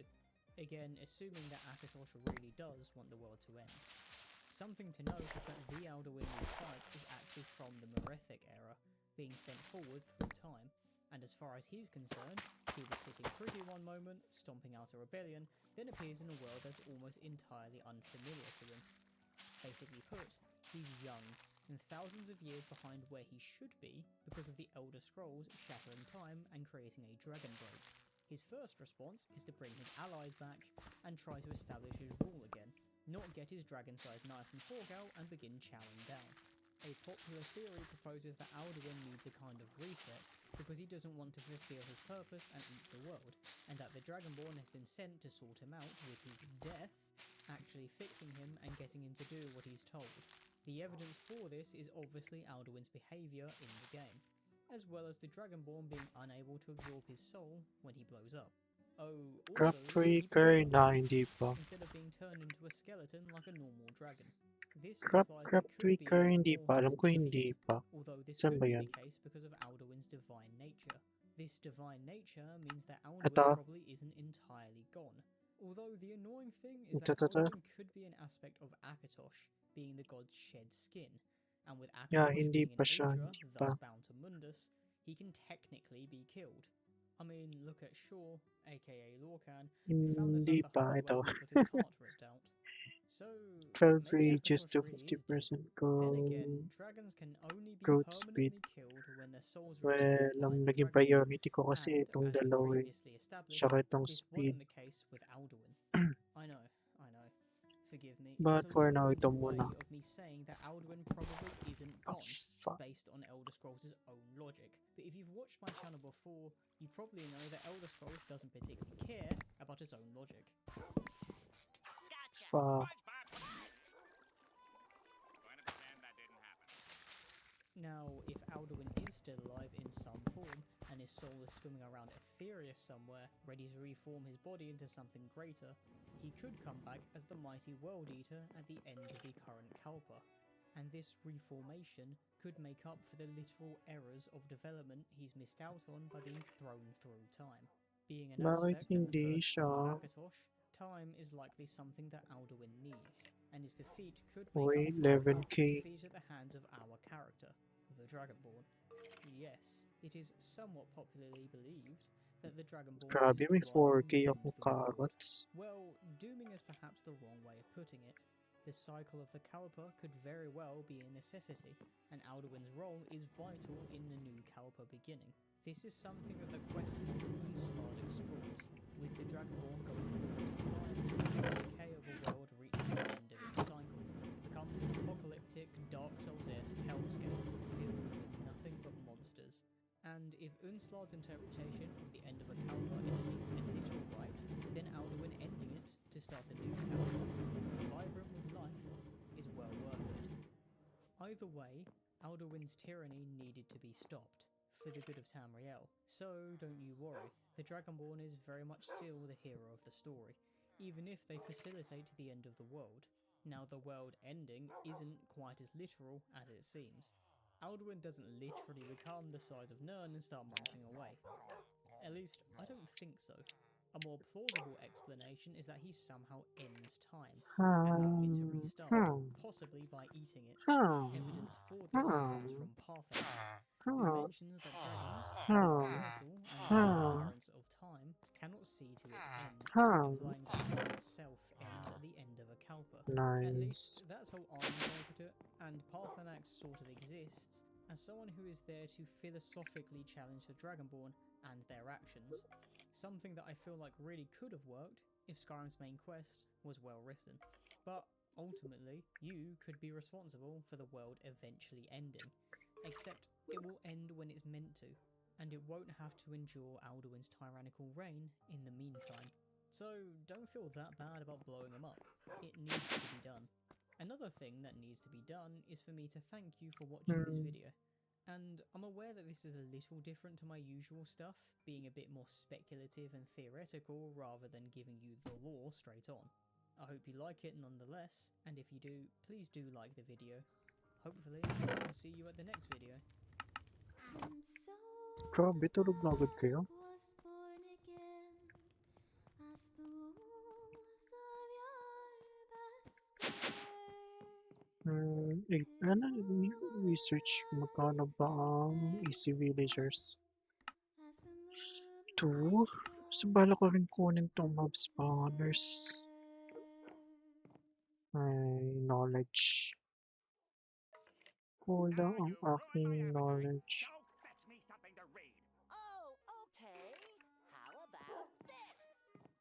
Bawal ba matulog ng maaga? Yes, bawal. Friday ngayon. And has proved throughout its history that no one is safe from the Black Hand, not even emperors. The Black Hand has caused fear throughout Tamriel's history, and the organization's association with Sithis, a primordial being, somewhat implies that it is one of the oldest in the continent. But this isn't the case. In fact, the Dark Brotherhood didn't always worship Sithis, and its origins brand it as a somewhat more famous spin-off from a jealous predecessor. As a spin-off, the Dark Brotherhood suffered a great deal of change as it tried to differentiate itself from its roots. Let's look at the Dark Brotherhood's origins first, and it probably doesn't surprise you that the Morag Tong, Tamriel's other massive assassination organization, Wait, may had something maximum to do ano with it. ba For ang context, the Morag Tong, also known as the drawers? Flashers Guild, is an assassination organization out of Morrowind, and according to some generic dialogue in Morrowind, the game, and the book Night Mother Rituals, the Empire sanctioned the Morag Vault Tong for Hunter. executions and considered it a legitimate guild, given how History, ingrained into the country's drawers. culture the guild is, and its strong connections to Morrowind's government. It's believed that the Morag Tong originated under the guidance of Mithala, the Daedric prince of obfuscation and secrecy, whom they called Night Mother and Black Hand Mithala. Hopefully now you're getting a little bit of an idea of where the Dark Brotherhood came from. You see, the Morag Tong is said to be as old as Morrowind itself, being founded in the Merithic 12 era. by 12. Although it wasn't until the First Era that the Morag Tong became officially sanctioned to operate in the province. On the other hand, the Dark Brotherhood's origins can be traced back far later, in the Second Era, according to the Brothers of Darkness, stating that it sprang from the Morag Tol, which was described as a religious order. During this time, Mithala encouraged her followers to commit ritual murders, and at the start of Morag Tong's history, Ito, the puno organization naman was to. scattered and unorganized until they found leadership. Siguro wala pa But akong this is where masyadong things unique get a little items kasi confusing. ito ay A naka greater 32 na. organization within the Morag Tong came Well, when the Night understandable Mother condition arrived naman. into the picture, and it Ito is kasi said that all hindi leaders eh. of both the Morag Tong and the Dark Brotherhood have been called the Night Mother. Although it isn't known whether the Dark Brotherhood have always been under the leadership of the same Night Mother or various individuals bearing the title.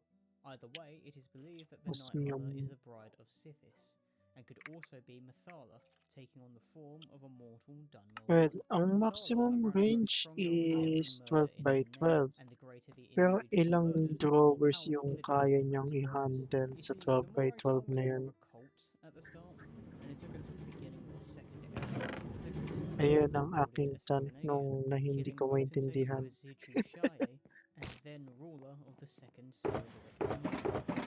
Wait, Carrying meron on na bang after the Cyrodiil items na line had na-assign sa died likod out. na to? We know it was the Morag Tong because the Night Mother at the time wrote Morag Tong in the potentate's blood. So, yeah. We don't need Sherlock for this one. Wala. Now, a lot more is Diyan. heard from the Morag Tong for around 100 years, and this relative silence makes it difficult to pinpoint the Dark Brotherhood's exact origins, although it is said that the last living Night Mother resided in Bravil and bore Tama na. Sithis 5 children, because apparently the Void itself can still get it on. Unfortunately, his bride wouldn't go on to win any Mother of the Year awards, since she, Well, there's no real easy way to put this. She slew her own children so that their souls could go to Sithis. But the people of Bravil, rather reasonably, thought that this was pretty messed up. They killed the Night Mother and burned her house, although being the bride of Sithis has a few perks. 30 years later, some random dude begins hearing the Night Mother's voice, and this guy becomes the Dark Brotherhood's first listener, carrying out the will of the Dreadfather. The Night Mother in Skyrim could be the same one from Bravil, considering how she looks like burned jerky. Huh, I guess Astrid can relate. Dates are, of course, pretty muddled around this time, although the earliest we hear of the Dark Brotherhood is from the Blood Queen, Arla Mahera, in her journal from 412 of the Second Era, since she and her grandfather often used the organisation.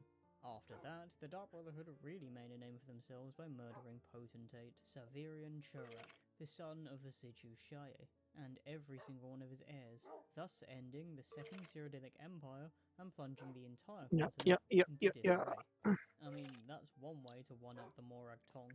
The Mythic Dawn really should have just hired these guys instead of going through all the work themselves. I mean, one Emperor's luck, but two? And on the topic of the Morag Tong, it seems that they are the mortal enemies of the Dark Brotherhood, and the Dark Brotherhood splitting off wasn't exactly amicable. This is in large part due to the difference in nature between the two empires. Since they work to keep the peace, and honour Mathala, who is worshipped Siray for the ko kaya. good Daedra in Morrowind. On the other hand, the Dark Brotherhood May go for Sithis, griefer the na naman embodiment of tayo. everything evil, and a nifty paycheck. It's sort of like the difference between James Bond and Hitman's Agent 47. One kills for Queen and Country, and the other one is currently freelance, making a dime. Now, strangely, at the start, the Dark Brotherhood still worshipped Mathala, before their eventual transition to the Night Mother and Sithis. Although this screams to me that the lore got changed between games, since there were Mathala worshippers in Daggerfall, then all on the Sithis train in Oblivion. Also, in the Morrowind Dark Brotherhood sect, there's Severa Magia, who called herself a Night Mother and was the primary antagonist of the Morag Tong storyline. I guess it's implied that she was also the bride of Sithis if this is to be believed. The Dark Brotherhood has always been reliant on the Night Mother for guidance, and when they were without her after the Oblivion Crisis and the recession during Skyrim, things were at their lowest. Killing the Emperor and getting a new listener solves this for the most part, and I'm assuming that the Dark Brotherhood will be on the rise again when we finally get our hands on Elder Scrolls 6. Here we go. 1 hour later. Just a few more seconds of mental preparation and I'll be painting this wall. 2 hours later. Tapos To the painting.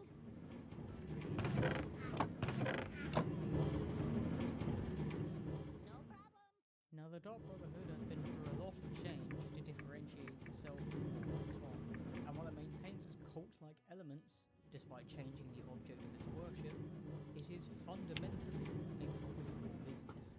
Any functioning business requires a decent structure, and the Dark Brotherhood's modern interpretation is pretty interesting in its structure. Just as a disclaimer, I will largely be talking about the versions we see in Whoa, ba't may Skyrim. creeper? Although Skyrim's Dark Brotherhood is pretty bare bones, considering the circumstances. Mailaw There are dito 5 tenets, which Astrid abandoned in Skyrim, but I assume later get reinstated. 1. Never dishonor the Night Mother. 2. Never betray the Dark Brotherhood or its secrets. 3.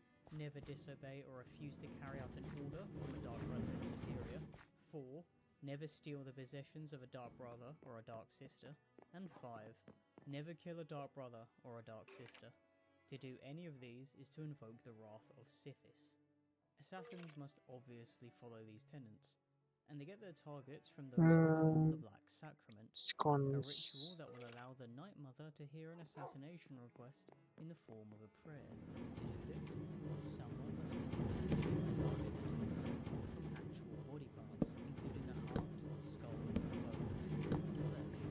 This must all be encircled by candles, and the effigy must be stabbed by a dagger rubbed with the petals of the nightshade plant, or saying the plea, sweet mother, send your child home to me,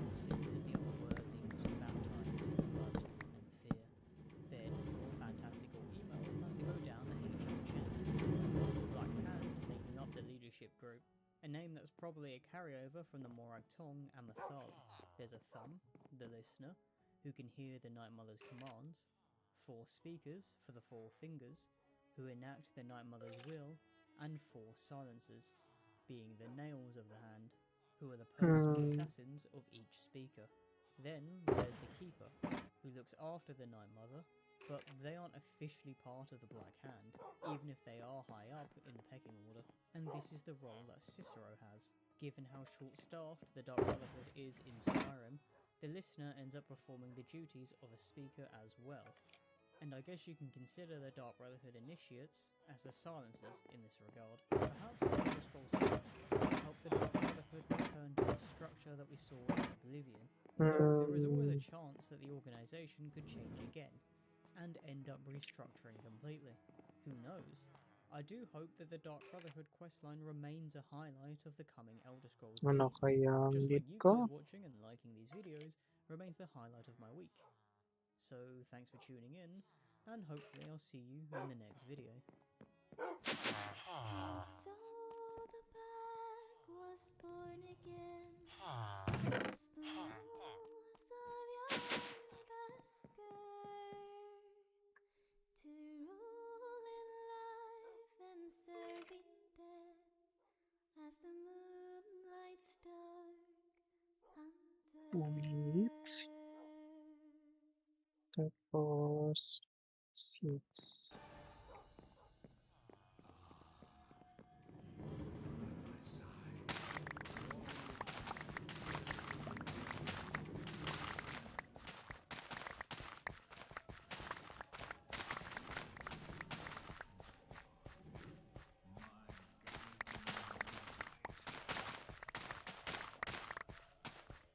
Skyrim was released in 2011, and in the 14 years since, there's only been one trailer for a sequel.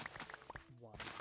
Since then, Marvel has been through 5 phases, beginning its 6th, Team Cherry has released 2 whole Hollow Knight games, the United Kingdom has had 6 different Prime Ministers, Man United has had 8 different managers, and I think you get the idea. It has been a while, although it's not like Bethesda hasn't been busy. Since Skyrim, we've had Skyrim Legendary Edition, Skyrim Special Edition, Skyrim Anniversary Edition, Skyrim Alexa Edition. Okay, it hasn't been all Skyrim. We also got Fallout 4 and Fallout 76 and Starfield. But there lies the problem. Despite both those games, Skyrim seems to be where the heart of Bethesda's community still remains, at least on the modding front. And Okay, wala na akong magawa. Siren route, I'd have thought, is it Soul something that we're ever going to be able Diffuser. to move on from? The short answer is possibly. Theoretically, as soon as Elder Scrolls 6 comes out, there will be a mass migration from Skyrim to wherever this game is set. And this will 100% be the case at least for the Black first few weeks. Chromatic You siya just need to look at the Chromatic mighty peaks of Steel. both Oblivion Remastered and Ay, hindi ko Starfield naman when they magawa. was released, Kasi managing over ubos lang. 200,000 and 300,000 concurrent players on Steam, respectively. Ay. Look at their 24-hour peaks. Then look at Skyrim Special Editions. It seems that everyone has gone right back to their comfort zone, and while we are looking mainly at Steam, Bethesda's home has usually been on PC, and PC gamers tend to use Steam. Now, obviously, you could say that this is because we don't have Elder Scrolls 6, and that, as nice as Oblivion Remastered was, it used Unreal Engine 5, and not having its own version of the creation Ay, tool, wait. the modding community didn't have the tools to Wala make kang it like binibentang Skyrim. ano? This won't be the case when Elder Nintag? Scrolls 6 comes out, because it will use the creation 1, engine too, 2, and thus 3. have a creation Ay, kit. level 4 ka But pala, here's the thing that buwiset. has me worried. What if Elder Scrolls 6 isn't good? Hype has been building for Elder Scrolls 6 for 14 years, but in that time Bethesda's quality has been declining, or rather stagnating. This is in contrast to its publishing department, which has been doing relatively well, but the common consensus is that we haven't had anything great from Bethesda Pepa. since Skyrim. Now, Skyrim did win every award under the sun, but both Fallout 4, which I think is alright, and Starfield, which I don't think is alright, were completely overshadowed by The Witcher 3 and Baldur's Gate 3, respectively. and have shown a decline in Bethesda's ability to make people care about their games. This wasn't felt much for Fallout 4, considering some of the great modding projects that we've had, like Fallout London, but just look at Starfield's modding community in the last 28 days compared to Skyrim's. It's not even close, and while everyone is probably Yung going to expert buy na and play muna. Elder Scrolls 6 in the first few weeks, if there isn't enough there, could it suffer the same fate as Starfield? Will we end up right back with Skyrim, like it's a relationship that we can't escape? I Yay! might need a Finally! Ay, Hey, where are you? Sorry, I'm busy with what? I died. One thing we have to mention is that Elder Scrolls is a much bigger IP than Starfield. To me, the only reason why people were invested in something like Starfield was because it was Bethesda, but the Elder Scrolls is a long series, covering many, many decades. You also have to remember that, for the long term, Elder Scrolls 6 isn't just competing with Skyrim, it's competing with Skyrim and 14 years of modding history, and counting. Not to mention that there's a chance it will come out in roughly the same window as The Witcher 4, another fantasy RPG with a massive studio name behind it. Now, I'm not saying that I expect Bethesda to make something on par with CD Projekt Red. I don't think it's reasonable to expect that. But the base of Elder Scrolls 6 needs to be fun enough to keep people in it, and that doesn't mean the graphics need to be yay! because look at my Skyrim. It's a far cry from the original, and visuals are something that the modding community will improve. What Elder Scrolls 6 needs is a complete and fun base, using Tamriel Okay, to gawa deliver an naman immersive tayo experience that makes ng... people feel like they can go anywhere. Ano To kaya? me, Ano kaya? that's what makes Skyrim so special. Its Ah, inherent DNA farmer. as a game that lets players pick any direction they want, and to walk in that direction to uncover something new is what makes it so magical. It's fun to just walk, and you can end up wandering into a cave of Daedra worshippers, uncovering a conspiracy with the vampires, or discovering more about the ancient past of Skyrim. It's a game that makes just existing fun, which isn't really something you can find elsewhere. And with mods adding so much more, it's where the magic of Skyrim is for me. Elder Scrolls 6 needs to recapture this magic and evolve it, because, at least in my opinion, Starfield isn't fun to just exist in. Fallout 4 can be, but it does feel like it's missing that extra something that made Skyrim so special. So, what happens if Elder Scrolls 6 can't do this? Well, Skyrim will always be there as a safety net for the community, but if Elder Scrolls 6 doesn't do well, Bethesda could be in some pretty big trouble. It's perhaps the biggest game release after GTA 6, and make no mistake, GTA 6 will come out first. The difference is, Rockstar has shown time and time again that it can make some of the best games in the world consistently, whereas Bethesda has shown that it has stagnated and is unable to keep up with the Mali. Mob farm. Ay. It doesn't seem to have been solved with a new one. Unless Bethesda doesn't break its own trend of declining quality, we may Ito have pala. May next pala.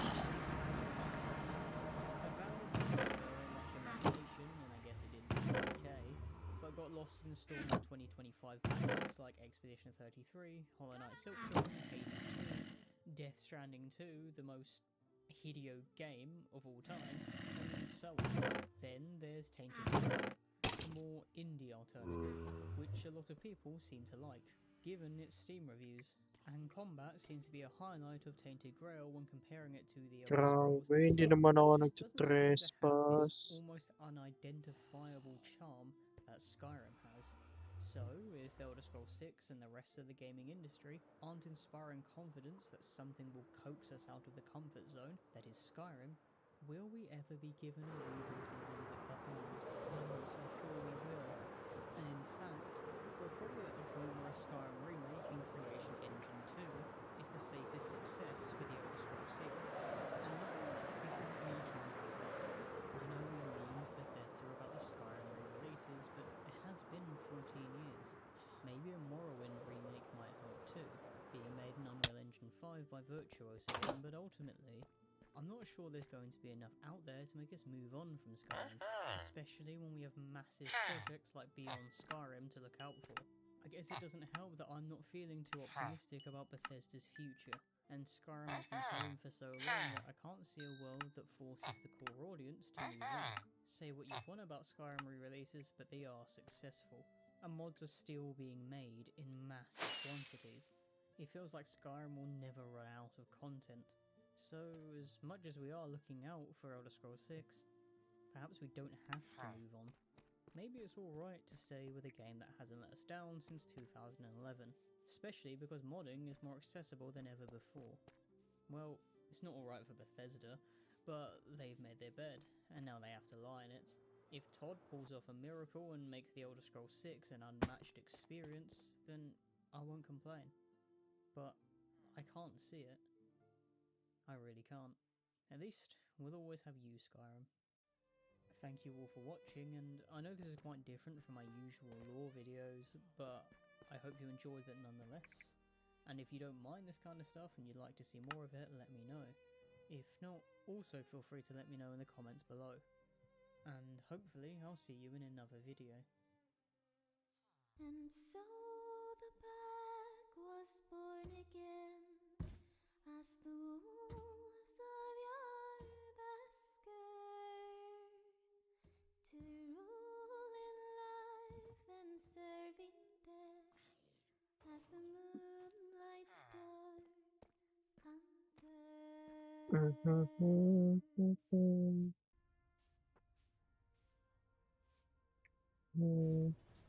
Come on, Rex.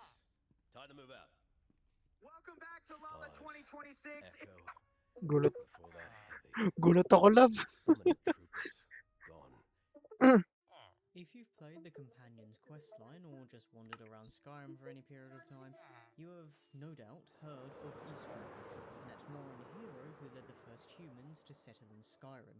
Now, he technically didn't establish Okay, the pwede ko na country's tong tanggalin to. since that honour goes to his descendant, Harald, who became Skyrim's first High King. Still, he came from Ysgramor, who led the first immigrants from Atmora to settle in Tamriel. So there's a reason why he's the most revered of probably all the heroes of old. Because he's so old, his lore is more mythical than factual, probably inspired by perception of gods changes over time in Elder Scrolls lore, which is quite realistic actually. Having said that, there's nothing realistic about Ysgramor himself, and while his battle with the Snow Elves is what he's famous for, we're going to start earlier, in his days in Atmora. Now, Ysgramor has had many names, including Ysgramor, Ysgrim, the Harbinger of us all, High King, and Hoary King, spelt H-O-A-R-Y, before you get any ideas. Before he was called the Invader by elves, Ysgramor was busy getting up to some really strange things. He was born and raised when Atmora wasn't the frozen waste it is today. It was probably a slightly chipper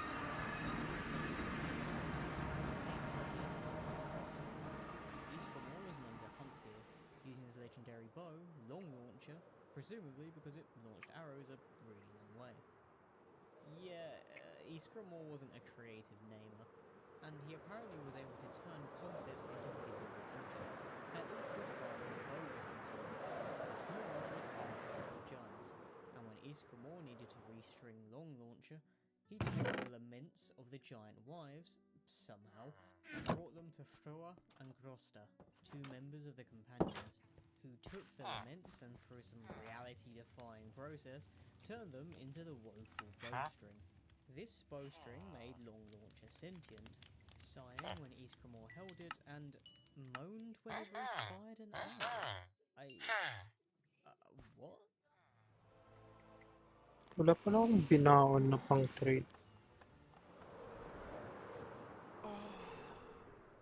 Anyway, with his new bow upgrade, Ysgramor took to hunting the white stag of Forelgrim. Still, even with his newly buffed weapon, Ysgramor couldn't land a shot on the white stag, due to how quiet and elusive it was. That, and if your bow is busy moaning, stealth archery is probably out of the question. A hare came out of nowhere and told Ysgramor that he knew where the stag was because of his long ears, and that that if our boy Iskrim had long ears as well, he could also fly stag. So, ear-lengthening surgery into the fox came out of nowhere, RKO'd their hair, and revealed himself to Tempting, be tempting, tempting, Sean tempting. Fox stated that the hair was Hermamora or Hermaeus Mora, and that the dragon Ayan nga, was ayan nga, ayan nga. Eh, which, I mean, that's a frank and a half. Shaw told may Ismore stalker not to tayo. fall for the tricks of elves, lest he become one, and that he needed to get good and hunt the white stag with what he had. And this is essentially the template for many of Ysgramor's myths, with Hermamora, known as the Woodland Man at the time, being his main antagonist and a Loki-like figure in terms of trickery, which I personally don't associate with the Hermaeus Mora we get in Dragonborn. Sure, Potato. he's trying to be tricky, but he's not going around giving people long ears for a laugh. Still, while a lot of Ysgramor's myths apparently follow this formula, there are a lot of other things we need to cover first. One of which is a legend in which Ysgramor spent a day and night wrestling a giant chub loon. Ah, cool. So, Ysgrim here went around wrestling giant beasts, like those crazy Russians practicing grappling with bears. Wait, what is a chub loon anyway?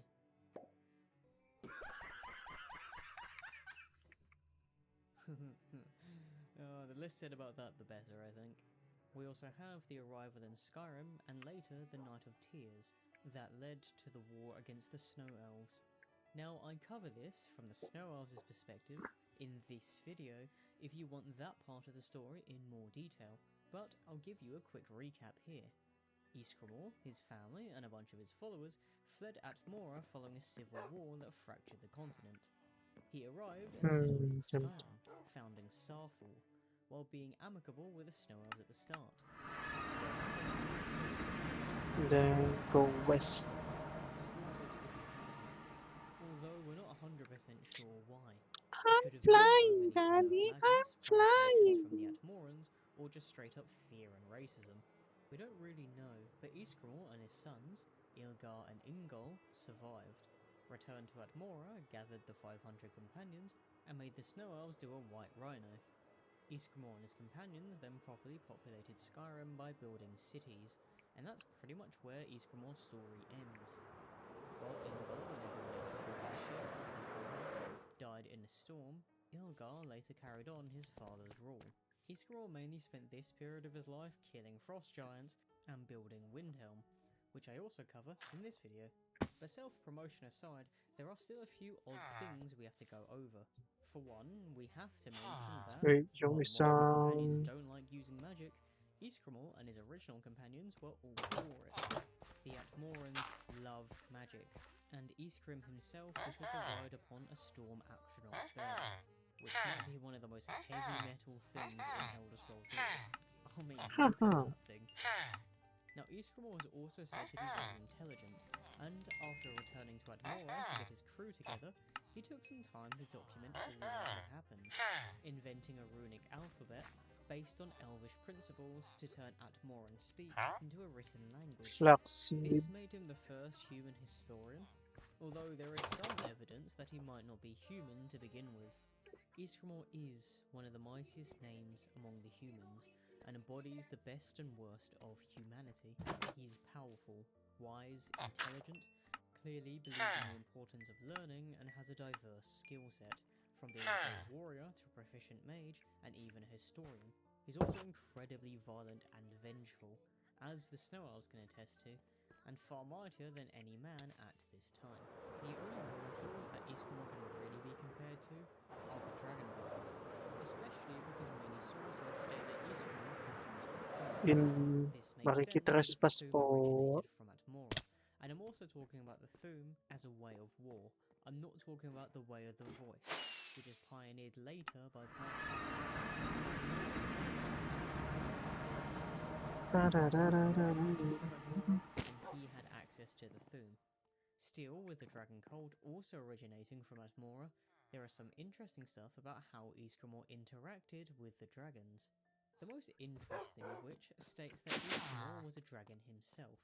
His name, Ysgramor, may have been named after dragon naming conventions, and he may even have been called Smelathax, the Northerly Dragon. Although this is odd considering Dalawa that na Eastgrim is lang. in the world dragons don't age. The more likely Dalawa na lang, situation is that boy. Eastgrim was a dragon priest, hence why he has all that power, with him being called dragon as an honorific title. This makes sense since only the dragons and the dragon priest were said to be able to use the Thum in that form, and explains why Eastgrim had such authority to begin with. Again, Mora House is an exception to this because he's a demigod and the son of Kine. Now, if legends are to be believed, he was probably beyond a normal human since Hermaeus Mora had such an interest in him, and when Sarthal burned, he was so grief-stricken that he cried tears of ebony. Ingol was said to be the best smith of his time, and took his father's tears and a raging storm to make his legendary axe, Wuthrad, meaning storm's tears. Ultimately though, we have to take a lot of what we hear about Ysgramor with a pinch of salt. He's such an old figure, and existed before humans started writing anything down, that his very being is so mythological and legendary. I mean, he was the first guy to write anything down. He tried to tell the next generation so that they had stories to learn from. I mean, Hermaeus Morris' characterization in these tales is not really what we see in the Dragonborn DLC. Although, to be fair, it has been thousands of years, and Hermaeus Mora could have lost his funny bone since then. What I will say is that he is one of the most interesting figures in all of Elder Scrolls' lore, and shows how different the old Atmorans are compared to the modern Nords of Skyrim. To be honest, they could probably do with a bit of Ysgramor's mindset right now. Respect history and be scholarly, be versed in magic, warfare, and put value on trying to teach others. Of course, the severe elf hatred might be a step too far. Reserve that for the Foulmont specifically. And no one better call Ori a knife, you hear me? But hopefully you haven't got sick of hearing me and Trade. Thank you for watching. And maybe Oh, I'll nice. see you May in another video. pambili na tayo ng dalawang name tag. Tingnan natin, ubusin na natin. As the wolves of Yarbasker Lumalakas na kulog. Lumakas na nga ulit yung ulan dito sa amin.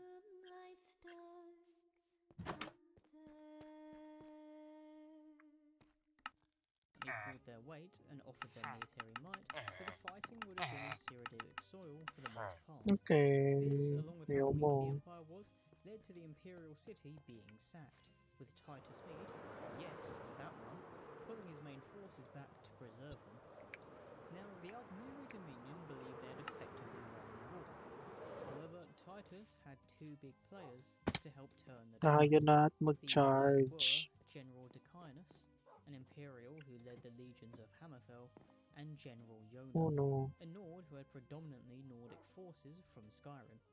They were to join Titus, but he got himself wounded, so an unnamed hero disguised himself as the Emperor. This was known as the Battle of the... I just like... When you lose...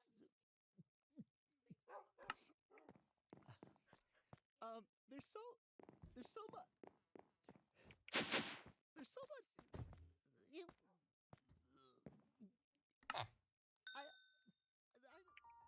The politics of the Skyrim Civil War are as divisive as, well, modern day politics. It's a debate that's been raging since Skyrim came out in 2011, and it still feels like we haven't reached a consensus in 2024. Now, I've seen a few people boil this conflict down to freedom of religion, with the Stormcloaks, versus freedom of race, with the Empire. But this take greatly dismisses a myriad of external factors. Try Like ko the nga Thalmor. tong... It's also tricky to find views on the Civil War that are unbiased because, well, I guess that's what makes the debate so strong. But, as someone clinging to neutrality like the Swiss, and is willing to fight Oh for god, mas mura to like kaysa the sa Swiss, name I tag. figured I'd try to give you all the information so that you can make a more informed decision on the Civil War. Of course, I can't be 100% objective, and will sprinkle some of my own opinion at the end, but let's get started with the lore. Now, to understand the Skyrim Civil War, we need to go back to the Arabian crisis. crisis, and understand why the Empire was so weak in the first place to allow this to happen. Of course, the Oblivion Crisis led to the end of the Septim dynasty. After Martin Septim dragon-punched Mayor's Dagon back to the Deadlands, the after effects of the crisis gave the Empire's enemies the upper hand, or at least the ability to fester and grow. While the Somerset Isles did suffer greatly at the hands of the Daedra, the Thalmor were actually pretty heroic in defending their people and gained power from then on, eventually leading them to become the force we see in Skyrim. The Argonians of Blackmarsh actually thrived during the Oblivion Crisis, at least according to the propaganda we were given, creating Argonian super soldiers to do their best Doomguy impression and rock Oblivion's world. When the crisis ended, Blackmarsh left the Empire, and things only got worse when potentate Okato, the guy we left in charge of the Empire, got assassinated. Then, well, everything kind of exploded. Largely figuratively, but a little bit literally. When Okato got seized, there was a civil war for the succession to the Ruby Throne, and during this time, a lot of people left the Empire. The period is known as the Storm Crown Interregnum, in which Titus Mede, no, not that one, became emperor. He did well to stitch the empire back together, but there was no saving certain parts. Blackmarsh decided to invade Morrowind for a laugh. The Thalmor set off a coup in Valenwood, which led to the formation of the Third Aldmeri Dominion alongside the Somerset Isles. After the Main, the leader of Elsewhere, was assassinated, the province split into two countries, Palatine and Anaquina, which both became vassals of the Aldmeri Dominion. This occurred after the Void Wars, in which the moons vanished, messing up the Khajiit, who are heavily reliant on the moons. The Thalmor took credit for restoring the moons, and thus earned the Khajiit adoration. Now, you might be asking why I'm talking about literally everywhere else but Skyrim. However, it is important for me to set the scene for the Great War, and to give context to the powers behind the Third Aldmeri Dominion. Because this Great War was the biggest Finally, contributing factor makapag-vault to na Skyrim's tayo. civil war. Speaking of the Great War, let's get into that, because we've pretty much determined the sides. There's the Third Aldmeri Dominion, including the Scavenger. Valenwood and Elsewhere, while the other side is what is left of the Empire, being made up of Cyrodiil, Hammerfell, High Rock, Drownhide. and of course Skyrim. Morrowind was busy having the worst time ever, between invading lizards and a mountain exploding, and the lizards in question were pretty happy doing their own thing, so neither of them were really involved in the Great War. Now, the massive disadvantage the Empire had was that Cyrodiil was its heart, and geographically, the easiest to attack through the Aldmeri Dominion's vassal provinces of Valenwood and Elsewhere. Sure, Skyrim, Yellow Gummy and Soldier. certainly pulled their weight and offered their military might, but fighting would have been on Cyrodiilic soil for the most part. This, along with how weak the Empire was, led to the Imperial City being sacked, with Titus Mede, yes, that one, pulling his main forces back to preserve them. Now, Kadiri tunog. they'd effectively won the war.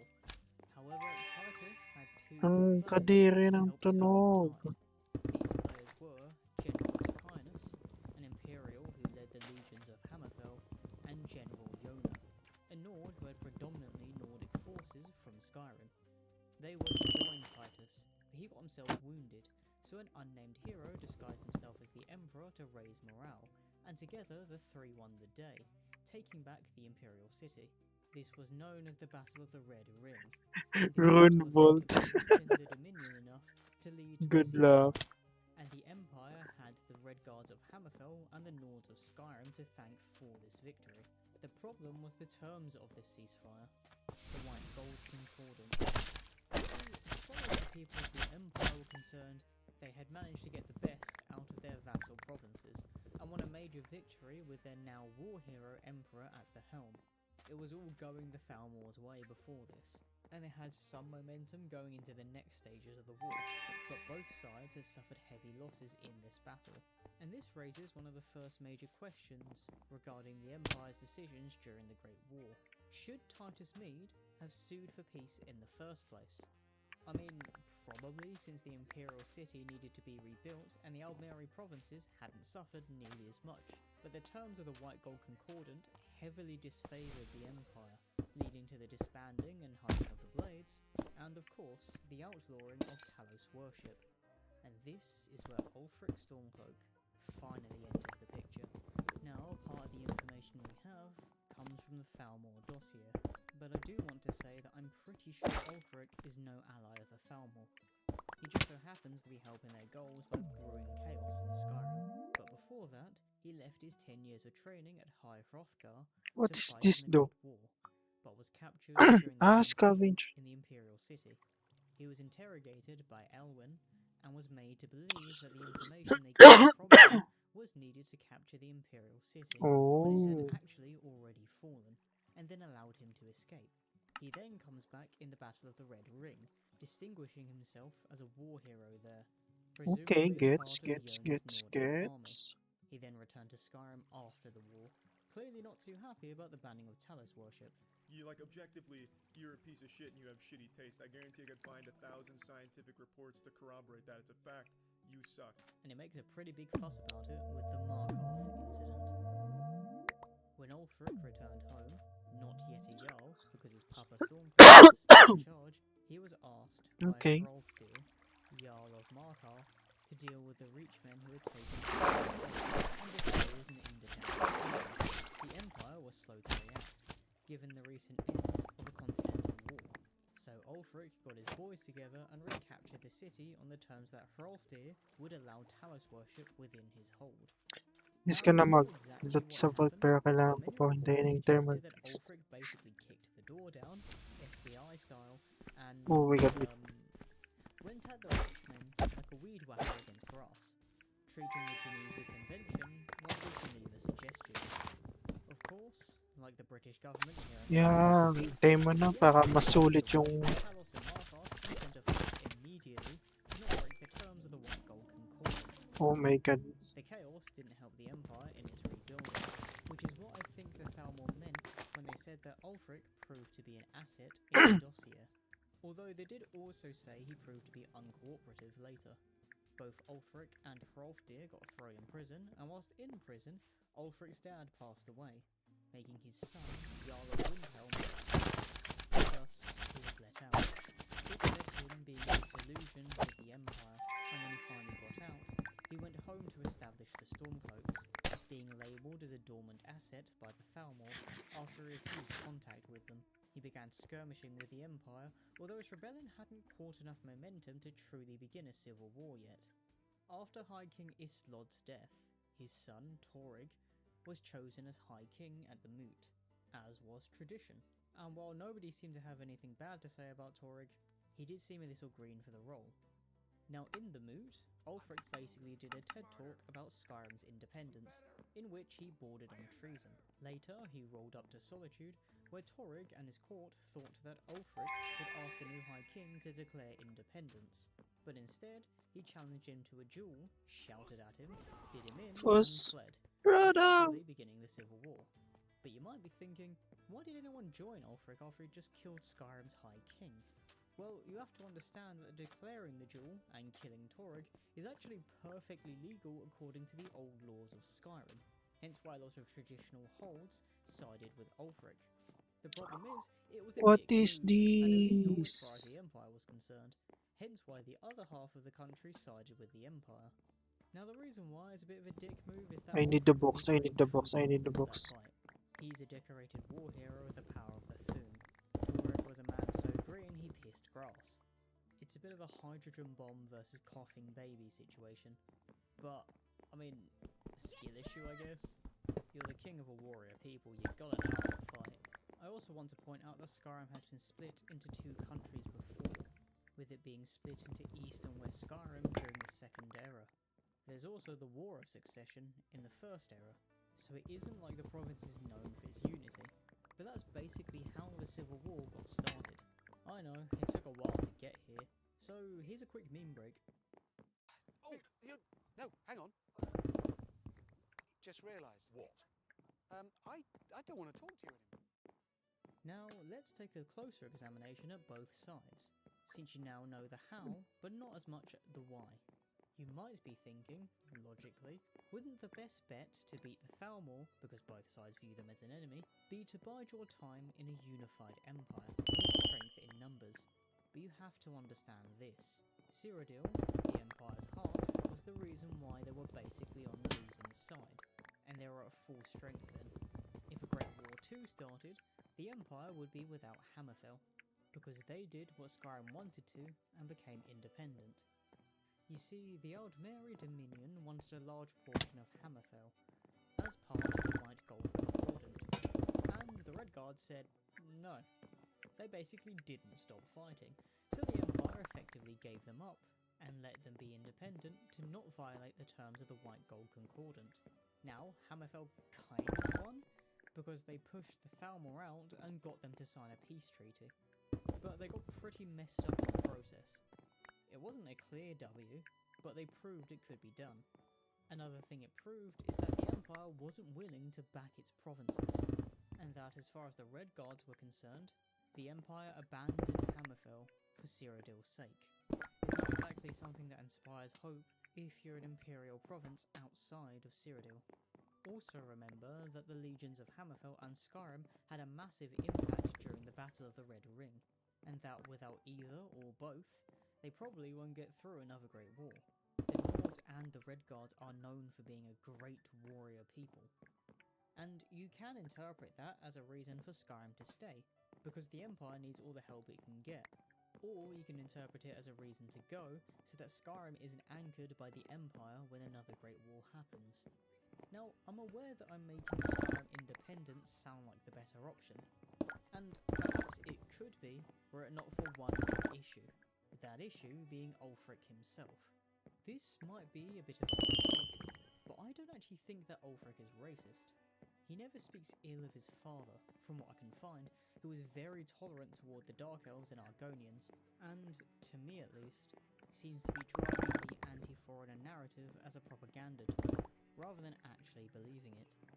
I don't have too much proof, other than the policies of his father, and how I don't feel like there's a massive amount of racism in his actual dialogue, especially compared to his right-hand man, Galmar, and will let you join his cause no matter your race, even if you're an Outlaw, and even asks Britons, who are partially Elven in heritage, for aid, although he does get denied, pointing out that the Empire hasn't actually done anything bad to Hyrule before, especially compared to Hammerfell and Skyrim.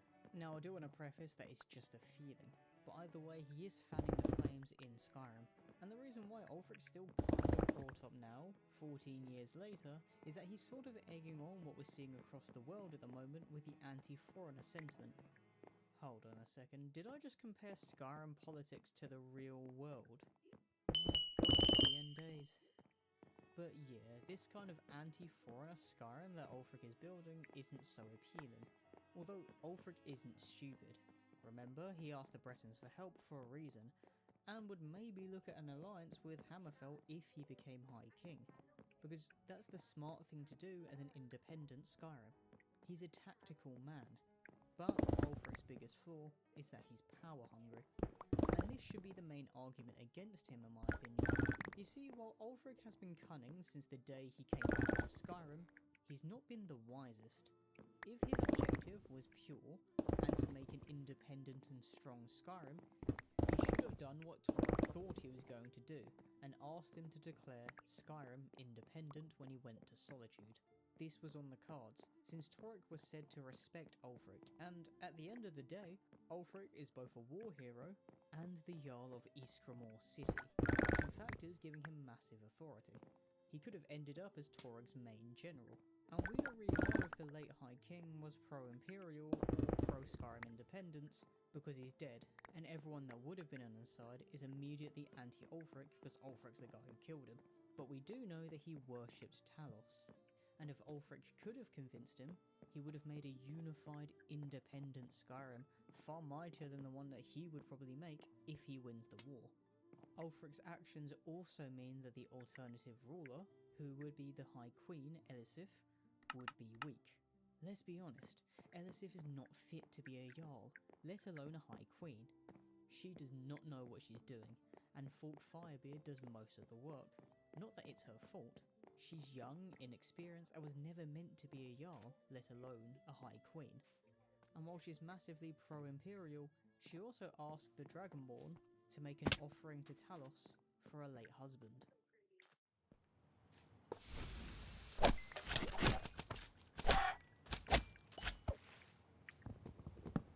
Seriously? So, what's the right choice between the two? Well, there isn't one. Choosing between the Stormcloaks and the Imperials isn't about who's right, it's about choosing the lesser evil. Should Skyrim stay with an ailing empire that has proven it can't beat the Aldmeri Dominion, especially now that it won't have Hammerfell's help? Or should it be independent under a power-hungry man who, while he is a competent general, might not have the country's best intentions at heart? Choosing neither side is valid, but a continuation of the war is what the Thalmor wants, since it weakens Skyrim and the Empire simultaneously. The only saving grace is that it's hard for the Thalmor to make a war against Skyrim with the Dragonborn there, since our protagonist should, canonically, be able to defeat armies alone, if what we hear about Talos is anything to go by. Plus, if you need the help, you can summon dragons and get the sun to shoot people with a warrior's bow. Make no mistake, as the Dragonborn, essentially another Talos, you're the Thalmor's enemy by default. They want you gone. Now, if you're Skyrim, the country, another big thing you gotta think about is that if you stay with the Empire, you could be thrown in the bus, or I guess the carriage, like the people of Hammerfell were, and be independent without a choice. Now, if you do gain independence, you're now enemies with both the Empire and the Thalmor, and without any easy alliances, you could be in for a rough time. So, ultimately, I hope you guys have learned a little something about the Skyrim Civil War with this video, and I'm curious to see what side you pick, if this video has told you something new.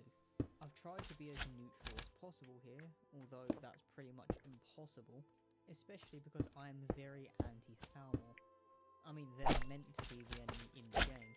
They make an enemy of you whether you like it or not. Now, are you still pro-Stormcloak or pro-Empire? Fuck. And try not to bring too much real-world politics here, please. I know there are parallels, but let's try to keep this Elder Scrolls related.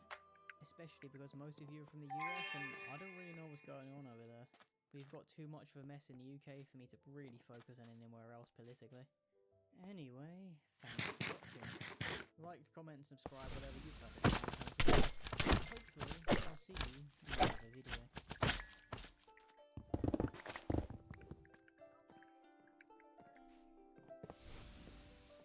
The wolves strode upon the great Jovaska to meet the sons of Iskramor.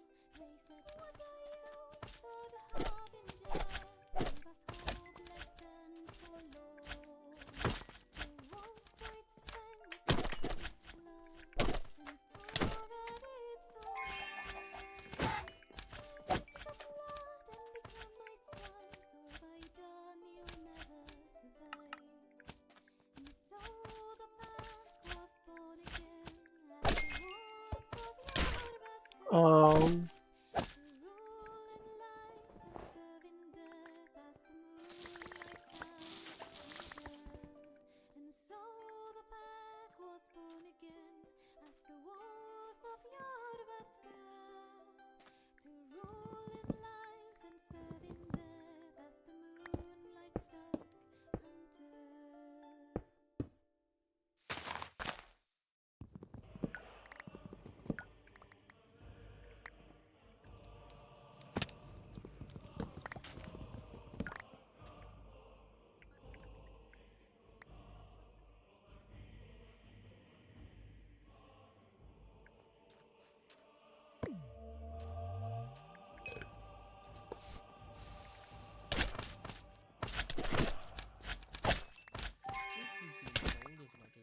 You've probably seen some of these versus battle memes, which makes you realise how absurd it is to have characters from two different universes.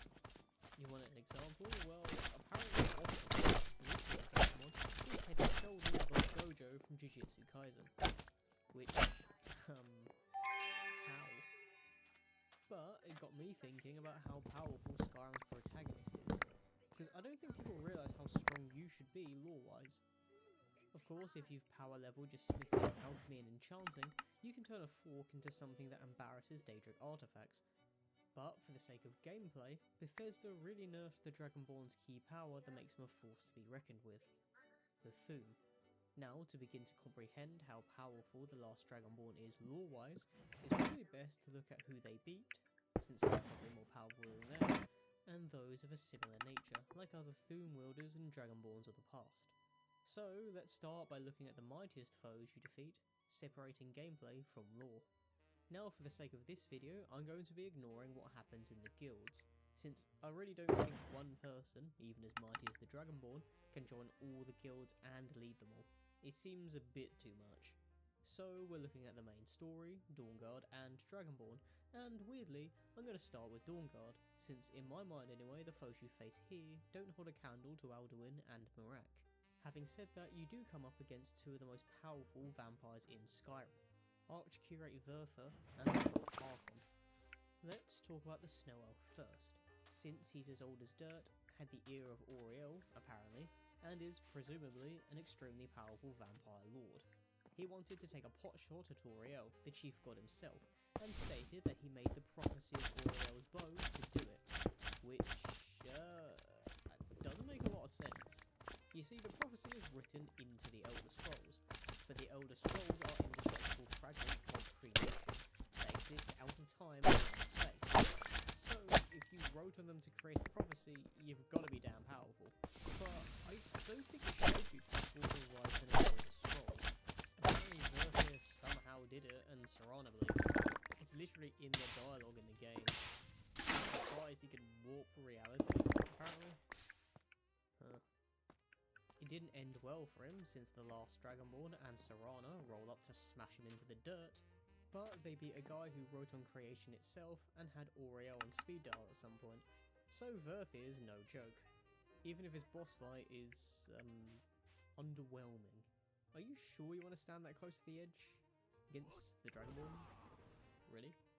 Then there's Harkon, the most powerful of the Volkihar family. Suck, Which says a lot suck, considering that suck. both Valerica and Serana are daughters of Coldharbour, and are inherently some of the most powerful vampires in the world. Let me put it this way. Instead of Valerica backing herself and Serana to beat Harkon in a 2v1, she runs to the Soul Cairn and locks her daughter in a cave for some undisclosed period of time. She just straight up thinks it isn't possible, calling you, the last Dragonborn, a fool for even saying that you're going to roll up and off Harkon. And theoretically, everyone in the family has the same No, what powers. ayokong But that's i-risk my to. point. You actually do just roll up and off Harkon, turning him into a blood puddle Ang before going hirap on to ng take down bigger threats. scavenger. Because out of the Malas three ko antagonists of pa. Skyrim and its DLC, Harkon is the weakest. I also think it's worth mentioning that you endlessly prove Valerica wrong with your power. She doesn't think you can beat Dunavir either, nor does she think defeating the undead dragon is possible, who was a powerful dragon among dragons back before he got his ideal master's buff. The thing is, you beat Dunavir so bad, he becomes your bro Bum in speed ba-da-dum dial. bum bum. So you're at a power level that Valerica, a daughter of Coldharbour and a necromancer with thousands of years of experience, cannot comprehend. Maybe Valerica just needs to stop being a doubter. On the topic of dragons, it seems like a good 22. time to move on to Alduin, his Nice. dragons, and his dragon priests. Now, if you cast your mind back to when you beat your first dragon, that guy has just turned an outpost into a ruin. Then you, while at your weakest, at least lore-wise, turn him into a skeleton, like you're that I can't hit my protein guy devouring a whole chicken. After training with the Great Beast, you get to the point where they basically shout at you as an induction, which they explain would tear a regular person apart. Seriously, if that was Lydia, and we were to hear into the lore, she'd be a pile of strawberry jam on the floor of High Hrothgar.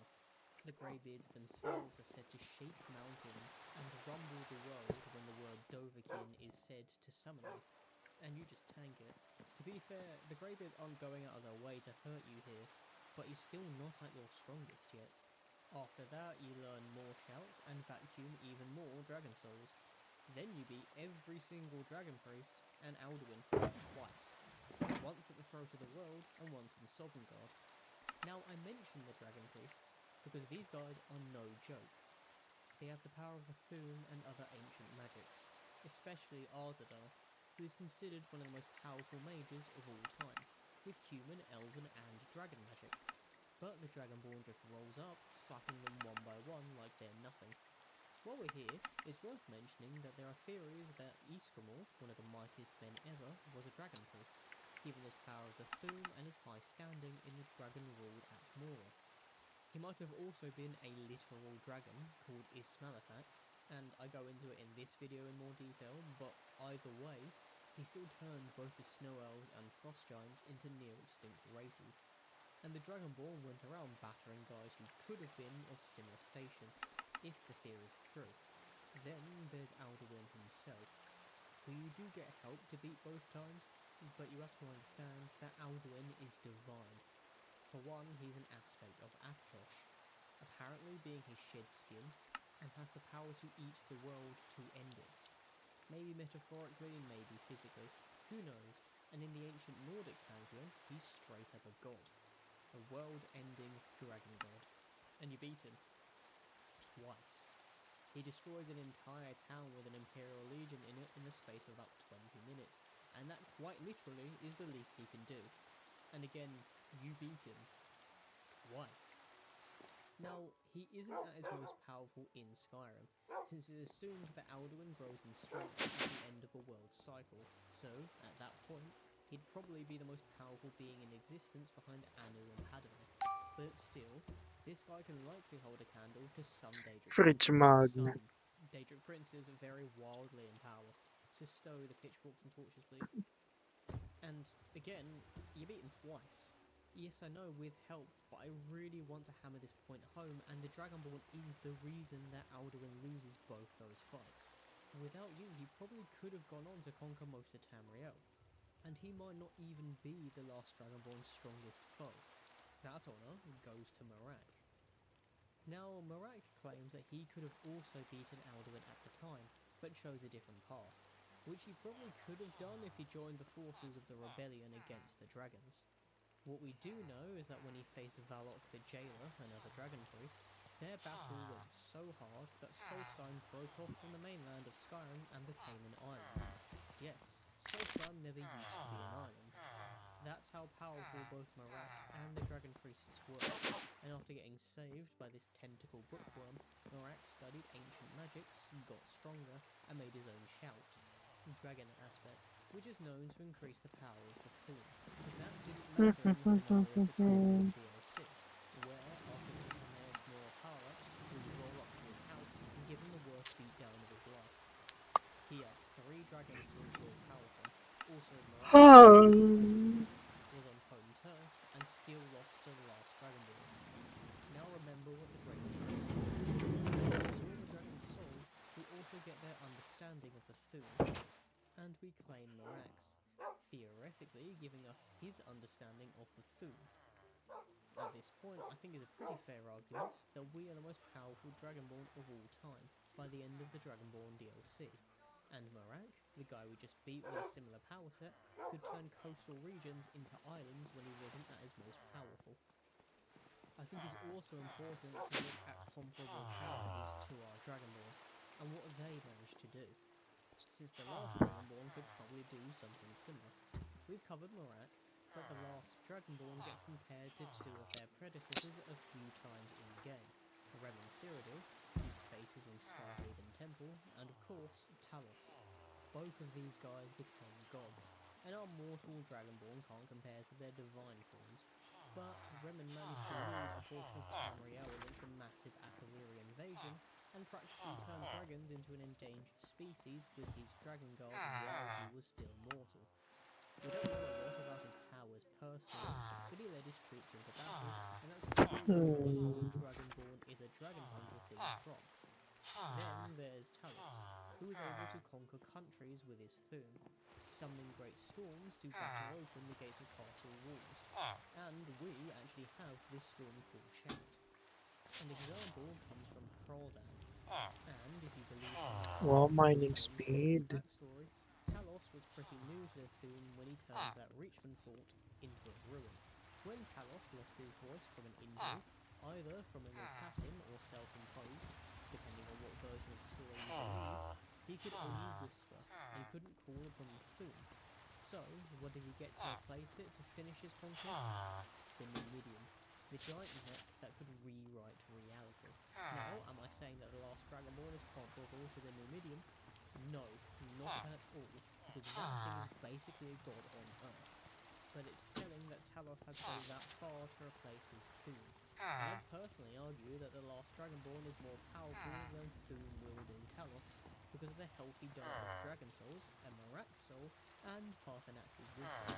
Basically put, our Dragonborn could probably go around solo conquering countries, and could be one of the most powerful mortals in Tamriel, especially because the Reverin is chilling in Akavir, at least I think, and the champion of Cyrodiil is most likely Sheogorath now, chilling in Oblivion.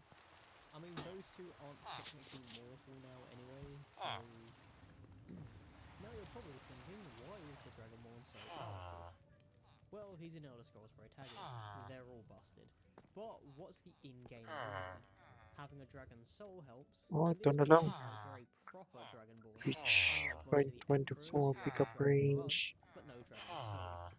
Confusingly, Bethesda never made differentiating terms between the two, and this makes the last Dragonborn someone with the gift of Akatosh. And this is the same guy whose shed skin could end the world. There are also theories that the last Dragonborn is a Shezareen, the mortal avatar of Shazar, or how I like to call him, Shur, the dead god. It's difficult to confirm whether figures throughout history are Shezareen, but being an avatar of a dead god, paired with a dragon's soul as a gift from another god, stacks up to make you one fierce warrior. As an example, Pelennor Whitestrake was possibly considered a Shezareen, at least in Remen Cyrodiil's manuscript of the Song of Pelennor, and that guy was a one-man army.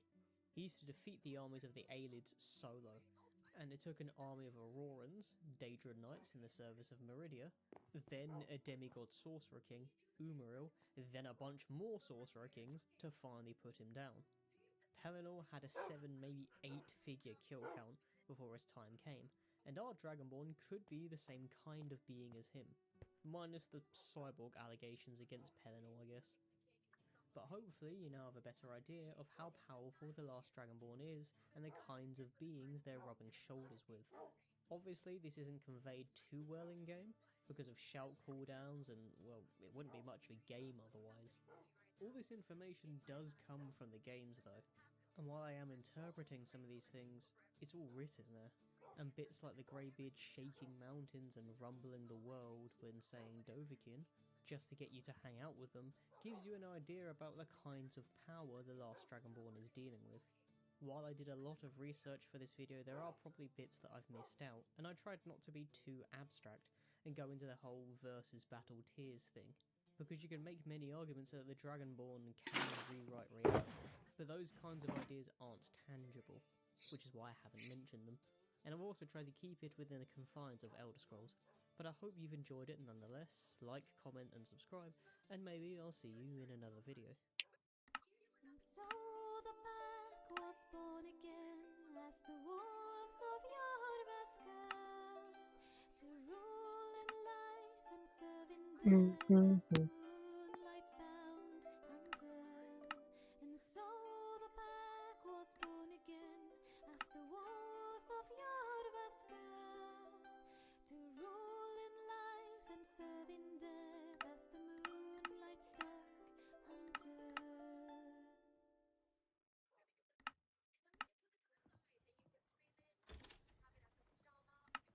What in the actual fuss? After my last Civil War video caused a civil war in the comments section, I figured I'd try to capitalise and expand on some of the lore I dropped in that video. Today we'll be taking a closer look at the Empire specifically. And while I will be bringing up lore that I dropped in the last video, you don't need to watch that video to understand this one. I'll be covering the current state of the Empire, what advantages and disadvantages they have over the Stormcloaks, and why you should or shouldn't pick them the next time you decide to slog through the Civil War questline. And don't worry, Stormcloak fans, if this does well, you'll get a video too. Let's start with some groundwork first, because the Empire in Skyrim is in a vastly different place from where we left it in Oblivion. It's got a different aesthetic, a new dynasty, and it has shrunk. Like a lot. While under the Septims, the Third Cyrodiilic Empire was a fully continental one that had everyone involved. This was never really the case with the Medes, and now it's basically just Cyrodiil, High Rock, and half of Skyrim. But how did it come to this? When we left Okato in Oblivion, the Empire was damaged, but still together. Well, Okato got assassinated. We don't know by who, probably the Thalmor, but once he was killed, it caused the Empire to fracture in a big way, and expedited the leaving of Ay, many provinces. 26 pa lang. The big three were Blackmarsh, the Somerset Isles, and elsewhere.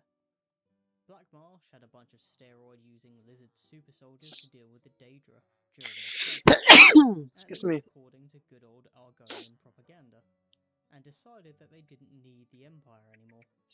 The Thalmor, allegedly, saved the day in the Somerset Isles by taking charge of the defence of the Crystal Tower, where the Original made their last stand against the Daedra, and apparently closed a few Oblivion gates. They could have also killed the people who actually did that and took credit, because these lot are expert fraudsters, which we'll get into later. But either way, they grew influence from this, eventually making the Thalmor the leading power in the Somerset Isles. We don't know when Elsewhere left, but it was sometime between 0 and 115 of the 4th era, most likely around the time of the Void Knights, in year 98 of the 4th era. Now we know that part of Okato's rule was dedicated to keeping Morrowind in the Empire, especially after the Red Year, but the province had ceased to be an imperial province at some point around 48 of the 4th era. Even if Okato had lived, the Empire wasn't going to be the same force it was when a Septim sat on the throne, but the second he did die, all the issues got exasperated. Cyrodiil broke up into individual regions again. Skyrim and High Rock looked at each other like their soon-to-be-divorced parents were fighting, and Hammerfell couldn't be bothered, and left the Empire. The Septims were gone, Okato was gone, and all that was left was squabbling warlords.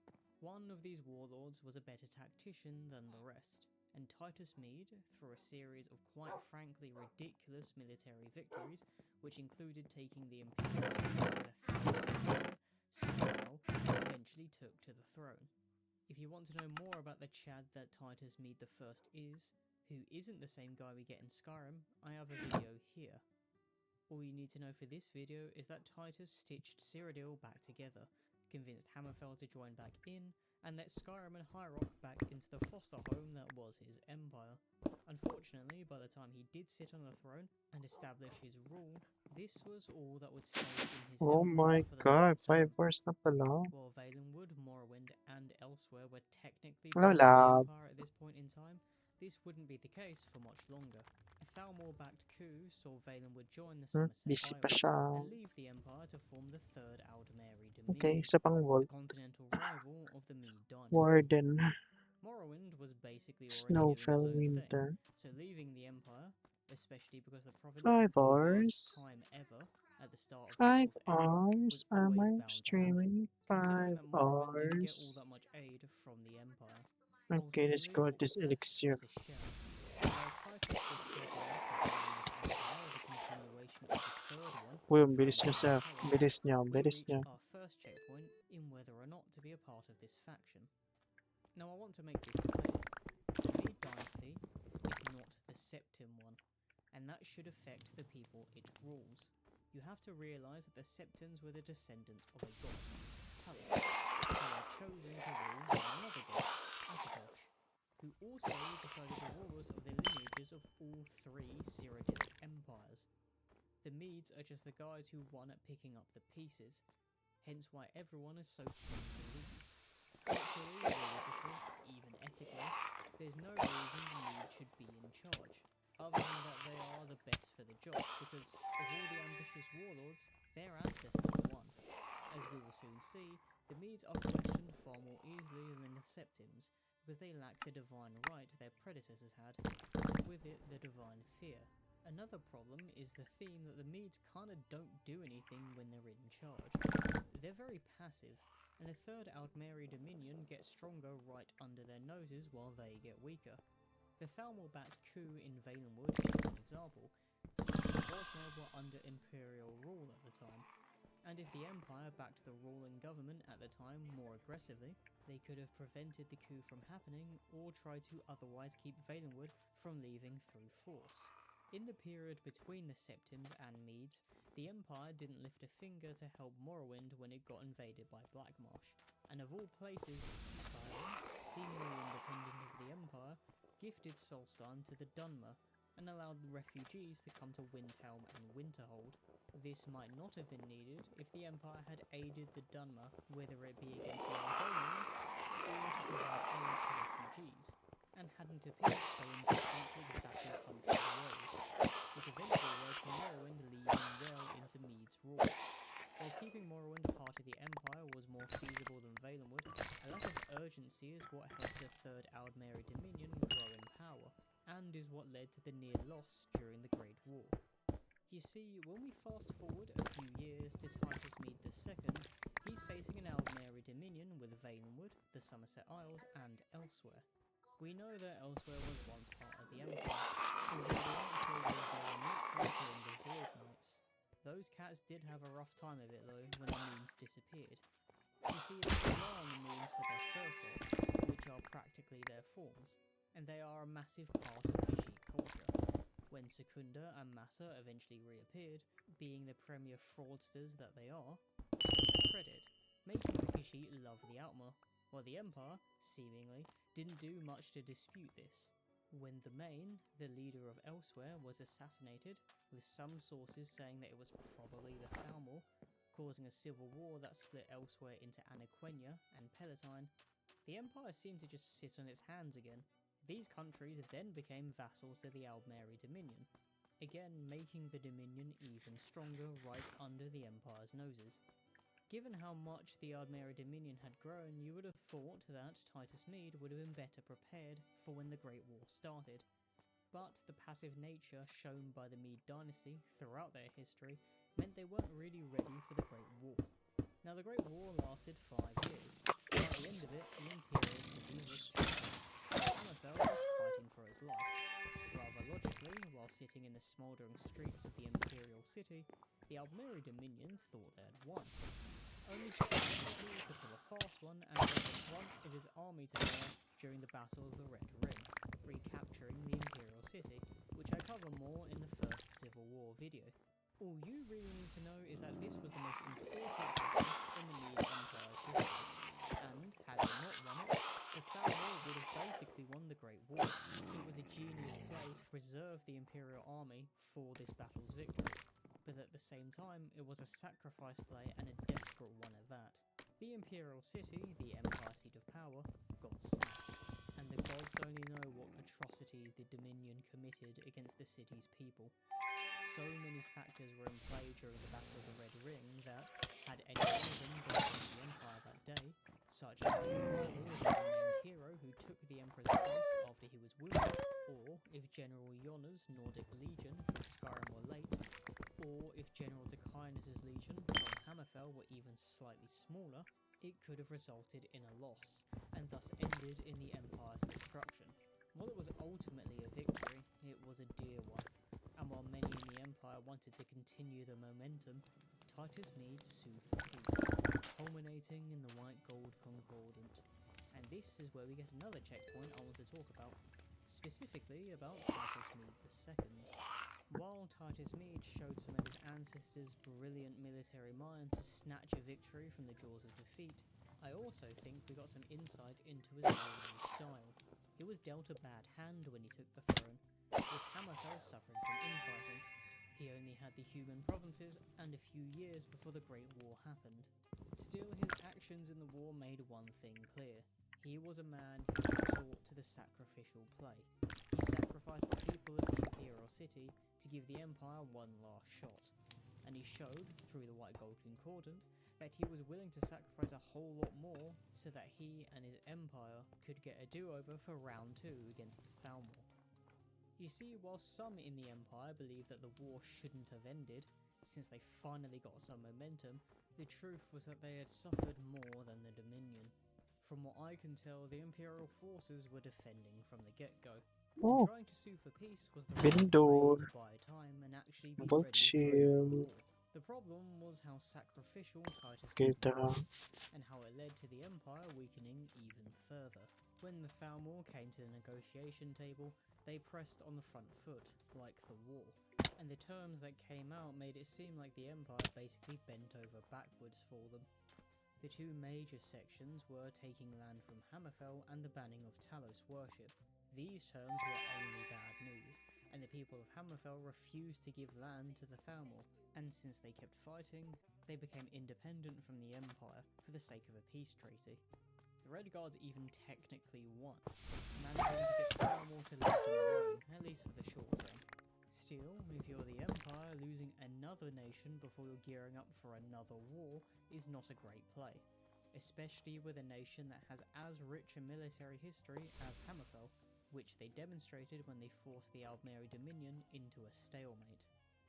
Then we have the Talos worship ban, causing massive issues in Skyrim specifically, and given that the Empire was founded by Titus II, it also caused issues throughout Cyrodiil. Even if you ignore Skyrim, the Empire is not unified in Cyrodiil. We know this for a fact because someone within the Empire Council gets the Dark Brotherhood to kill Titus Mede II, but we'll get into that later. For now, I need you to understand the history of the Empire leading up to this point, and why it is in the state that it is. This isn't the same Empire that ruled the continent. It's a dwindling Empire hanging on to power by the skin of its teeth, which eventually leads us to where we're at in Skyrim. So let's actually look at the Skyrim Civil War and how the Empire's history leading up to this point factors in. Well, right after this halftime meme break. Like an angry little boy, don't presume to tell me what I need. Forgive me. She lacks in diplomacy. Anything from you? No. Good. Let the grown women speak. So, after the Talos ban and some Ulfric hijinks, we have a civil war on our hands. This immediately shows off the Mede dynasty's flaws, which I've mentioned beforehand.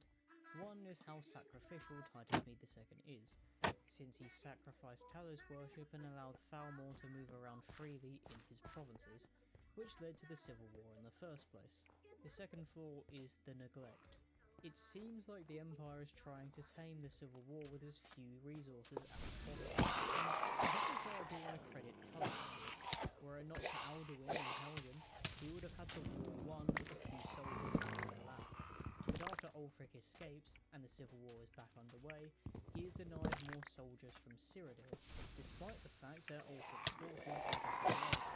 We know this because of a report from Helgen, claiming that Ulfric is now amassing enough men to take Whiterun after Helgen. Sure, the Empire is gearing up for a war of its own, but its legions have many Nords, and these Nords have been instrumental in the past, like the Battle of the Red Ring. So allowing this conflict to continue is not great for anyone. The easy answer is to give Tullius, who has done a solid job thus far, more soldiers to quell the rebellion quickly. But the Empire is very Cyrodiil first, and afraid to move soldiers away from the capital to help one of its provinces. Still, I'm aware that I've been ragging on the Empire this entire time, but you have to understand, if the Empire wasn't weak, it wouldn't have been in this situation to begin with. Still, that doesn't mean there aren't a myriad of benefits for Skyrim still being a part of the Empire. Let's cover the logistical benefits first, and the moral ones later, since they're more subjective. 1. Skyrim is not a rich country. You can just tell when you go to any of its cities, and the Civil War has only been going on for roughly a year, so more of an is contributing to the province's lacking wealth. Markarth is suffering from constant conflicts with the Forsworn, draining away at its mining business. Morthal and Dawnstar are kind of just terrible places to live. Winterhold has collapsed into the sea and shows no sign of recovering. Rifthold, wine-ridden Skeeverhole, has a slum, has a lot of homeless people compared to its regular population, is housing refugees, despite not being able to support its own people, and there are crime issues. Only Solitude and Whiterun are really benefiting from any kind of wealth, and that's mainly because they're great trade hubs. As a poorer country, Skyrim thus needs trade. and that is what the Empire comes with. It helps the country with Hello. food, selling goods, and so on. But being an imperial province also helps with travelling through the Sea of Ghosts, since many islands there are imperial colonies, like Rostria.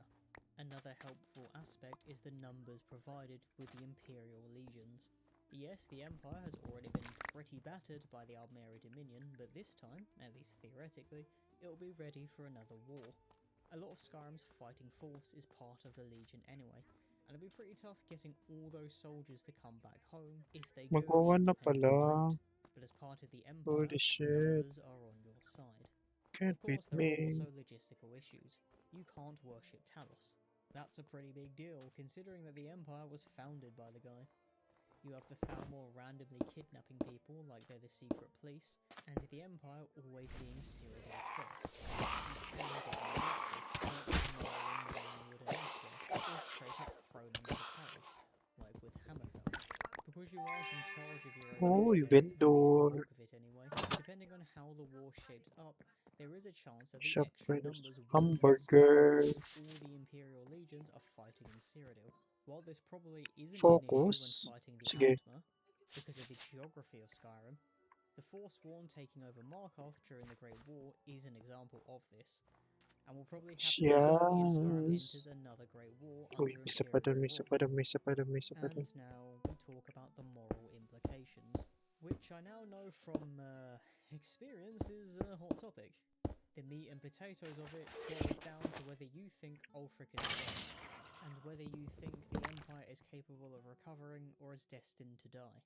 I don't really want to get into this too much, since you all seem to have made up your minds, morally anyway, but what I do want to say is that I don't believe there should be a way that you think either side is 100% morally right. Both sides are designed to have logistical and moral flaws, so please be open-minded in the comments about this. Having said that, as far as the Dragonborn is concerned, there is the personal aspect of them executing you because it's more convenient at the time, despite you being entirely innocent. That's pretty messed up. And a lot of you have pointed out that this was enough of a reason for you to shun the Empire, which is entirely fair. You go against the ones that personally wronged you. Now, I want to go into the speculative part of the Empire, since we covered the history, logistics, and morals, if a little lightly. First, let's think about what it means if the Dark Brotherhood manages to assassinate Titus Mede II. How does that affect the Empire? Now, this all depends on Titus's heirs. We know of at least one, his cousin Vittoria Vici. But she died before he did. So, it's not like she's going to take over the throne after a Tom and Jerry style accident. There's a good chance he has someone else in line, whether it be a son or a daughter, but we don't know for sure. If he doesn't, a potentate probably isn't the greatest thing in this situation. If he has an heir, his death might actually be the biggest sacrifice play of all. You see, he seems to accept his death pretty heartily, and he's quite an old man when you suplex him on the Kataraya. It almost feels like he knows something we don't, and that maybe his death will lead to Cyrodiil galvanising under a new face that didn't sign the Empire away with the White Gold Concordant, while benefiting from the time that Titus Mede bought. It could be the resurgence required to win the next Great War. And Rand Meteor, the guy who hires you to kill the Emperor, seems to think that things will get better following his death, and he is very passionate about it. Then again, if Titus Mede II is to be the last of his line, the Thalmor could capitalise on the ensuing confusion around the succession and wipe the Empire off the map. His almost amicable ending could be a resignation to this fate. Oh, yeah, it doesn't matter. I give up. Well played, guys. It feels 50-50 to me. Since we're playing from the perspective of the Dragonborn, I do want to talk about that too, and what siding with the Empire means for them. You see, you're the enemy of the Thalmor, whether you like it or not, and your actions in the main story only amplify that. If you side with the Empire and become a war hero, what does that mean for their relationship with the Thalmor? Would you be the trigger for the next Great War? Would the Empire sell you out to keep the peace going as it did with Hammerfell? You would be an incredibly valuable military asset. If the Empire isn't ready, would it be willing to lose you as an asset to continue a period of peace? I don't have any answers here because we don't have enough information. But I'll let you decide for yourselves whether the Dragonborn's close association with the Empire is good for it in the long term, at least for the Mede dynasty.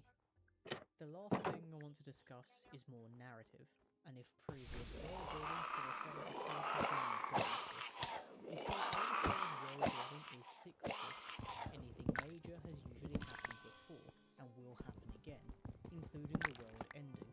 Mundus itself functions on a cycle called the Kalpa, and it has been implied that Alduin has ended the world before. The empires of Cyrodiil seem to follow a cycle too. All three were founded by a Dragonborn with the aid of gods.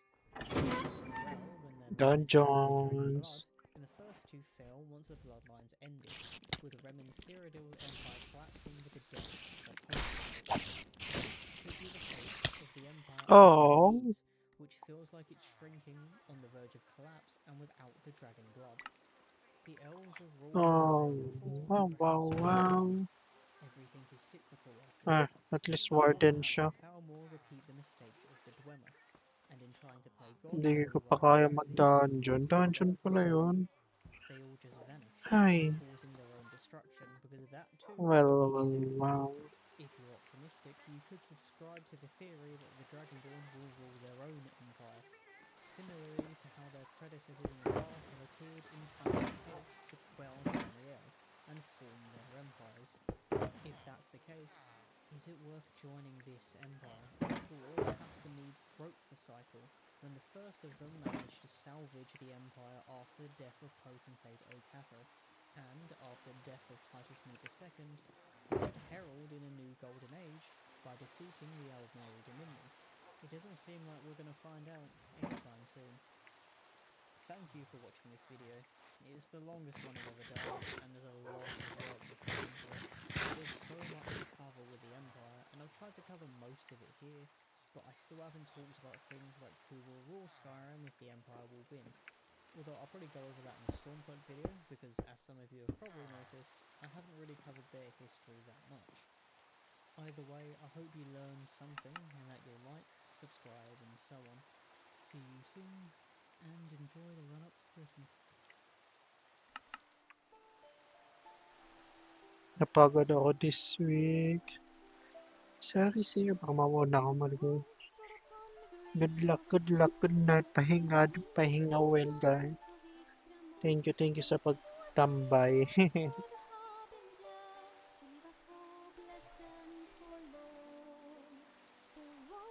Spread its claws and tore at its own hide. Drink the blood and become my son, so die done you'll never survive.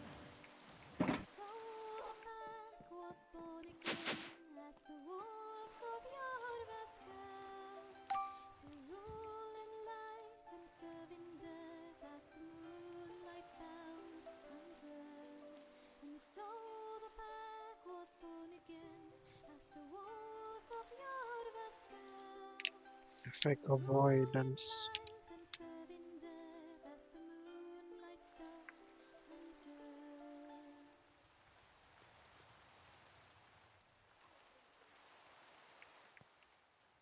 Are you in charge here? Yes, I am. Wrong. I'm in charge. Nature. Oh, Stormcloaks. I find it hard to believe that there's a more controversial faction in all of gaming, with some thinking it's Figurehead, or for Stormcloak, a saint and saviour, while others think he's a liar, cheat, cad and tyrant. Now that we've had a look at the Empire side of things, let's have a look at the boys in blue, from their formation to what they stand for and what they could possibly hope to achieve. Because Tamriel is in a real messed up place in Skyrim, and, independent or otherwise, the country is going to have a tough time, with the Thalmor trying to ruin everyone's day. So, if you've ever asked yourself, are the Stormcloaks on the right side of history, hopefully this video will keep you at least somewhat informed the next time you drag yourselves through the Civil War questline. Now, the history of the Stormcloaks isn't nearly as long as the history of the Mede Dynasty, the Capricorn family of the Empire. If you want a longer history on that, I've got a couple of videos, but I suggest seeing the Empire side of this debate here. All you need to know is that the Empire is just prior to the Great War, and while the entire continent was part of the Empire under the Septons, it now only has Cyrodiil, High Rock, Skyrim, and Hammerfell before the Third Aldmeri Dominion commenced war. At this point, the Empire's military best position forward, considering that Mortismund II is a relatively new ruler, and Hammerfell suffered from infighting at this point. But Skyrim was in a relatively sound spot, discounting the great collapse and the growing distrust of magic. This trust didn't extend to the voice, or the thum, a traditional weapon turned philosophical weapon in Nordic tradition, although very few knew how to utilise it. This is where Ulfric Stormcloak enters the picture, the then young son of Hogue Stormcloak, the Great Bear of Eastmarch and Jarl of Windhelm, Ysgramor's city. Ulfric was chosen by the Greybeards as a young boy, hoping that he would one day be one himself. It's a bit of an odd choice, considering that he was also heir to the Ysgramor's city. He got 10 years of training in before the Great War commenced, and he left High Hrothgar to fight in said war. The Greybeards weren't that happiest about this, considering that it went against the way of the voice, which will come up later, when we talk about a certain rule. But he went to defend his homeland, so it's not the worst reason in the world. Now before we talk about Ulfric and the Great War, I want to highlight the Stormcloak family bit, and why people are willing to follow the name, not just the man. As far as I can tell, the Stormcloak clan has a long association with Windhelm, with Skeglund Stormcloak being the oldest member of the clan that I could find, although I don't know when exactly he was alive. He was a Nord champion and veteran guard of Windhelm. Then there's Mera Stormcloak in the Second Era, a Thane of Yoren the Skald King, the ruler of Windhelm and Western Skyrim, back when the province was split into two countries. Somewhere between Mera and Hogue, the family became the ruling one in Windhelm, and this long association with the city likely gives the family prestige, and is why Ulfric commanded so much respect despite the somewhat dubious nature of his actions, even before the whole Torrid situation. I think it's also worth talking about Windhelm itself, and why it's the seat of a rebellion. As previously stated, it was where the ruler of Western Skyrim had their seat of power, and it was being the capital of the entire country too, under King Harald, 13th of Ysgramor's line, way back when.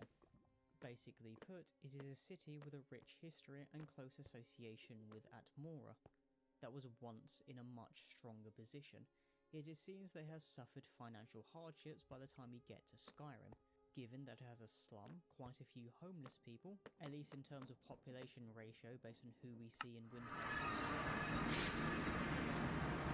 Still, Love ko. part of it, like Clan Shattershield and of course the Stormcloaks.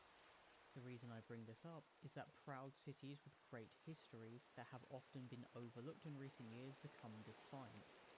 Think Naples in Italy or Liverpool here in the UK, who claim to be Scouse, not English. Windhelm's defiance made it the perfect place to start a rebellion, and that pride has probably rubbed off on Ulfric, because he's clearly a proud man, whether that be of his Nordic lineage or his beloved country. His pride in his country is what led him to leave a life he had put 10 years into in order to fight in the Great War. We don't know a lot about Ulfric's contributions to the war, but we do know that he fought in the Imperial Legions with Riker and Galmar, and it seems that this is where the three got their pre-existing relationship. He Nabilab. probably would have been quite a young man at this point, so I'm assuming he wouldn't have been a commander or anything in the early stages of the war, although the Stormcloak name and the use of the thum would have at least turned some heads among Nords. We know that he was part of the defense of the Imperial City when it fell into the hands of the Thalmor and was sacked. It is assumed that Ulfric was captured just before the city was lost, since we are told that he was tortured and then broken by Elenwen, the same one we see at the Thalmor embassy party. Ulfric was made to believe that the information the Thalmor gained from his interrogation would lead to the fall of the Imperial City, which had actually already fallen. I mean, the Thalmor lie, what's new? He was then let out, theorising that he would later be an asset for the Thalmor. Now, how do we know all this? Well, it's from the Thalmor dossier, which we find when raiding the embassy. And remember that for later, because I want to finish lore dumping before we get into the contentious parts of Ulfric Stormcloak later on. Anyway, with Ulfric now free, he later distinguishes himself at the Battle of the Red Ring, the most important victory for the Empire against the Thalmor during the war. Now, I assume he was part of the Legion of Nords commanded by General Yona, since that makes the most logical sense, and while I won't go into too much detail about the Battle of the Red Ring here, go see my first video for that, it is worth noting that Ulfric earned favour in the battle that basically ended the war. This was the last chance the Empire had to save itself, and had the Thalmor won the battle, that would be it. From this, the Empire did enough to secure peace, given how heavy the losses were over the seconds following the battle. It meant that the Thalmor were the ones who dictated the terms of the ceasefire. This resulted in the White Gold Concordat, and the fragile peace that ensued came with two major conditions: portions of South Hammerfell becoming part of the Dominion, and the banning of Talos worship. This was then accented by the Thalmor having free reign in imperial provinces, to ensure that the conditions were met. Now, the Red Guards of Hammerfell weren't very happy about having to give up their land, so they didn't. They just kept fighting, and though a great loss, actually managed to force the Thalmor to a stalemate, essentially getting the Dominion to leave them alone for a bit for a peace treaty. Although, in order to keep fighting, I bring this up because this is practically what the Stormcloaks want to achieve: total independence through warfare. And it isn't known when exactly the ideas of rebellion came to Ulfric's mind, but maybe Hammerfell gave him a few ideas.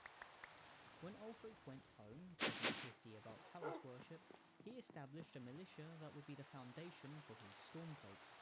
It's assumed his dad was chill with it because he was still in charge in Windhelm and let it happen.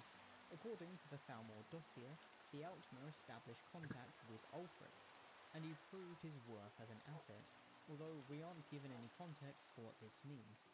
Still, with a meaty militia at his back, he got a call from the then Jarl of Markarth, Hrothgar. You see, while the Great War was happening, requiring the majority of the able-bodied warriors from Skyrim to fight in the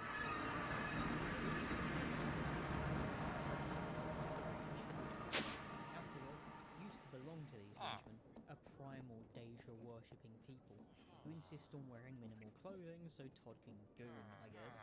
Now, the Reachman's claim to these lands isn't too old, being most recently owned by them during the Second Era, after the fall of the Empire established by Remen Cyrodiil. Yes, that's his name, he's awesome, he's the founder of the Second Cyrodiilic Empire, and a Dragonborn Dragonslayer, but this video isn't about him. It should also be noted that throughout history, the Reach has changed hands a lot, being partially owned by the Bretons when it used to reach into High Rock, and was clearly once home to a lot of Dwemer. Either way, these Reachmen took their chance during the Great War to take Markarth, once again declaring the region as an independent country. This was a problem for basically everyone that wasn't a Reachman, at least politically speaking. Skyrim lost some of its territory, the Empire had an independent kingdom spring up in the middle of its territories, the Bretons now had a non-allied and potentially dangerous neighbour, and the Thalmor couldn't structure the Reach unharmed like with the rest of the Empire. Still, the Thalmor and the Bretons were never going to do anything about it, and the Empire just came with a massive war. So,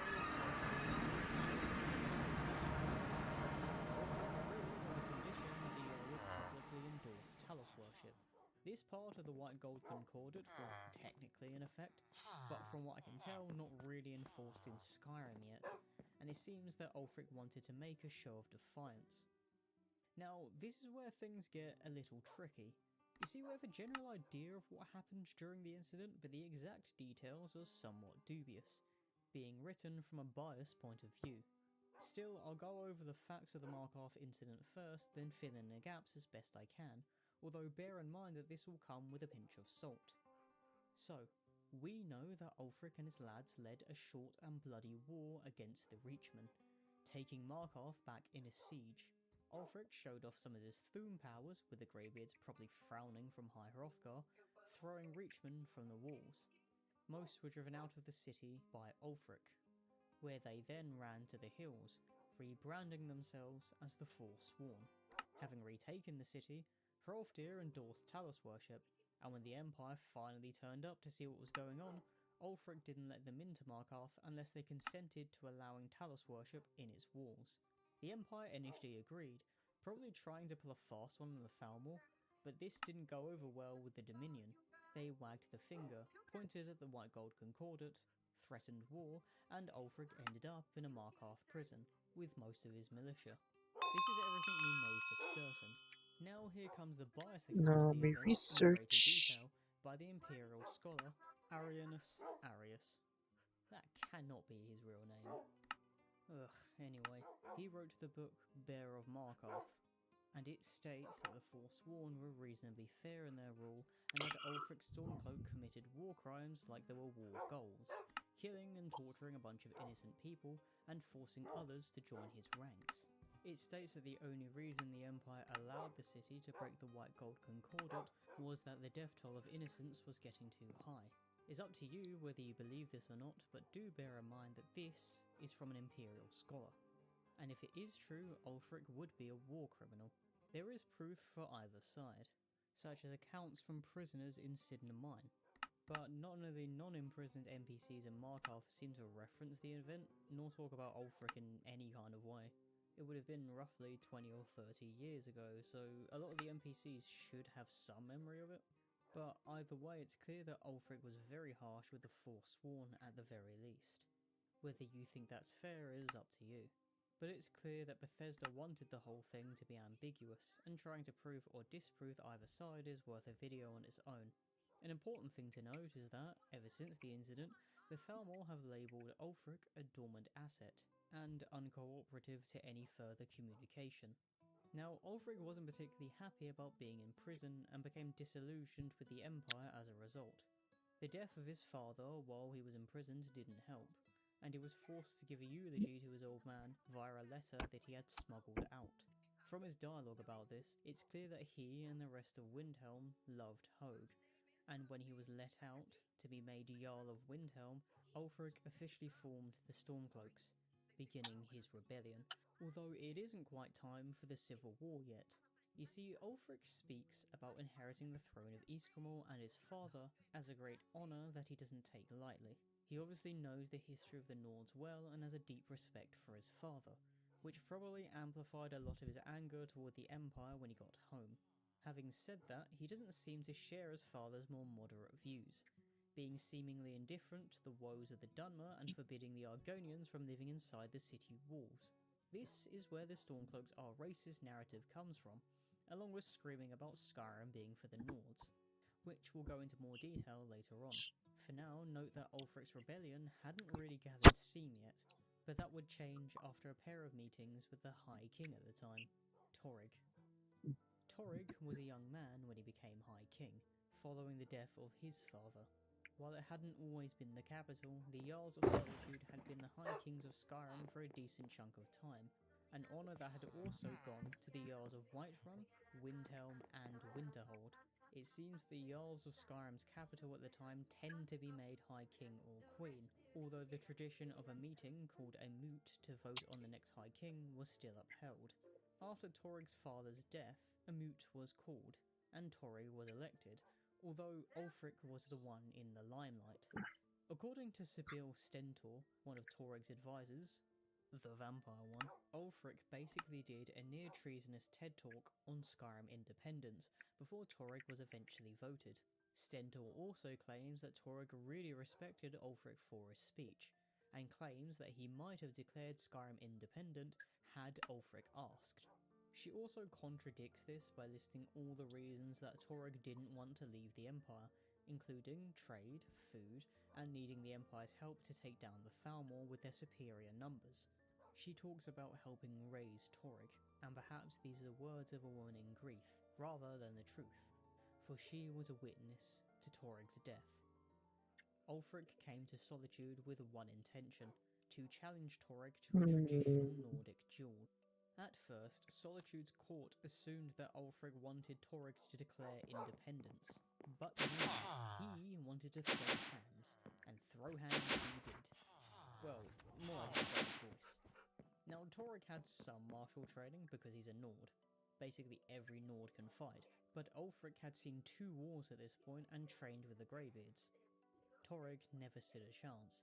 His death marked the beginning of the Civil War, and while it got real dicey when Ulfric got captured, it seems the rebellion is only growing after the whole business in Helgen, with Riker stating that Jarl Stormcloak has enough men to take Whiterun, according to reports, despite General Tullius not thinking so until hearing those reports.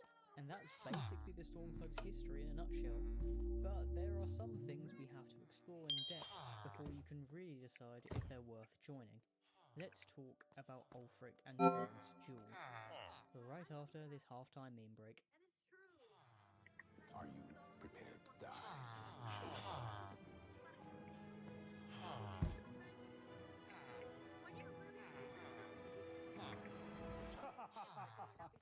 was acting.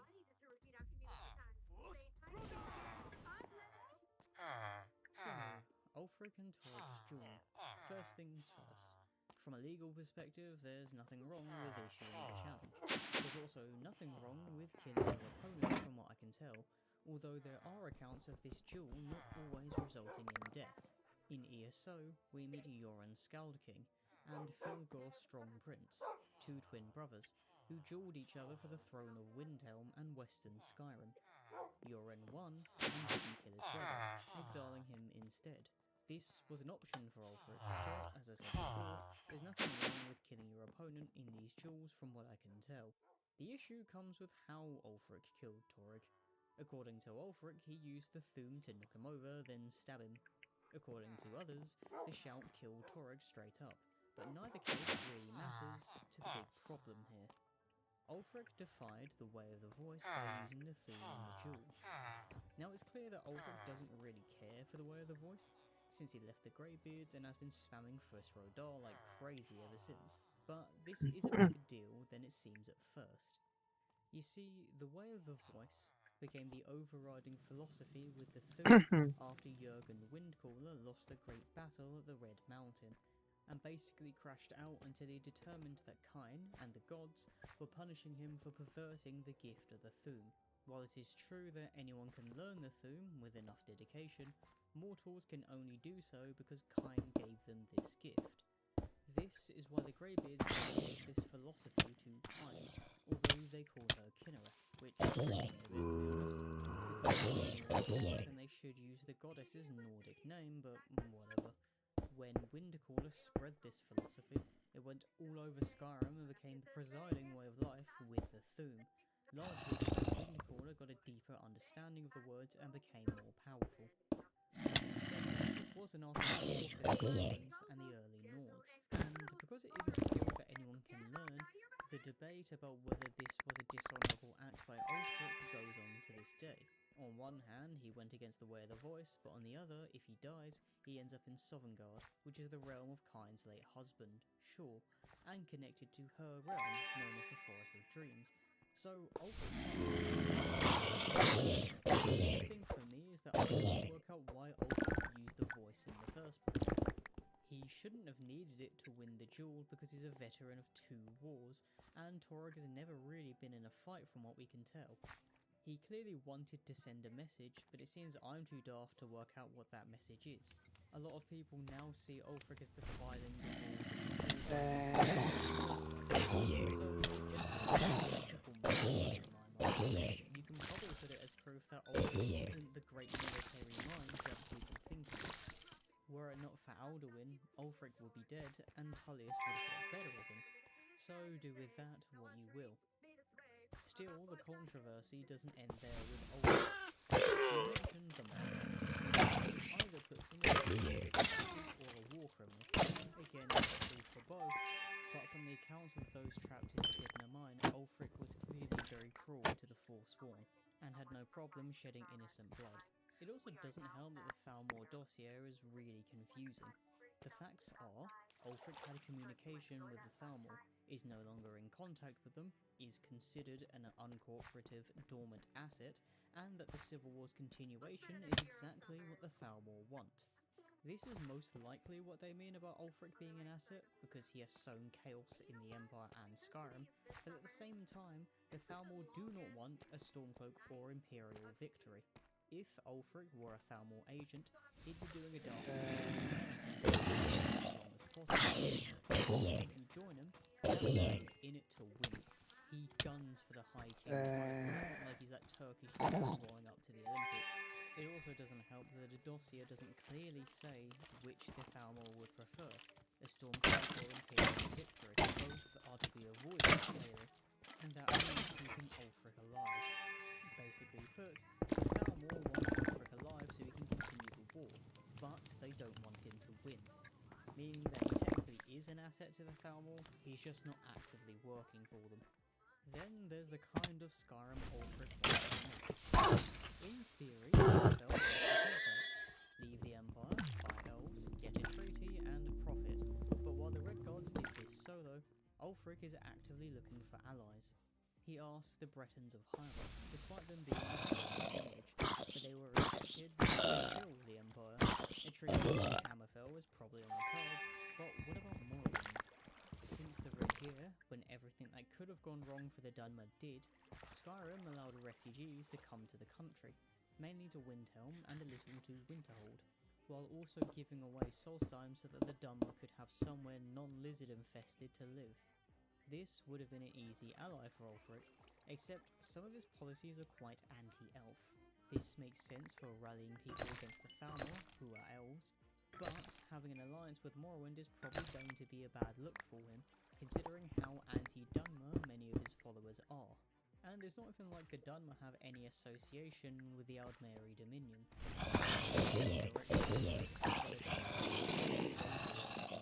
And that will give the Thalmor a breather. So this is one of those instances where turning the Dunmer away hasn't necessarily provided Ulfric with an international political advantage, even though it has helped rally the people of Skyrim to his side. Now, I poised the opinion that Ulfric wasn't racist in my original Civil War video, from a personal perspective anyway, mainly because he was chill with how moderate his father was, and doesn't ever say a bad word against him. Still, there's no denying he's stoking the fires and making those who are anti-foreigner speak louder, so do bear that in mind. Now, this doesn't mean that every single Stormcloak is racist, but we do get an example of quite a few bad apples pushing the agenda too far. Having said that, Ulfric personally doesn't care what race you are when joining his ranks, and this is even before you become the Dragonborn. But if you're not a Nord, let alone a human, it might feel odd trying to fit in with the Stormcloaks. Whether you think it is racist or borders is up to you.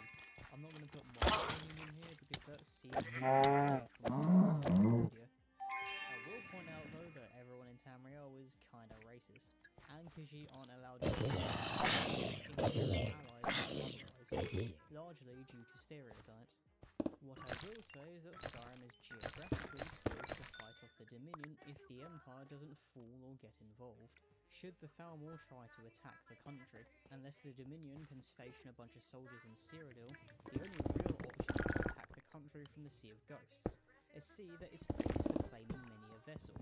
So a Hammerfell-style win is technically possible, especially if enough Nords are recalled from the Imperial Legion, although this might be a problem in and of itself.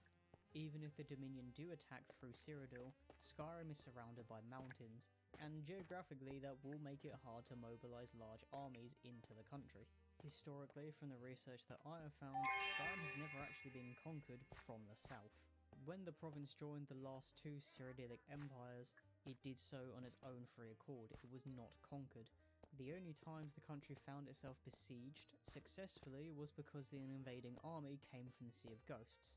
One was the invading Atmorans, who managed to purge most of the native snow elves, and the other time was an Akaviri army coming through the Sea of Ghosts, but Skyrim still ended up being on the winning side of that war too. Now, as good as that sounds, in my mind, it isn't possible to go on the offensive against the Thalmor with an independent Skyrim because of the lack of soldiers and the geography. The geographical advantages defensively are also geographical liabilities offensively. You'd have to sail a really long way to get any boats to the Somerset Islands, and there's no way you'll be able to mobilize an army through Cyrodiil just to attack Dominion provinces. We also don't really know how strong the Throne are militarily. With the free movement that they have through the Empire, they could all amass in Bruma, the north of Cyrodiil, and invade Skyrim en masse. It's not a guarantee the country will hold out. Maybe the chaos of the dragons will make the war untenable for the Dominion, but an independent Skyrim's victory isn't guaranteed. Well, it probably is with the Dragonborn if they aren't stuck with Tentacles McGee for the rest of the time, but that's another topic entirely. Also, without the quick establishment of new trade routes, Skyrim will economically so Ulfric will need to be quick. But Dragonborn don't help with that too. Even without Alwyn gone, dragons are still roaming around and attacking. A final note on Ulfric himself is that he and I wouldn't be able to set himself for a political marriage. If he dies, the rebellion will probably die with him. You follow or don't follow this faction because of him. He could be a war hero, of old, and is the heir to the throne of Ysgramor, but he could also be a laws and a powerful usurper who will do anything for the crown. Skyrim independence isn't unreasonable. You probably aren't going to destroy the Dominion with it, unless the Dragonborn gets involved. The best outcome is what Hammerfell has, and it costs them dearly. Whether you think Ulfric is the right man for the job is the real debate. He's experienced, a proven general, a prideful man who at least believes he's right, according to this dialogue.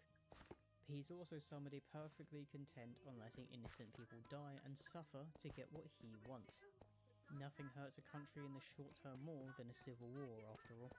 What I will say is that he is more qualified than Elisif, the imperial alternative to the throne, who is young, inexperienced, too reliant on her court, and too hurt by grief. It's clear she's good at heart, and that could but she isn't fit for the role right now, and not for some time, meaning that her advisors would really be the ones in charge. And it is heavily implied that she will be the High Queen if Ulfric doesn't get his way. The poor woman is a victim unfit for the crown, and the crown itself will only cause her more woe. And she is a victim of Ulfric specifically in many ways. It's a question of morals with Ulfric, of honour, and if you don't think he has honour, if you think he does, then you found your next High King. Keep your brother, and he'll keep you. Either way, the cost to Skyrim to give Ulfric the throne will be a dear one. It's up to you whether you think it's worth it. I want to apologise a little, because I know this video is longer and likely Double sounds less pouch. negative than the Empire one, although I do spend a good chunk of that video talking about the Empire's glory days, which were bound to always make it look bad. There's less to compare with the Stormcloaks, and it's all about Ulfric. I wanted to avoid telling you what to think about him, and rather have you decide based on what I show you. I promise you, I am neutral. Either way, thank you so much for watching, and I hope it's enough to earn a like, comment and subscribe.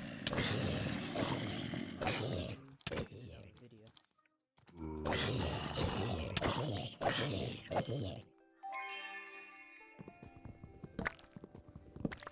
The wolves strode upon the great Jöveske to meet the sons of Ysgramor. They said, "What are you would have in jet to leave us hopeless and forlorn?" The wolf bore its fangs and spread its claws and tore at its own hide. Drink the blood and become my sons, or by dawn you'll never survive. And so the pack was born again as the wolves of Jorvaska to rule like ground hunter. And so the pack was born again as the wolves of Jorvaska to rule in life and serve in death as the moonlight star.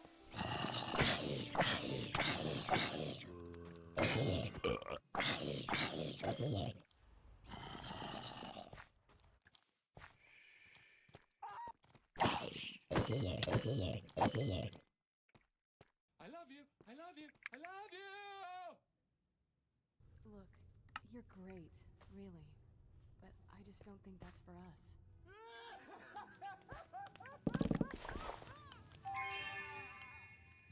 It's that time of year, everyone. Merry Christmas, even though this is 2 days early, and happy holidays to those who don't celebrate.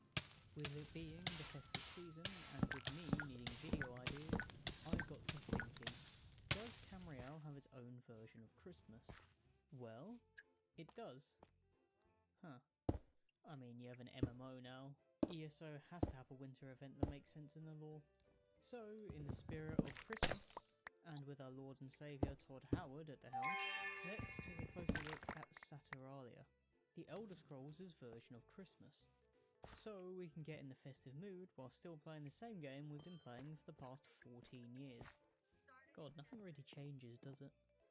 Well, before that, let's take a look at this calendar, because it's basically the same as the Gregorian calendar. Except for the Daggerfall version, where every single month is 30 days long. Speaking of days, we have 7 in a week, just like in the real world, and here's a table as to how derived from the same system in days. Now, you may or may not know that days in the week are named after heavenly bodies. So, Sunday is for the sun, Monday is for the moon, Tuesday is for Mars, and so on. Which was the case when the Romans adopted the calendar, hence all the Roman names. The Elder Scrolls days are based on the later Germanic namings, while Sunday, and Mordas, Monday, are still based on the sun and moon. Tyrdas is based on the Norse god Tyr, Turdas is based on Thor, and Freydas is based on Frigg, according to the unofficial Elder Scrolls pages, but I'd always assumed they were named after Freya. Now, Midas is to share this name, but meaning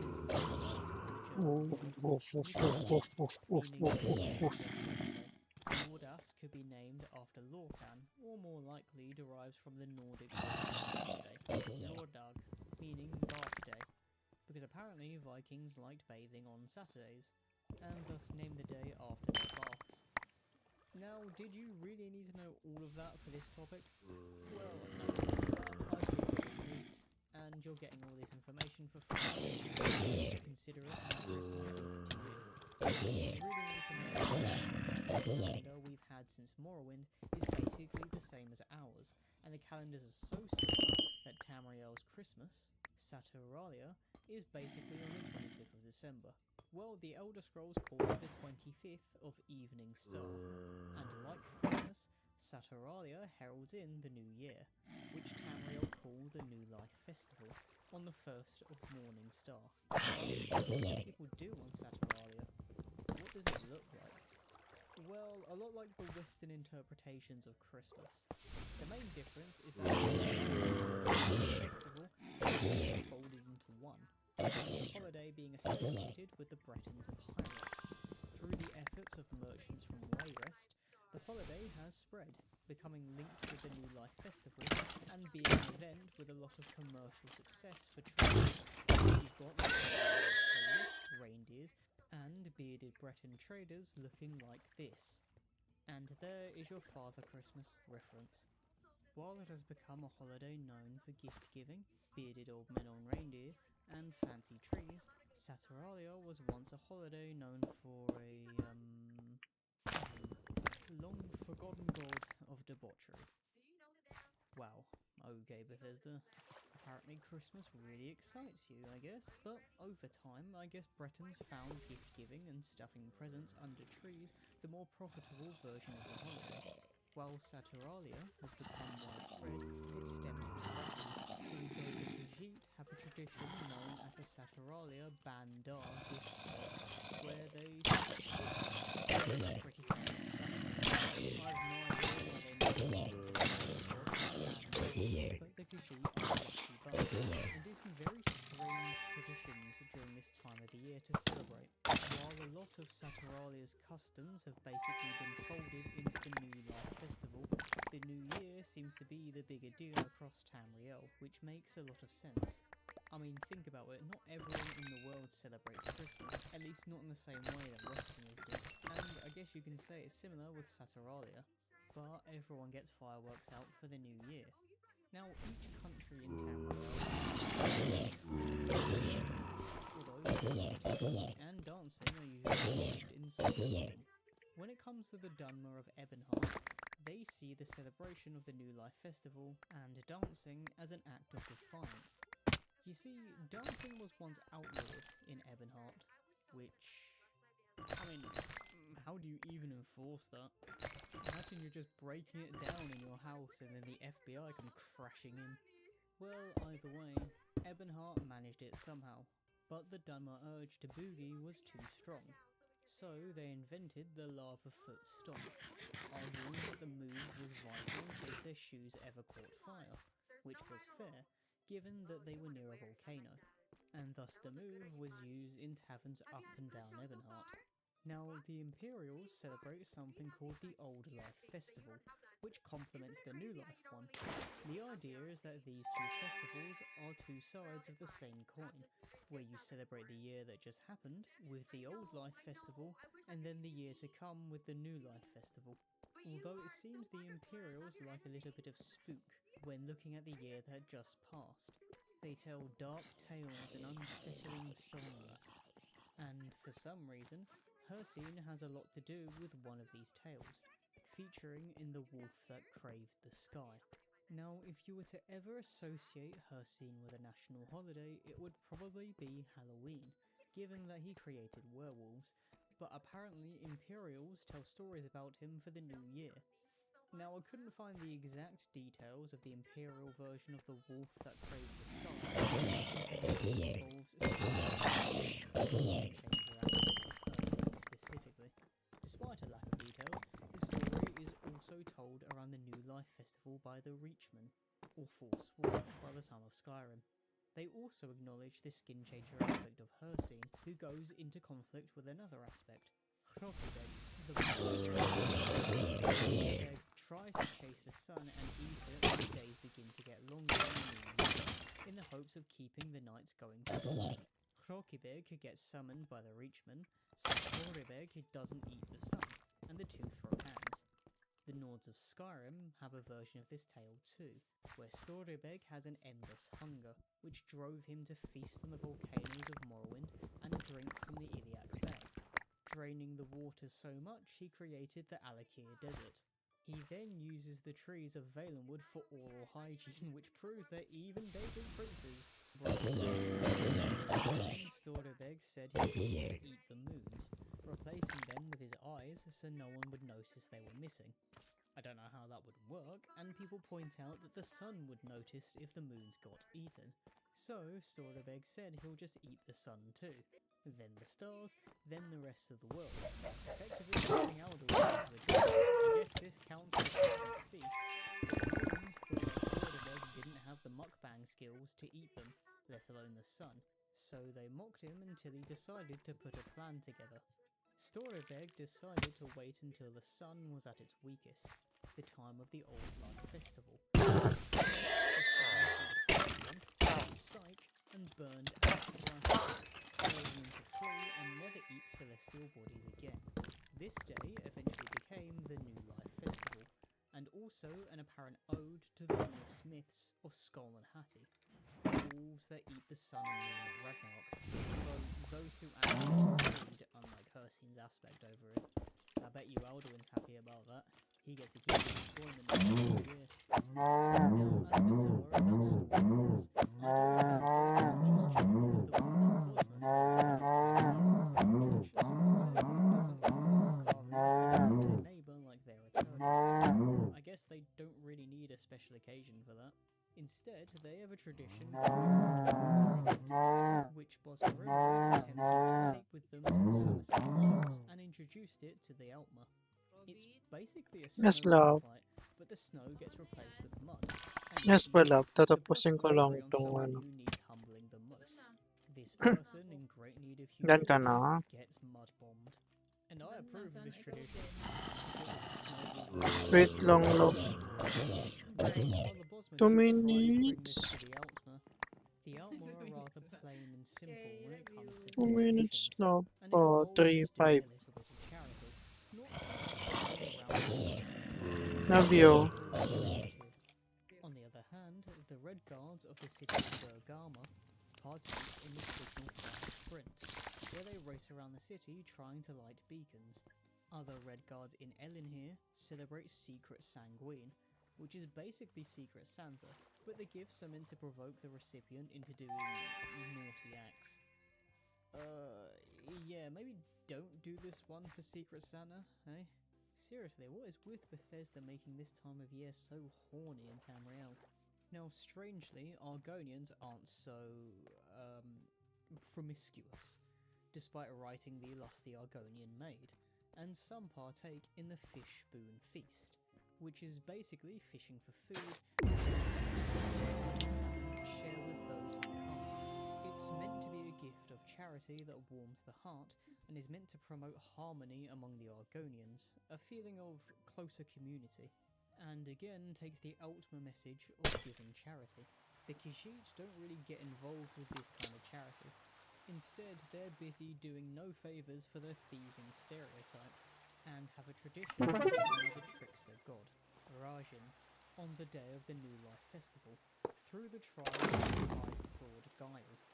The trial involves stealing coins from either locked boxes or the pockets of previous winners, which, again, really doesn't help the stereotype of them being thieves. It's literally ingrained into their culture. Imagine spending Christmas Day stealing stuff from your granddad because he told you he stole from a locked box last year. And actually, if your granddad's chill, it does seem like a good time. But that's pretty much everyone who celebrates Saturalia, the New Life Festival, and how they all do it. There's weirdly a lot of lore around these celebrations, and it seems like most of the expanding was done with ESO. I also think it's super weird how two Daedric princes are associated with the New Life Festival, Hircine and Sanguine, and also how this time of year is super horny. Calm down there, buddy. This time of year is meant to be for the kids, so let's keep it family friendly. Still, there are plenty of Scrooges who don't celebrate the holiday. The Maramor or Sea Elves don't celebrate the New Life Festival, according to the quests of the same name in ESO. Other Scrooges include vampires, werewolves, and the undead, for practically the same reasons as Storytech, Hircine's aspect. The New Life Festival heralds in longer days, and thus a more difficult time for these creatures without the longer nights to shield them. I guess that means that Serana and Ayla count as Scrooges. I mean, they could be exceptions, I guess.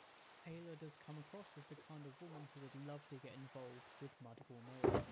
I also feel like Serana would be the drunk aunt at the Christmas table, or rather the Saturalia table. I don't know why, she just gives off that vibe. But Serana's theoretical wine-on thank you all for watching. Let's be honest, it's been a tough year for many, especially here in the UK. And while my pessimistic mind can't see much hope going into 2026, I do want to thank you for making this YouTube channel more than I could have hoped for. I also hope that you somehow took some of the best messages of Christmas from this video. Hold your family and friends close. Help those who need it if it's within your means, and tell some funny stories at the dinner table. This is the message of the New Life Festival in Tamriel, and should be the message of Christmas. Sure, there's the corporate element of it, which Coca-Cola is making worse every year with their stupid AI adverts. And while Saturalia shares this with the whole bearded Breton trader thing, don't let that distract you from enjoying the time and reminding yourselves that there are people who love you. I hope that this video, and perhaps my channel as a whole, has brought you some joy in 2025. So, with that said, happy Saturalia, happy New Life Festival, happy holidays, and Merry Christmas, everyone. I hope you have a good one. I'm off to go annihilate some mince pies.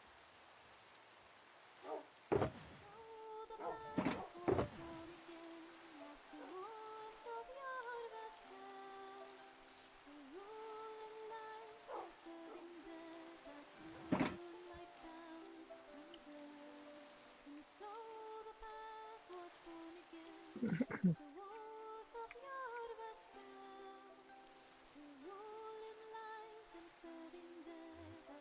Okay.